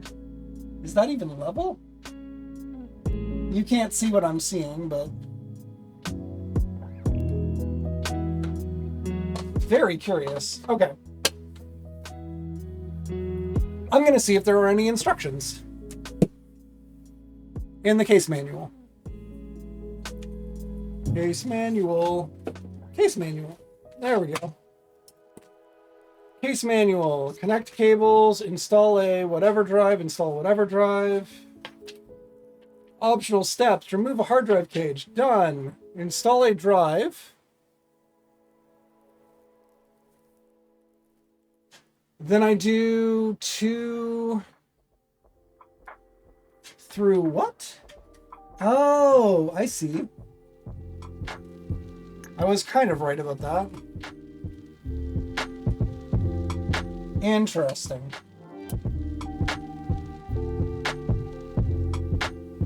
Very interesting. I might have better luck. Lower down.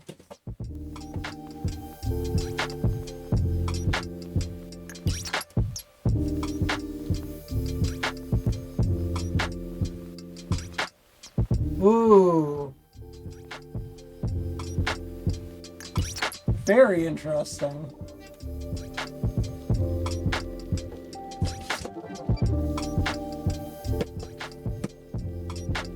I think I put the 5 1/4 inch bay thing.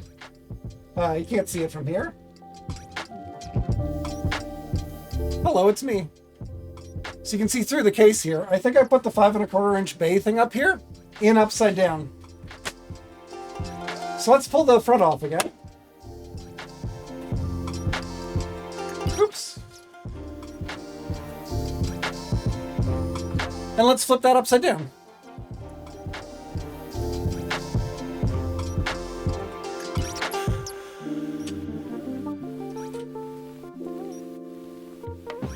Woohoo!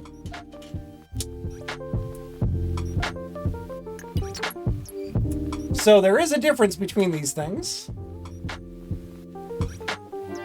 Also, I see why they don't put the optical drive. Anyways, I see why they have made certain choices. And we are going to do what we need to do anyways. Oof. I really got that in there, and that was the wrong screwdriver to use to try to get this out. Okay. So, this should go the other way around. I think. I'm just gonna quick test fit that. Oh, look at that. The drive is now aligned properly. I really should have tested that when I first put that in. Also, like, that aligns the screws on the sides with how that needs to happen, and it's just very, very clear that I put it in wrong the first time, now that I've put it in correctly.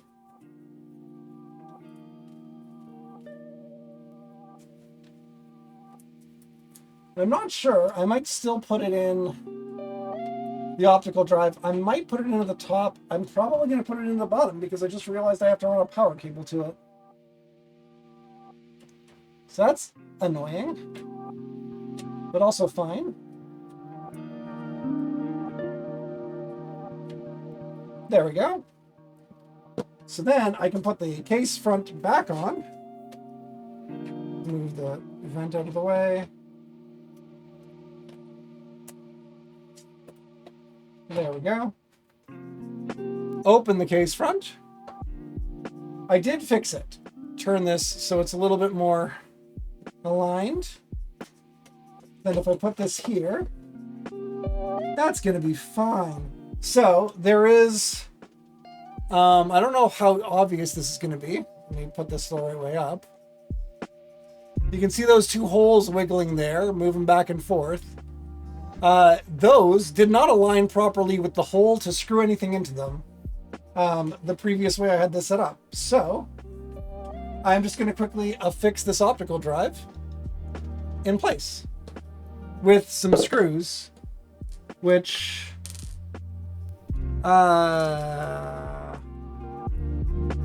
maybe these screws?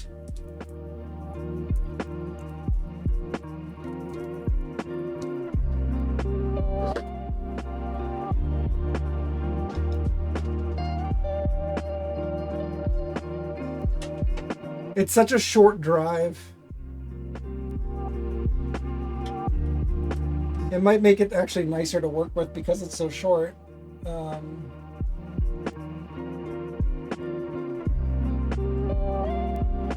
Good. I found the right screws to secure this.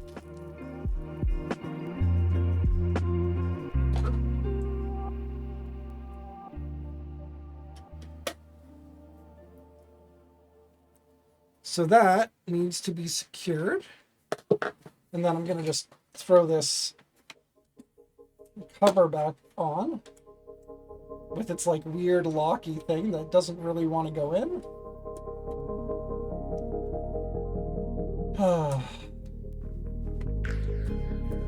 There we go. Nice and happy. A nice front cover to this this computer, and then that can close nicely. So let me just get around to this side again. The awful side, that is.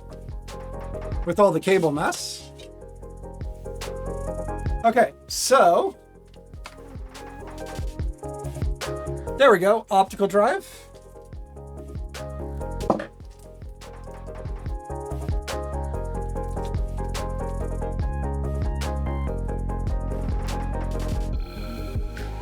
And I just want to grab 2 more screws out of this, whatever bag this was that had the right screws for this DVD drive.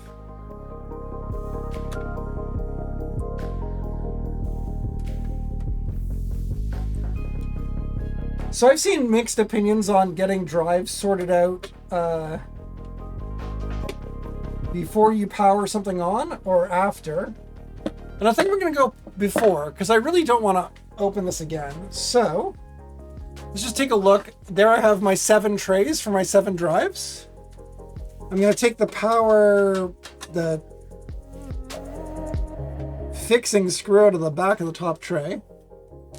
And then we'll get on working on these drives. So I figured out what serial number they were and what drive letter I want them to be and all of that. So I'm just gonna slide them all out. I guess I don't even need to slide them all out. I should probably work one at a time. What do I think? Top to bottom, bottom to top.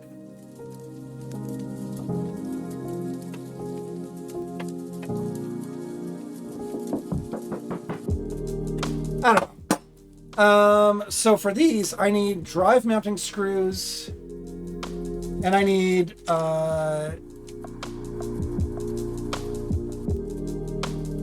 okay, those are not drive mounting screws. These are drive mounting screws and rubber grommets and rubber grommets. And somewhere over here I have more drive mounting screws. I'm sure of it.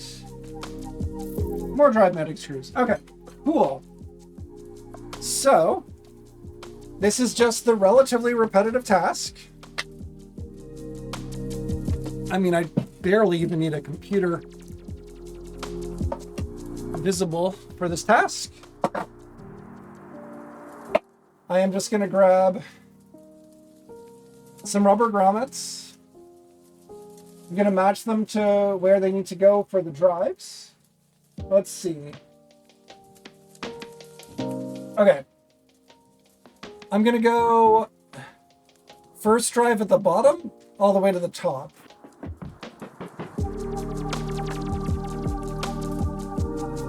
And I didn't set myself up for that, and that's fine.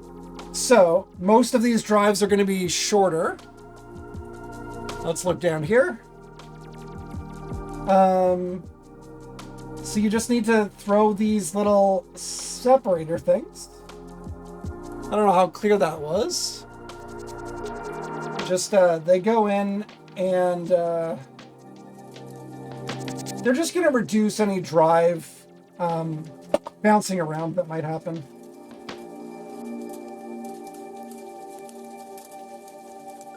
So I need 4 of those per drive, and then the mounting screws.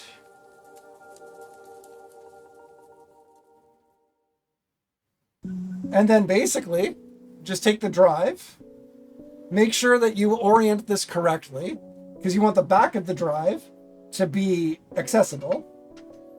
And then you're just going to line things up, and then screw through the mounting holes. So, without knocking things around too much, because they are hard drives, so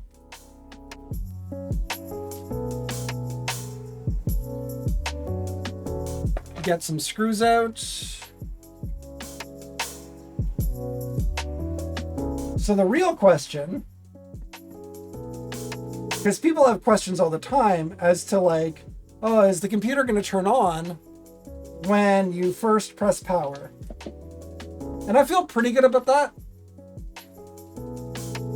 I really hope all of the drives come on without an issue. Because I'm not very prepared to handle that if that isn't how things work out. So I'm just gonna take out the bottom tray here. So I will actually take out all of the trays. And I'll go in. Again, bottom to top is the plane. Oh my gosh.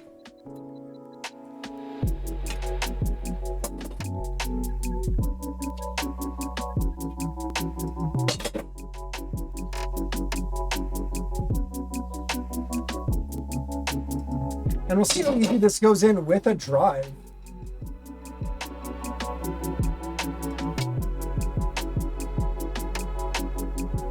Just make sure those are actually tightened.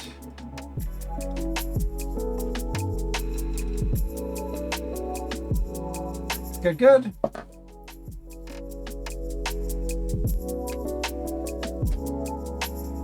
And then try to get it to all lock together.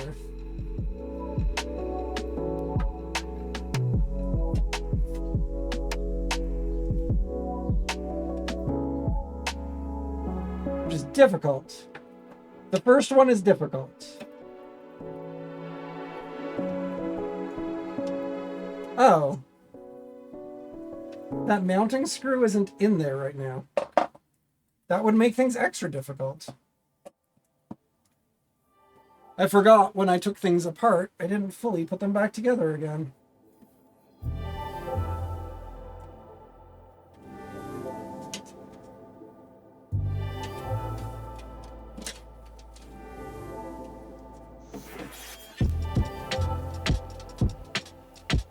Come on. There we go.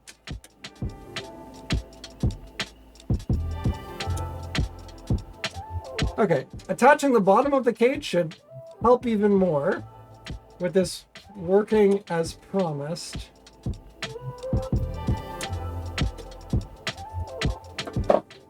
And so what I want to do is align the bottom so that it slides in nicely.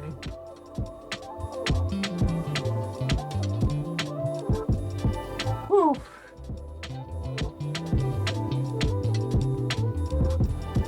Okay, there we go. That was more difficult than it needed to be. Okay. Drive 1. So now all we need to do is put in another many drives. And we can secure them on the other side after we're done. So, more rubber stuff. I'll just get that all out onto the table. This is what's going to drastically increase, like, it's a fairly heavy case. It's going to be way heavier after this. So, E, F. I'm looking for F.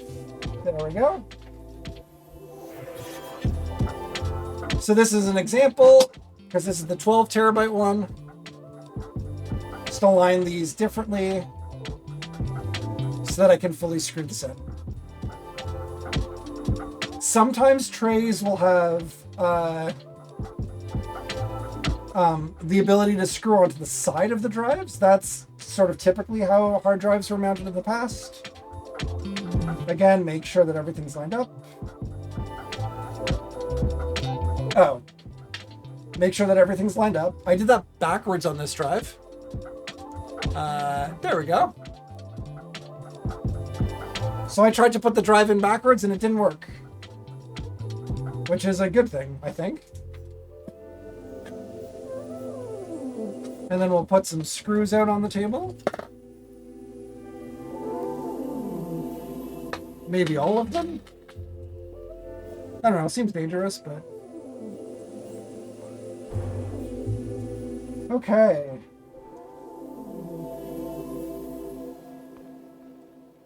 1.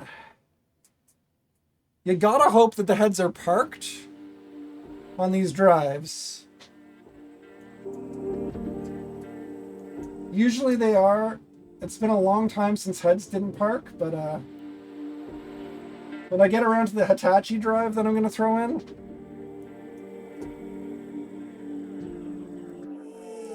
basically some of my drives are newer than others.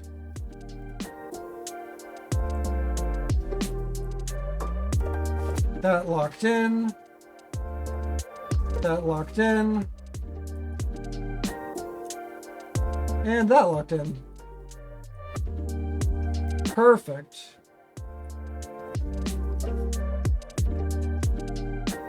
Okay. Next drive.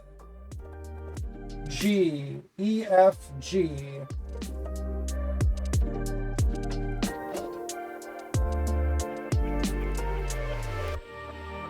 And if you're thinking, why do you need so many drives? Why don't you need so many drives, is what I'd say. Because more hard drives, the better, right? It's one of the reasons I got this case, is that in theory, it can hold like 18 drives or something like that.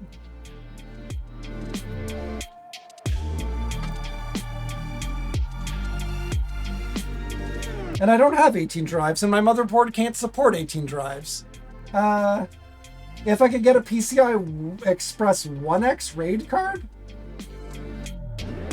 I could consider getting more drives.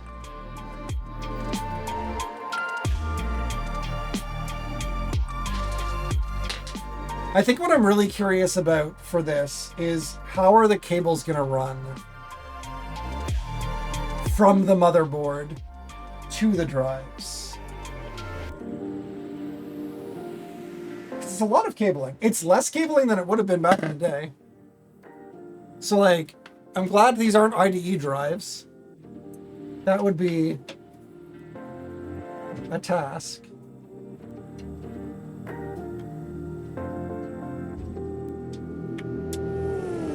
Oh. All right. E, F, G, and then we need H. Okay.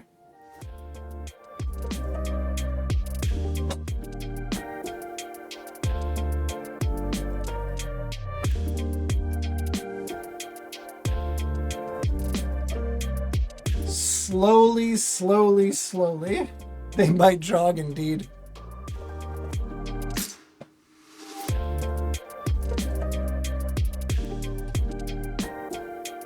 There we go.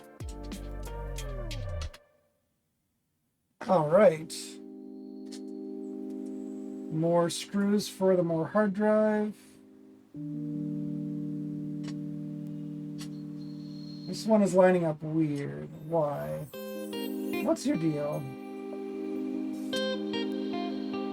Oh, darkness was its deal.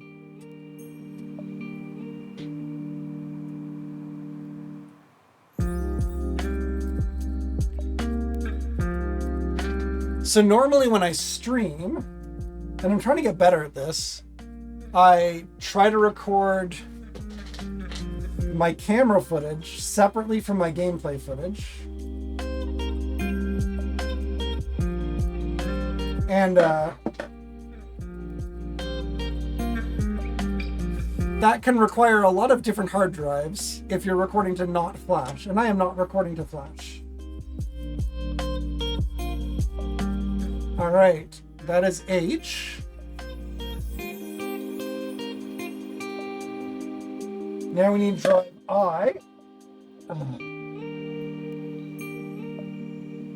And y'all may notice a thing soon in this process, which is that I'm going to skip a drive. Because my drive K, I suspect, is dying. And besides, I don't have the connectivity for it anyways. So there was no data on it.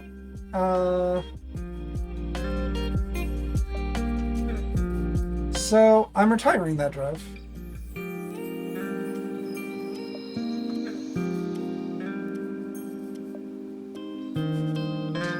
But in order for some scripts to work, I need to maintain my drive lettering. So if there's a good reason you can think about for the lore of skipping out on drive K, let me know. Okay, so this is definitely easier when you have more drives in the thing already.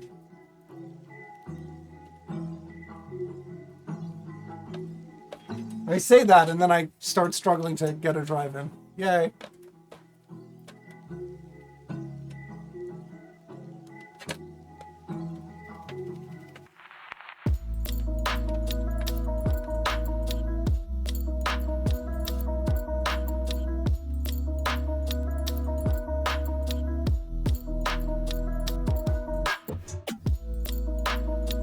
Yeah, that's in. Okay.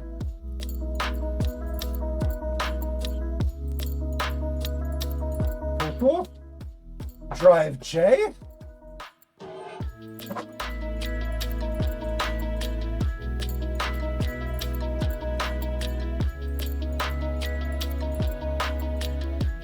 I'm a little disappointed that none of my drives had like 6 mounting holes.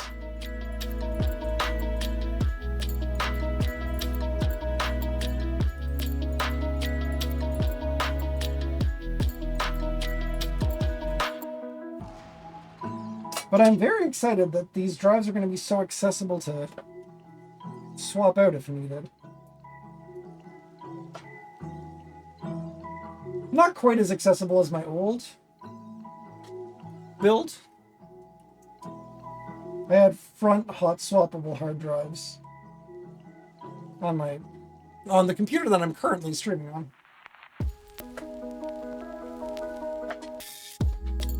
So there's that. And then one more drive after that, and then cabling.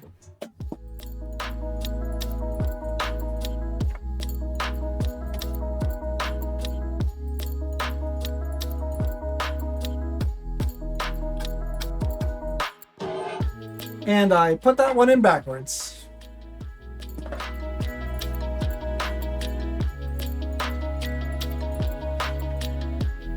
These things happen. They happen less often with the new screw arrangement, I'll say that.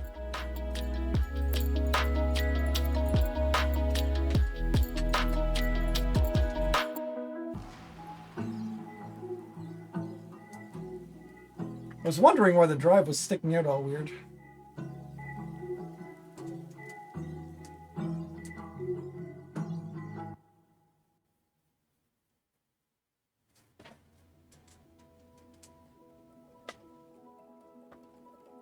It's too bad they don't have like a SATA.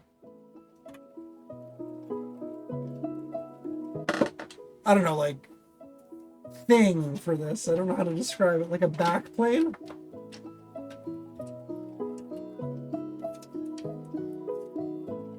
That would like line up and provide cabling and everything.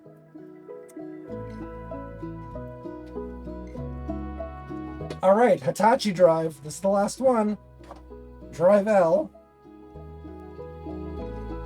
This is one of my oldest drives, I think. Manufactured January 2011.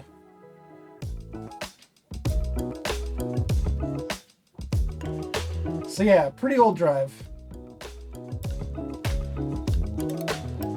I think that's a drive that I had moved from my previous computer into my current computer, and now I'm moving it into my new computer.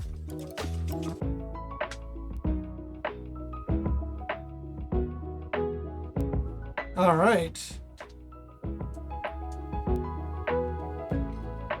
1, 2,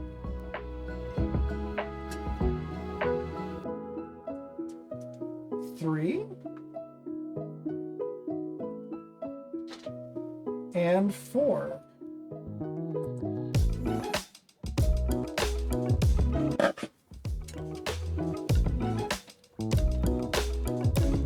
All right, there we go.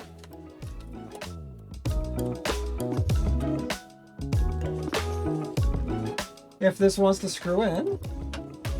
I think this is attached properly. Yeah, it feels like it. Okay, so there we go. That is what 7 hard drives looks like. And then the CD-ROM at the top. And that's the clean view, because now we need to power it. So we have these accessory power things down here.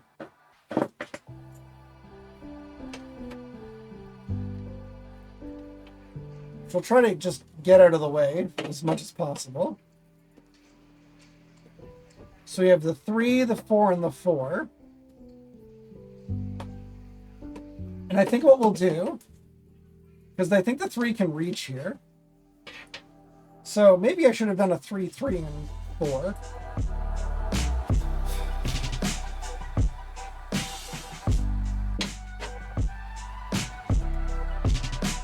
But I think I'm going to go up the drives.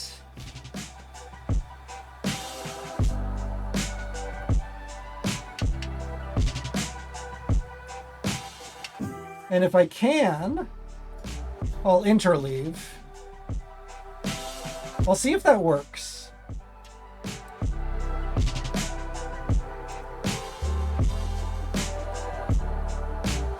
Because this one has 4 connectors on it, so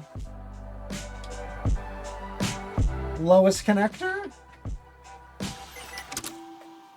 1.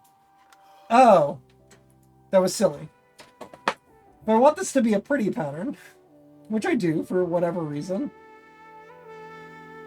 1. So we'll put the 3 into the middle ones, the even ones. 2, 4, and whatever that is. Oh, I think I just dropped something. So that's that. And then we have a 4 cable connector here. We can go power here. Then we can go in here with power. I'm so glad they arranged their connectors on this orientation, because I have had power supplies with connectors backwards before. And that is frustrating. But there we go. We have our 7 drives connected to power. All nice and pretty. And then the last thing that we have to run SATA power to, which will be less pretty, unfortunately, is the DVD drive. And so, because there's some extra length on this, I can't get there with just 1, but I can get there with 2. Okay. There we go. And I can tuck the power into the top there.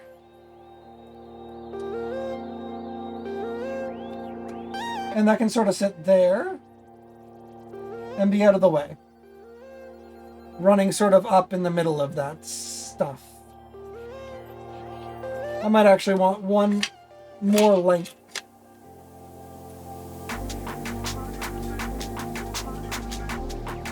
There we go. 1 more length. And then this will just roll nicely down the side of those drives. Out of the way. Kind of out of the way of cooling too is what I really want. I'll pick up some of this stuff. Clean up the table for the next task. And the next task for this is SATA cabling.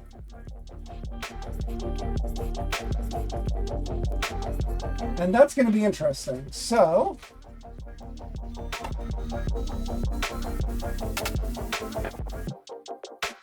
now I need to remember, because I have this noted as well. Bottom is 0. Okay. So,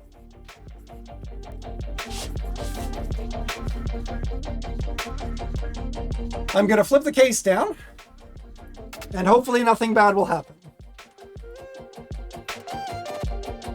I should put the cover on before I do that. Is it this cover? No.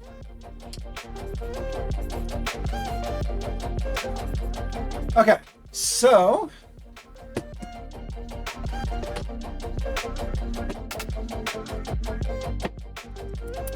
cover, all nice and happy. Flipping this down, all nice and happy. And now, looking to do some cabling. So, I have the cable that came with the motherboard somewhere, which is a black cable. And it is somewhere. There we go. So I need 8 SATA cables.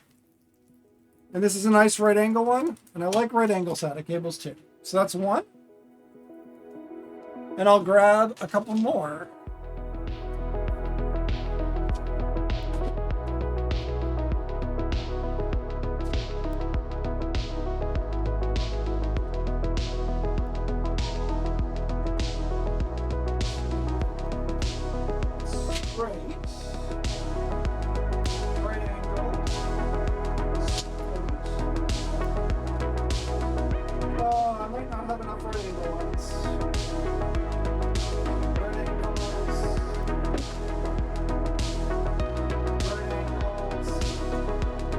I might have enough right angles.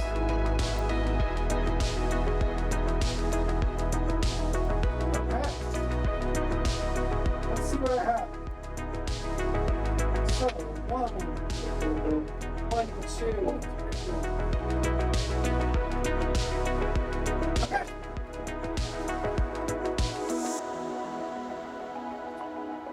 I think I should be good.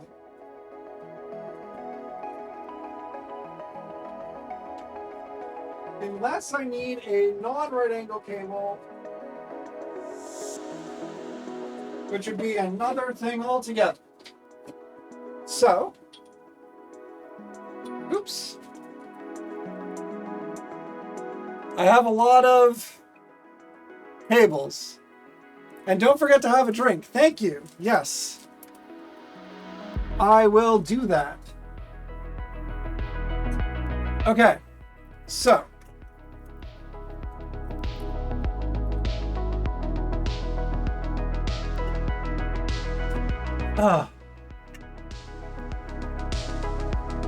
Okay.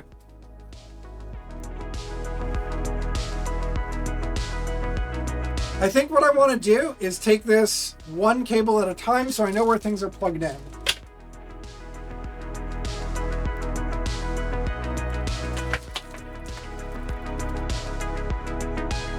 So let's move some of that cabling there. Oh boy, this is a heavy boy now.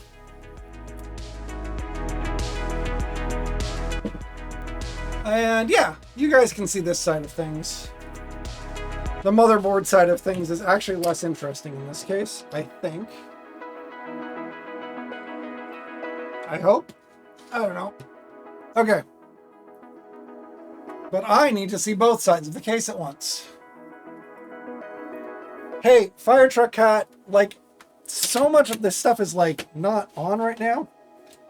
Can you just chill? Okay. So, let's get a better view of the inside of the case here. We are targeting those hard drives. I guess technically I could turn off the bot, but, oh well. We'll do silver for hard drives for now. And I'm thinking of doing... Oh, goodness. I'm thinking of shining some light into the case so that I can see. Okay. The numbering on what goes where is a choice.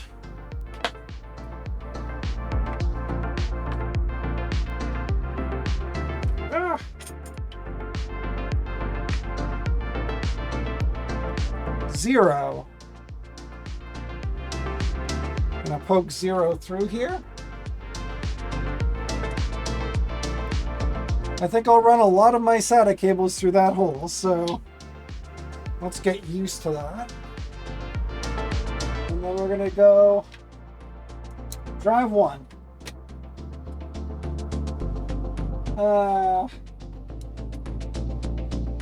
We won't go through that connector. Better cable management. So, drive 1. Check the motherboard layout again.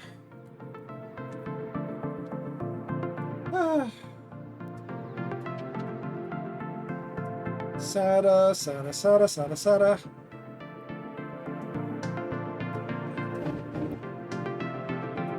Oh boy. Check my motherboard printout again. 1 goes in the...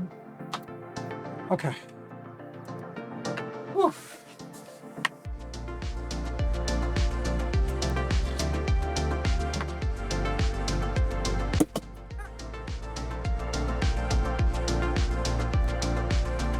So many cables to go through this one little space.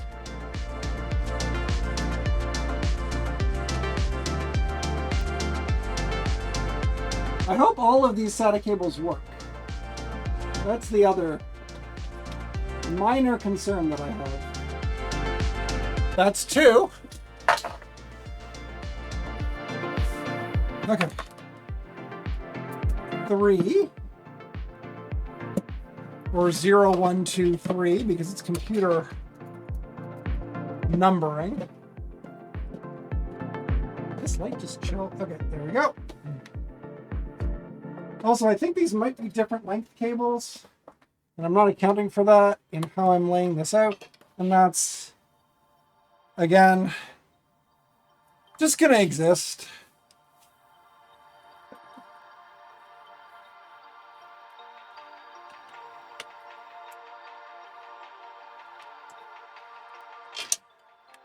So I definitely feel like this next cable going through is shorter, but will also definitely reach where it needs to go.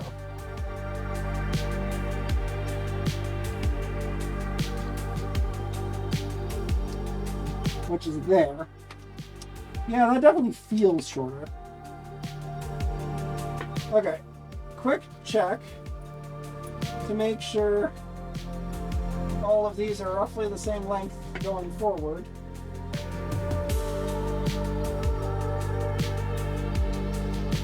They are. Okay.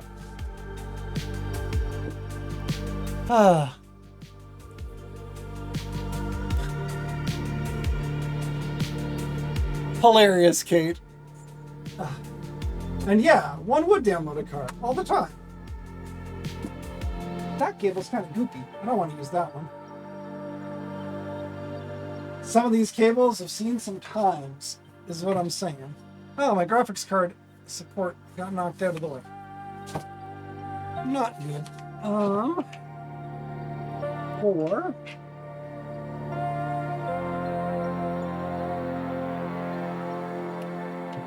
There.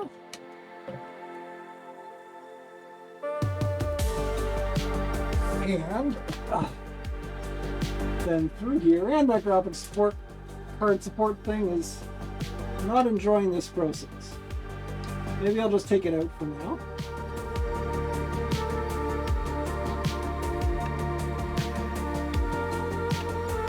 Okay.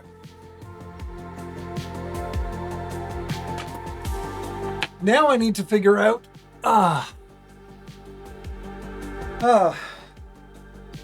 if you DM me the specs of your laptop, Kate, I can see if I think I'd be comfortable doing that.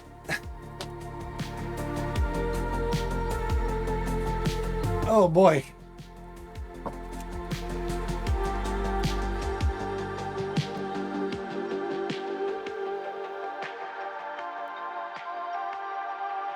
Very complicated now, because I've put the graphics card in. Whew. Okay.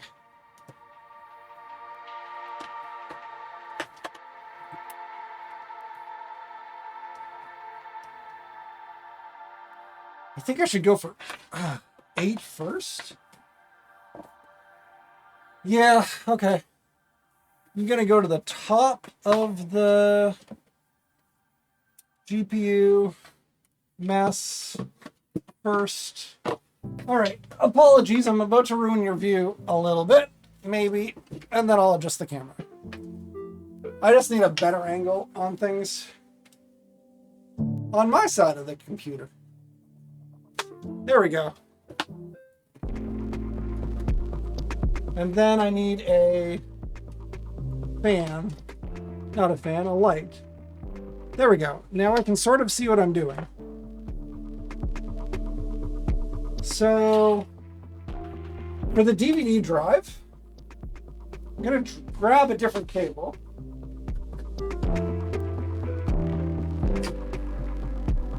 Because I'm going to run that one different. And so a short little cable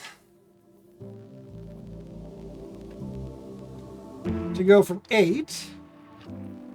Oh boy. Yeah.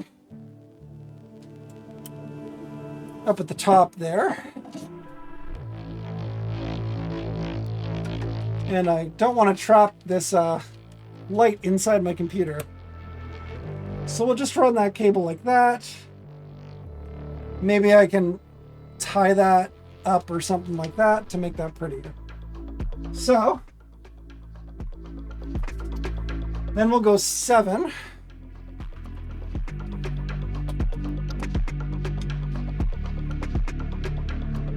Oh, that makes it easier. Sometimes installing things in such a way that you don't have to see what you're doing, but you can just line cables up with previous cables is worth it. Okay. Pull this around and through and following the same path as everything else. There we go.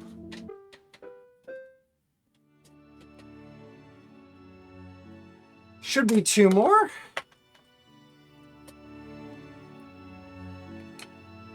Good luck me getting any of these cables out.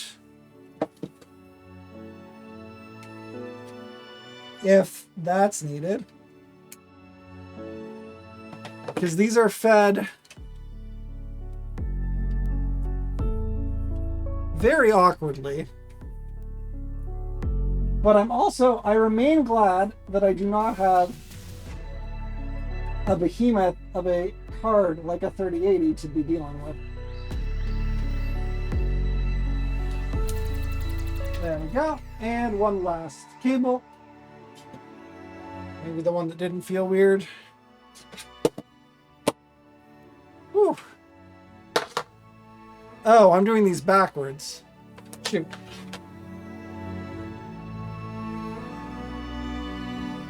Because I'm going from the top to the bottom now. And so that means that needs to go there. And this needs to go here. And that kind of gets in the way of plugging in cables lower down. And so I don't know why I changed what was working so well everywhere else, but I changed it.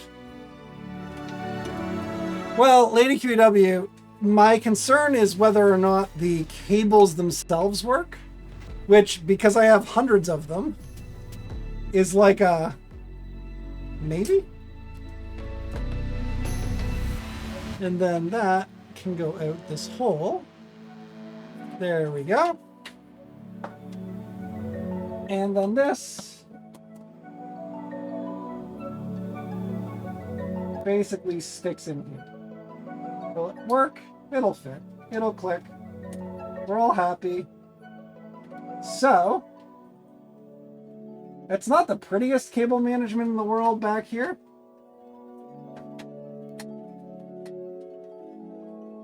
But it's functional.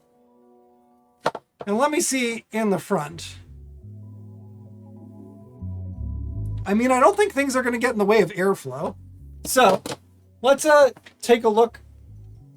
I'll put a cover on this. Then we can take a look at the other side.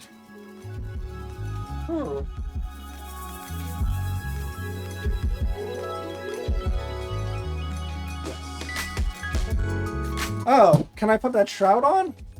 Not really. Okay, I'll leave the shroud off. It doesn't need to be there anyways.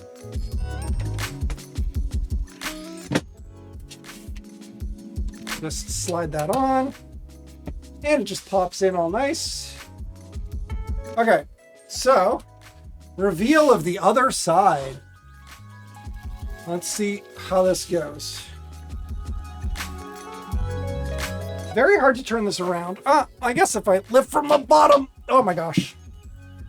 If I lift from the bottom, the top has enough flex to pop off, but that's fine. Okay, so here,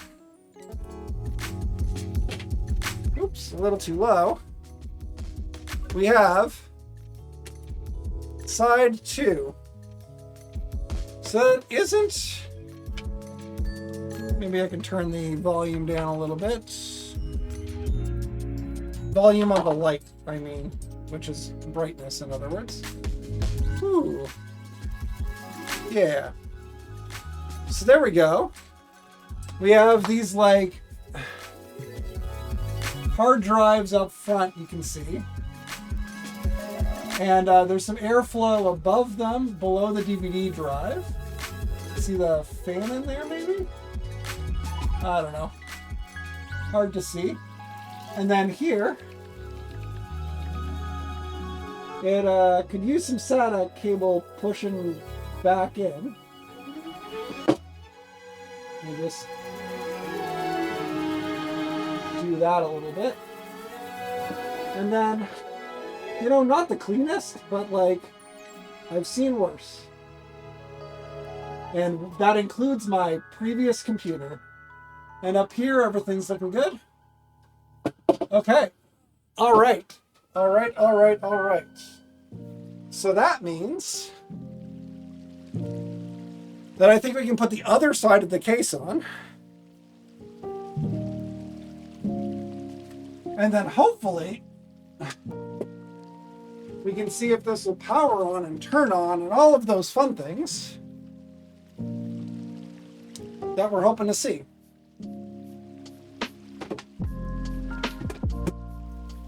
So now this is a boring black-sided thing. Let's, I don't know, get a view more like this. Oh look, all of the mess that has gone into this. So visible. And then what I'm thinking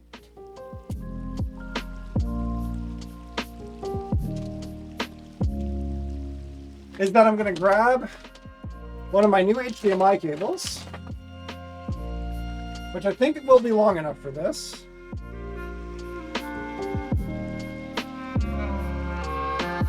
All right. I'm going to plug it into the side of things.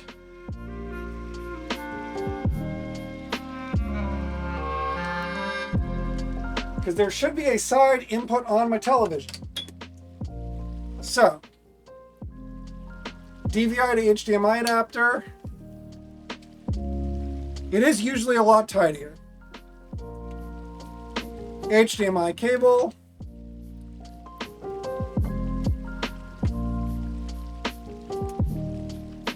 Plug it into what seems like the first port.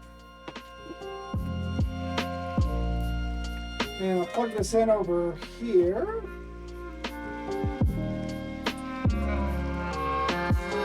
And I'm going to turn on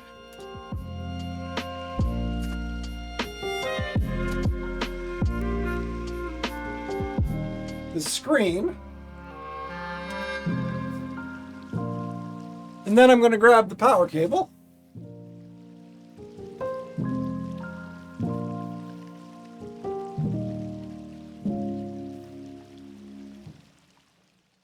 And then I'm going to try and see if this is long enough to get to a power outlet. Because it might not be. Bottom of the case. Oh, this is a maybe. I'm gonna have to lose something. No, I don't. I just have an open outlet.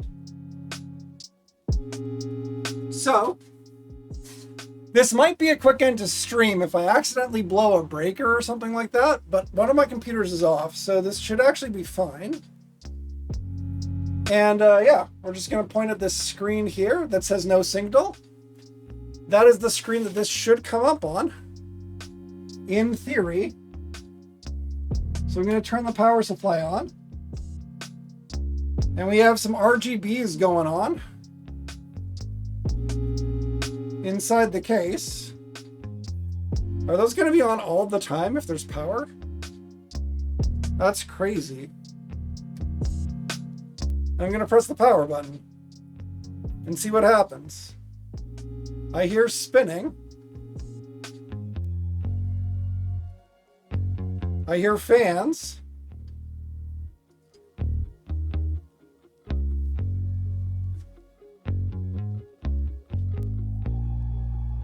I think this should be working. I just don't know how long it's going to take. Just going to open it and see if this looks like it's doing a happy.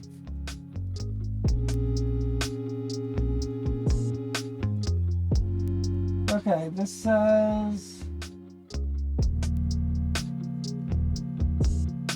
Okay, cool. It's doing a slow startup.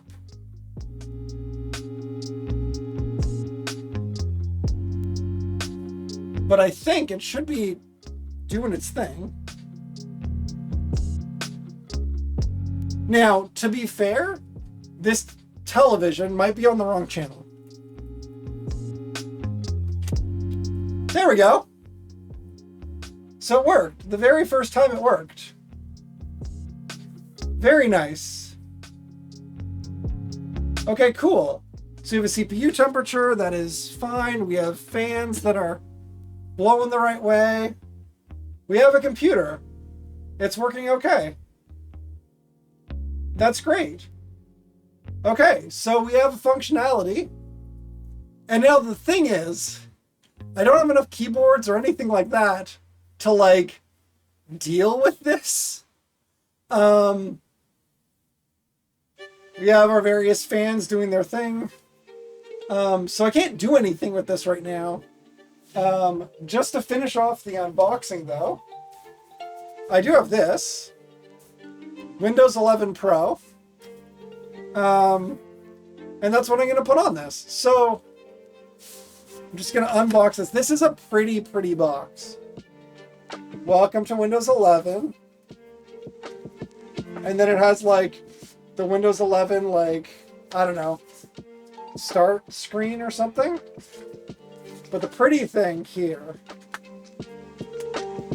is this like pretty as heck USB key, which you can't see very well on the camera. Anyways, there's like a, you'll have to trust me, but there's like a semi-holographic piece of plastic that is not going to show up on this camera. Maybe I will fix the, for one last time, I will fix the focus on this camera. Table cam, properties, configure video.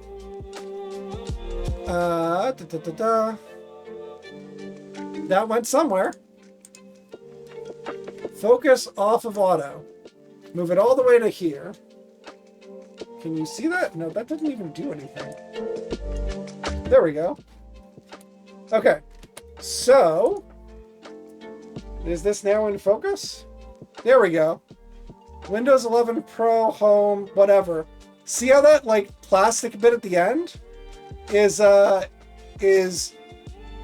like all pretty and shiny in weird ways? That's because it's like holographically printed. Super cool. So this USB key is going to work for this computer. Anyways, I think that's basically it. If you look at the storage configuration, if I can zoom in on that, let's autofocus this again, because I think this is pretty cool.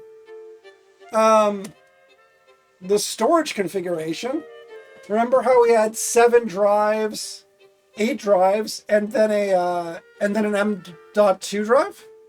So here, if we count them, we have SATA 0, 1, 2, 3, 4, 5, 6, 7.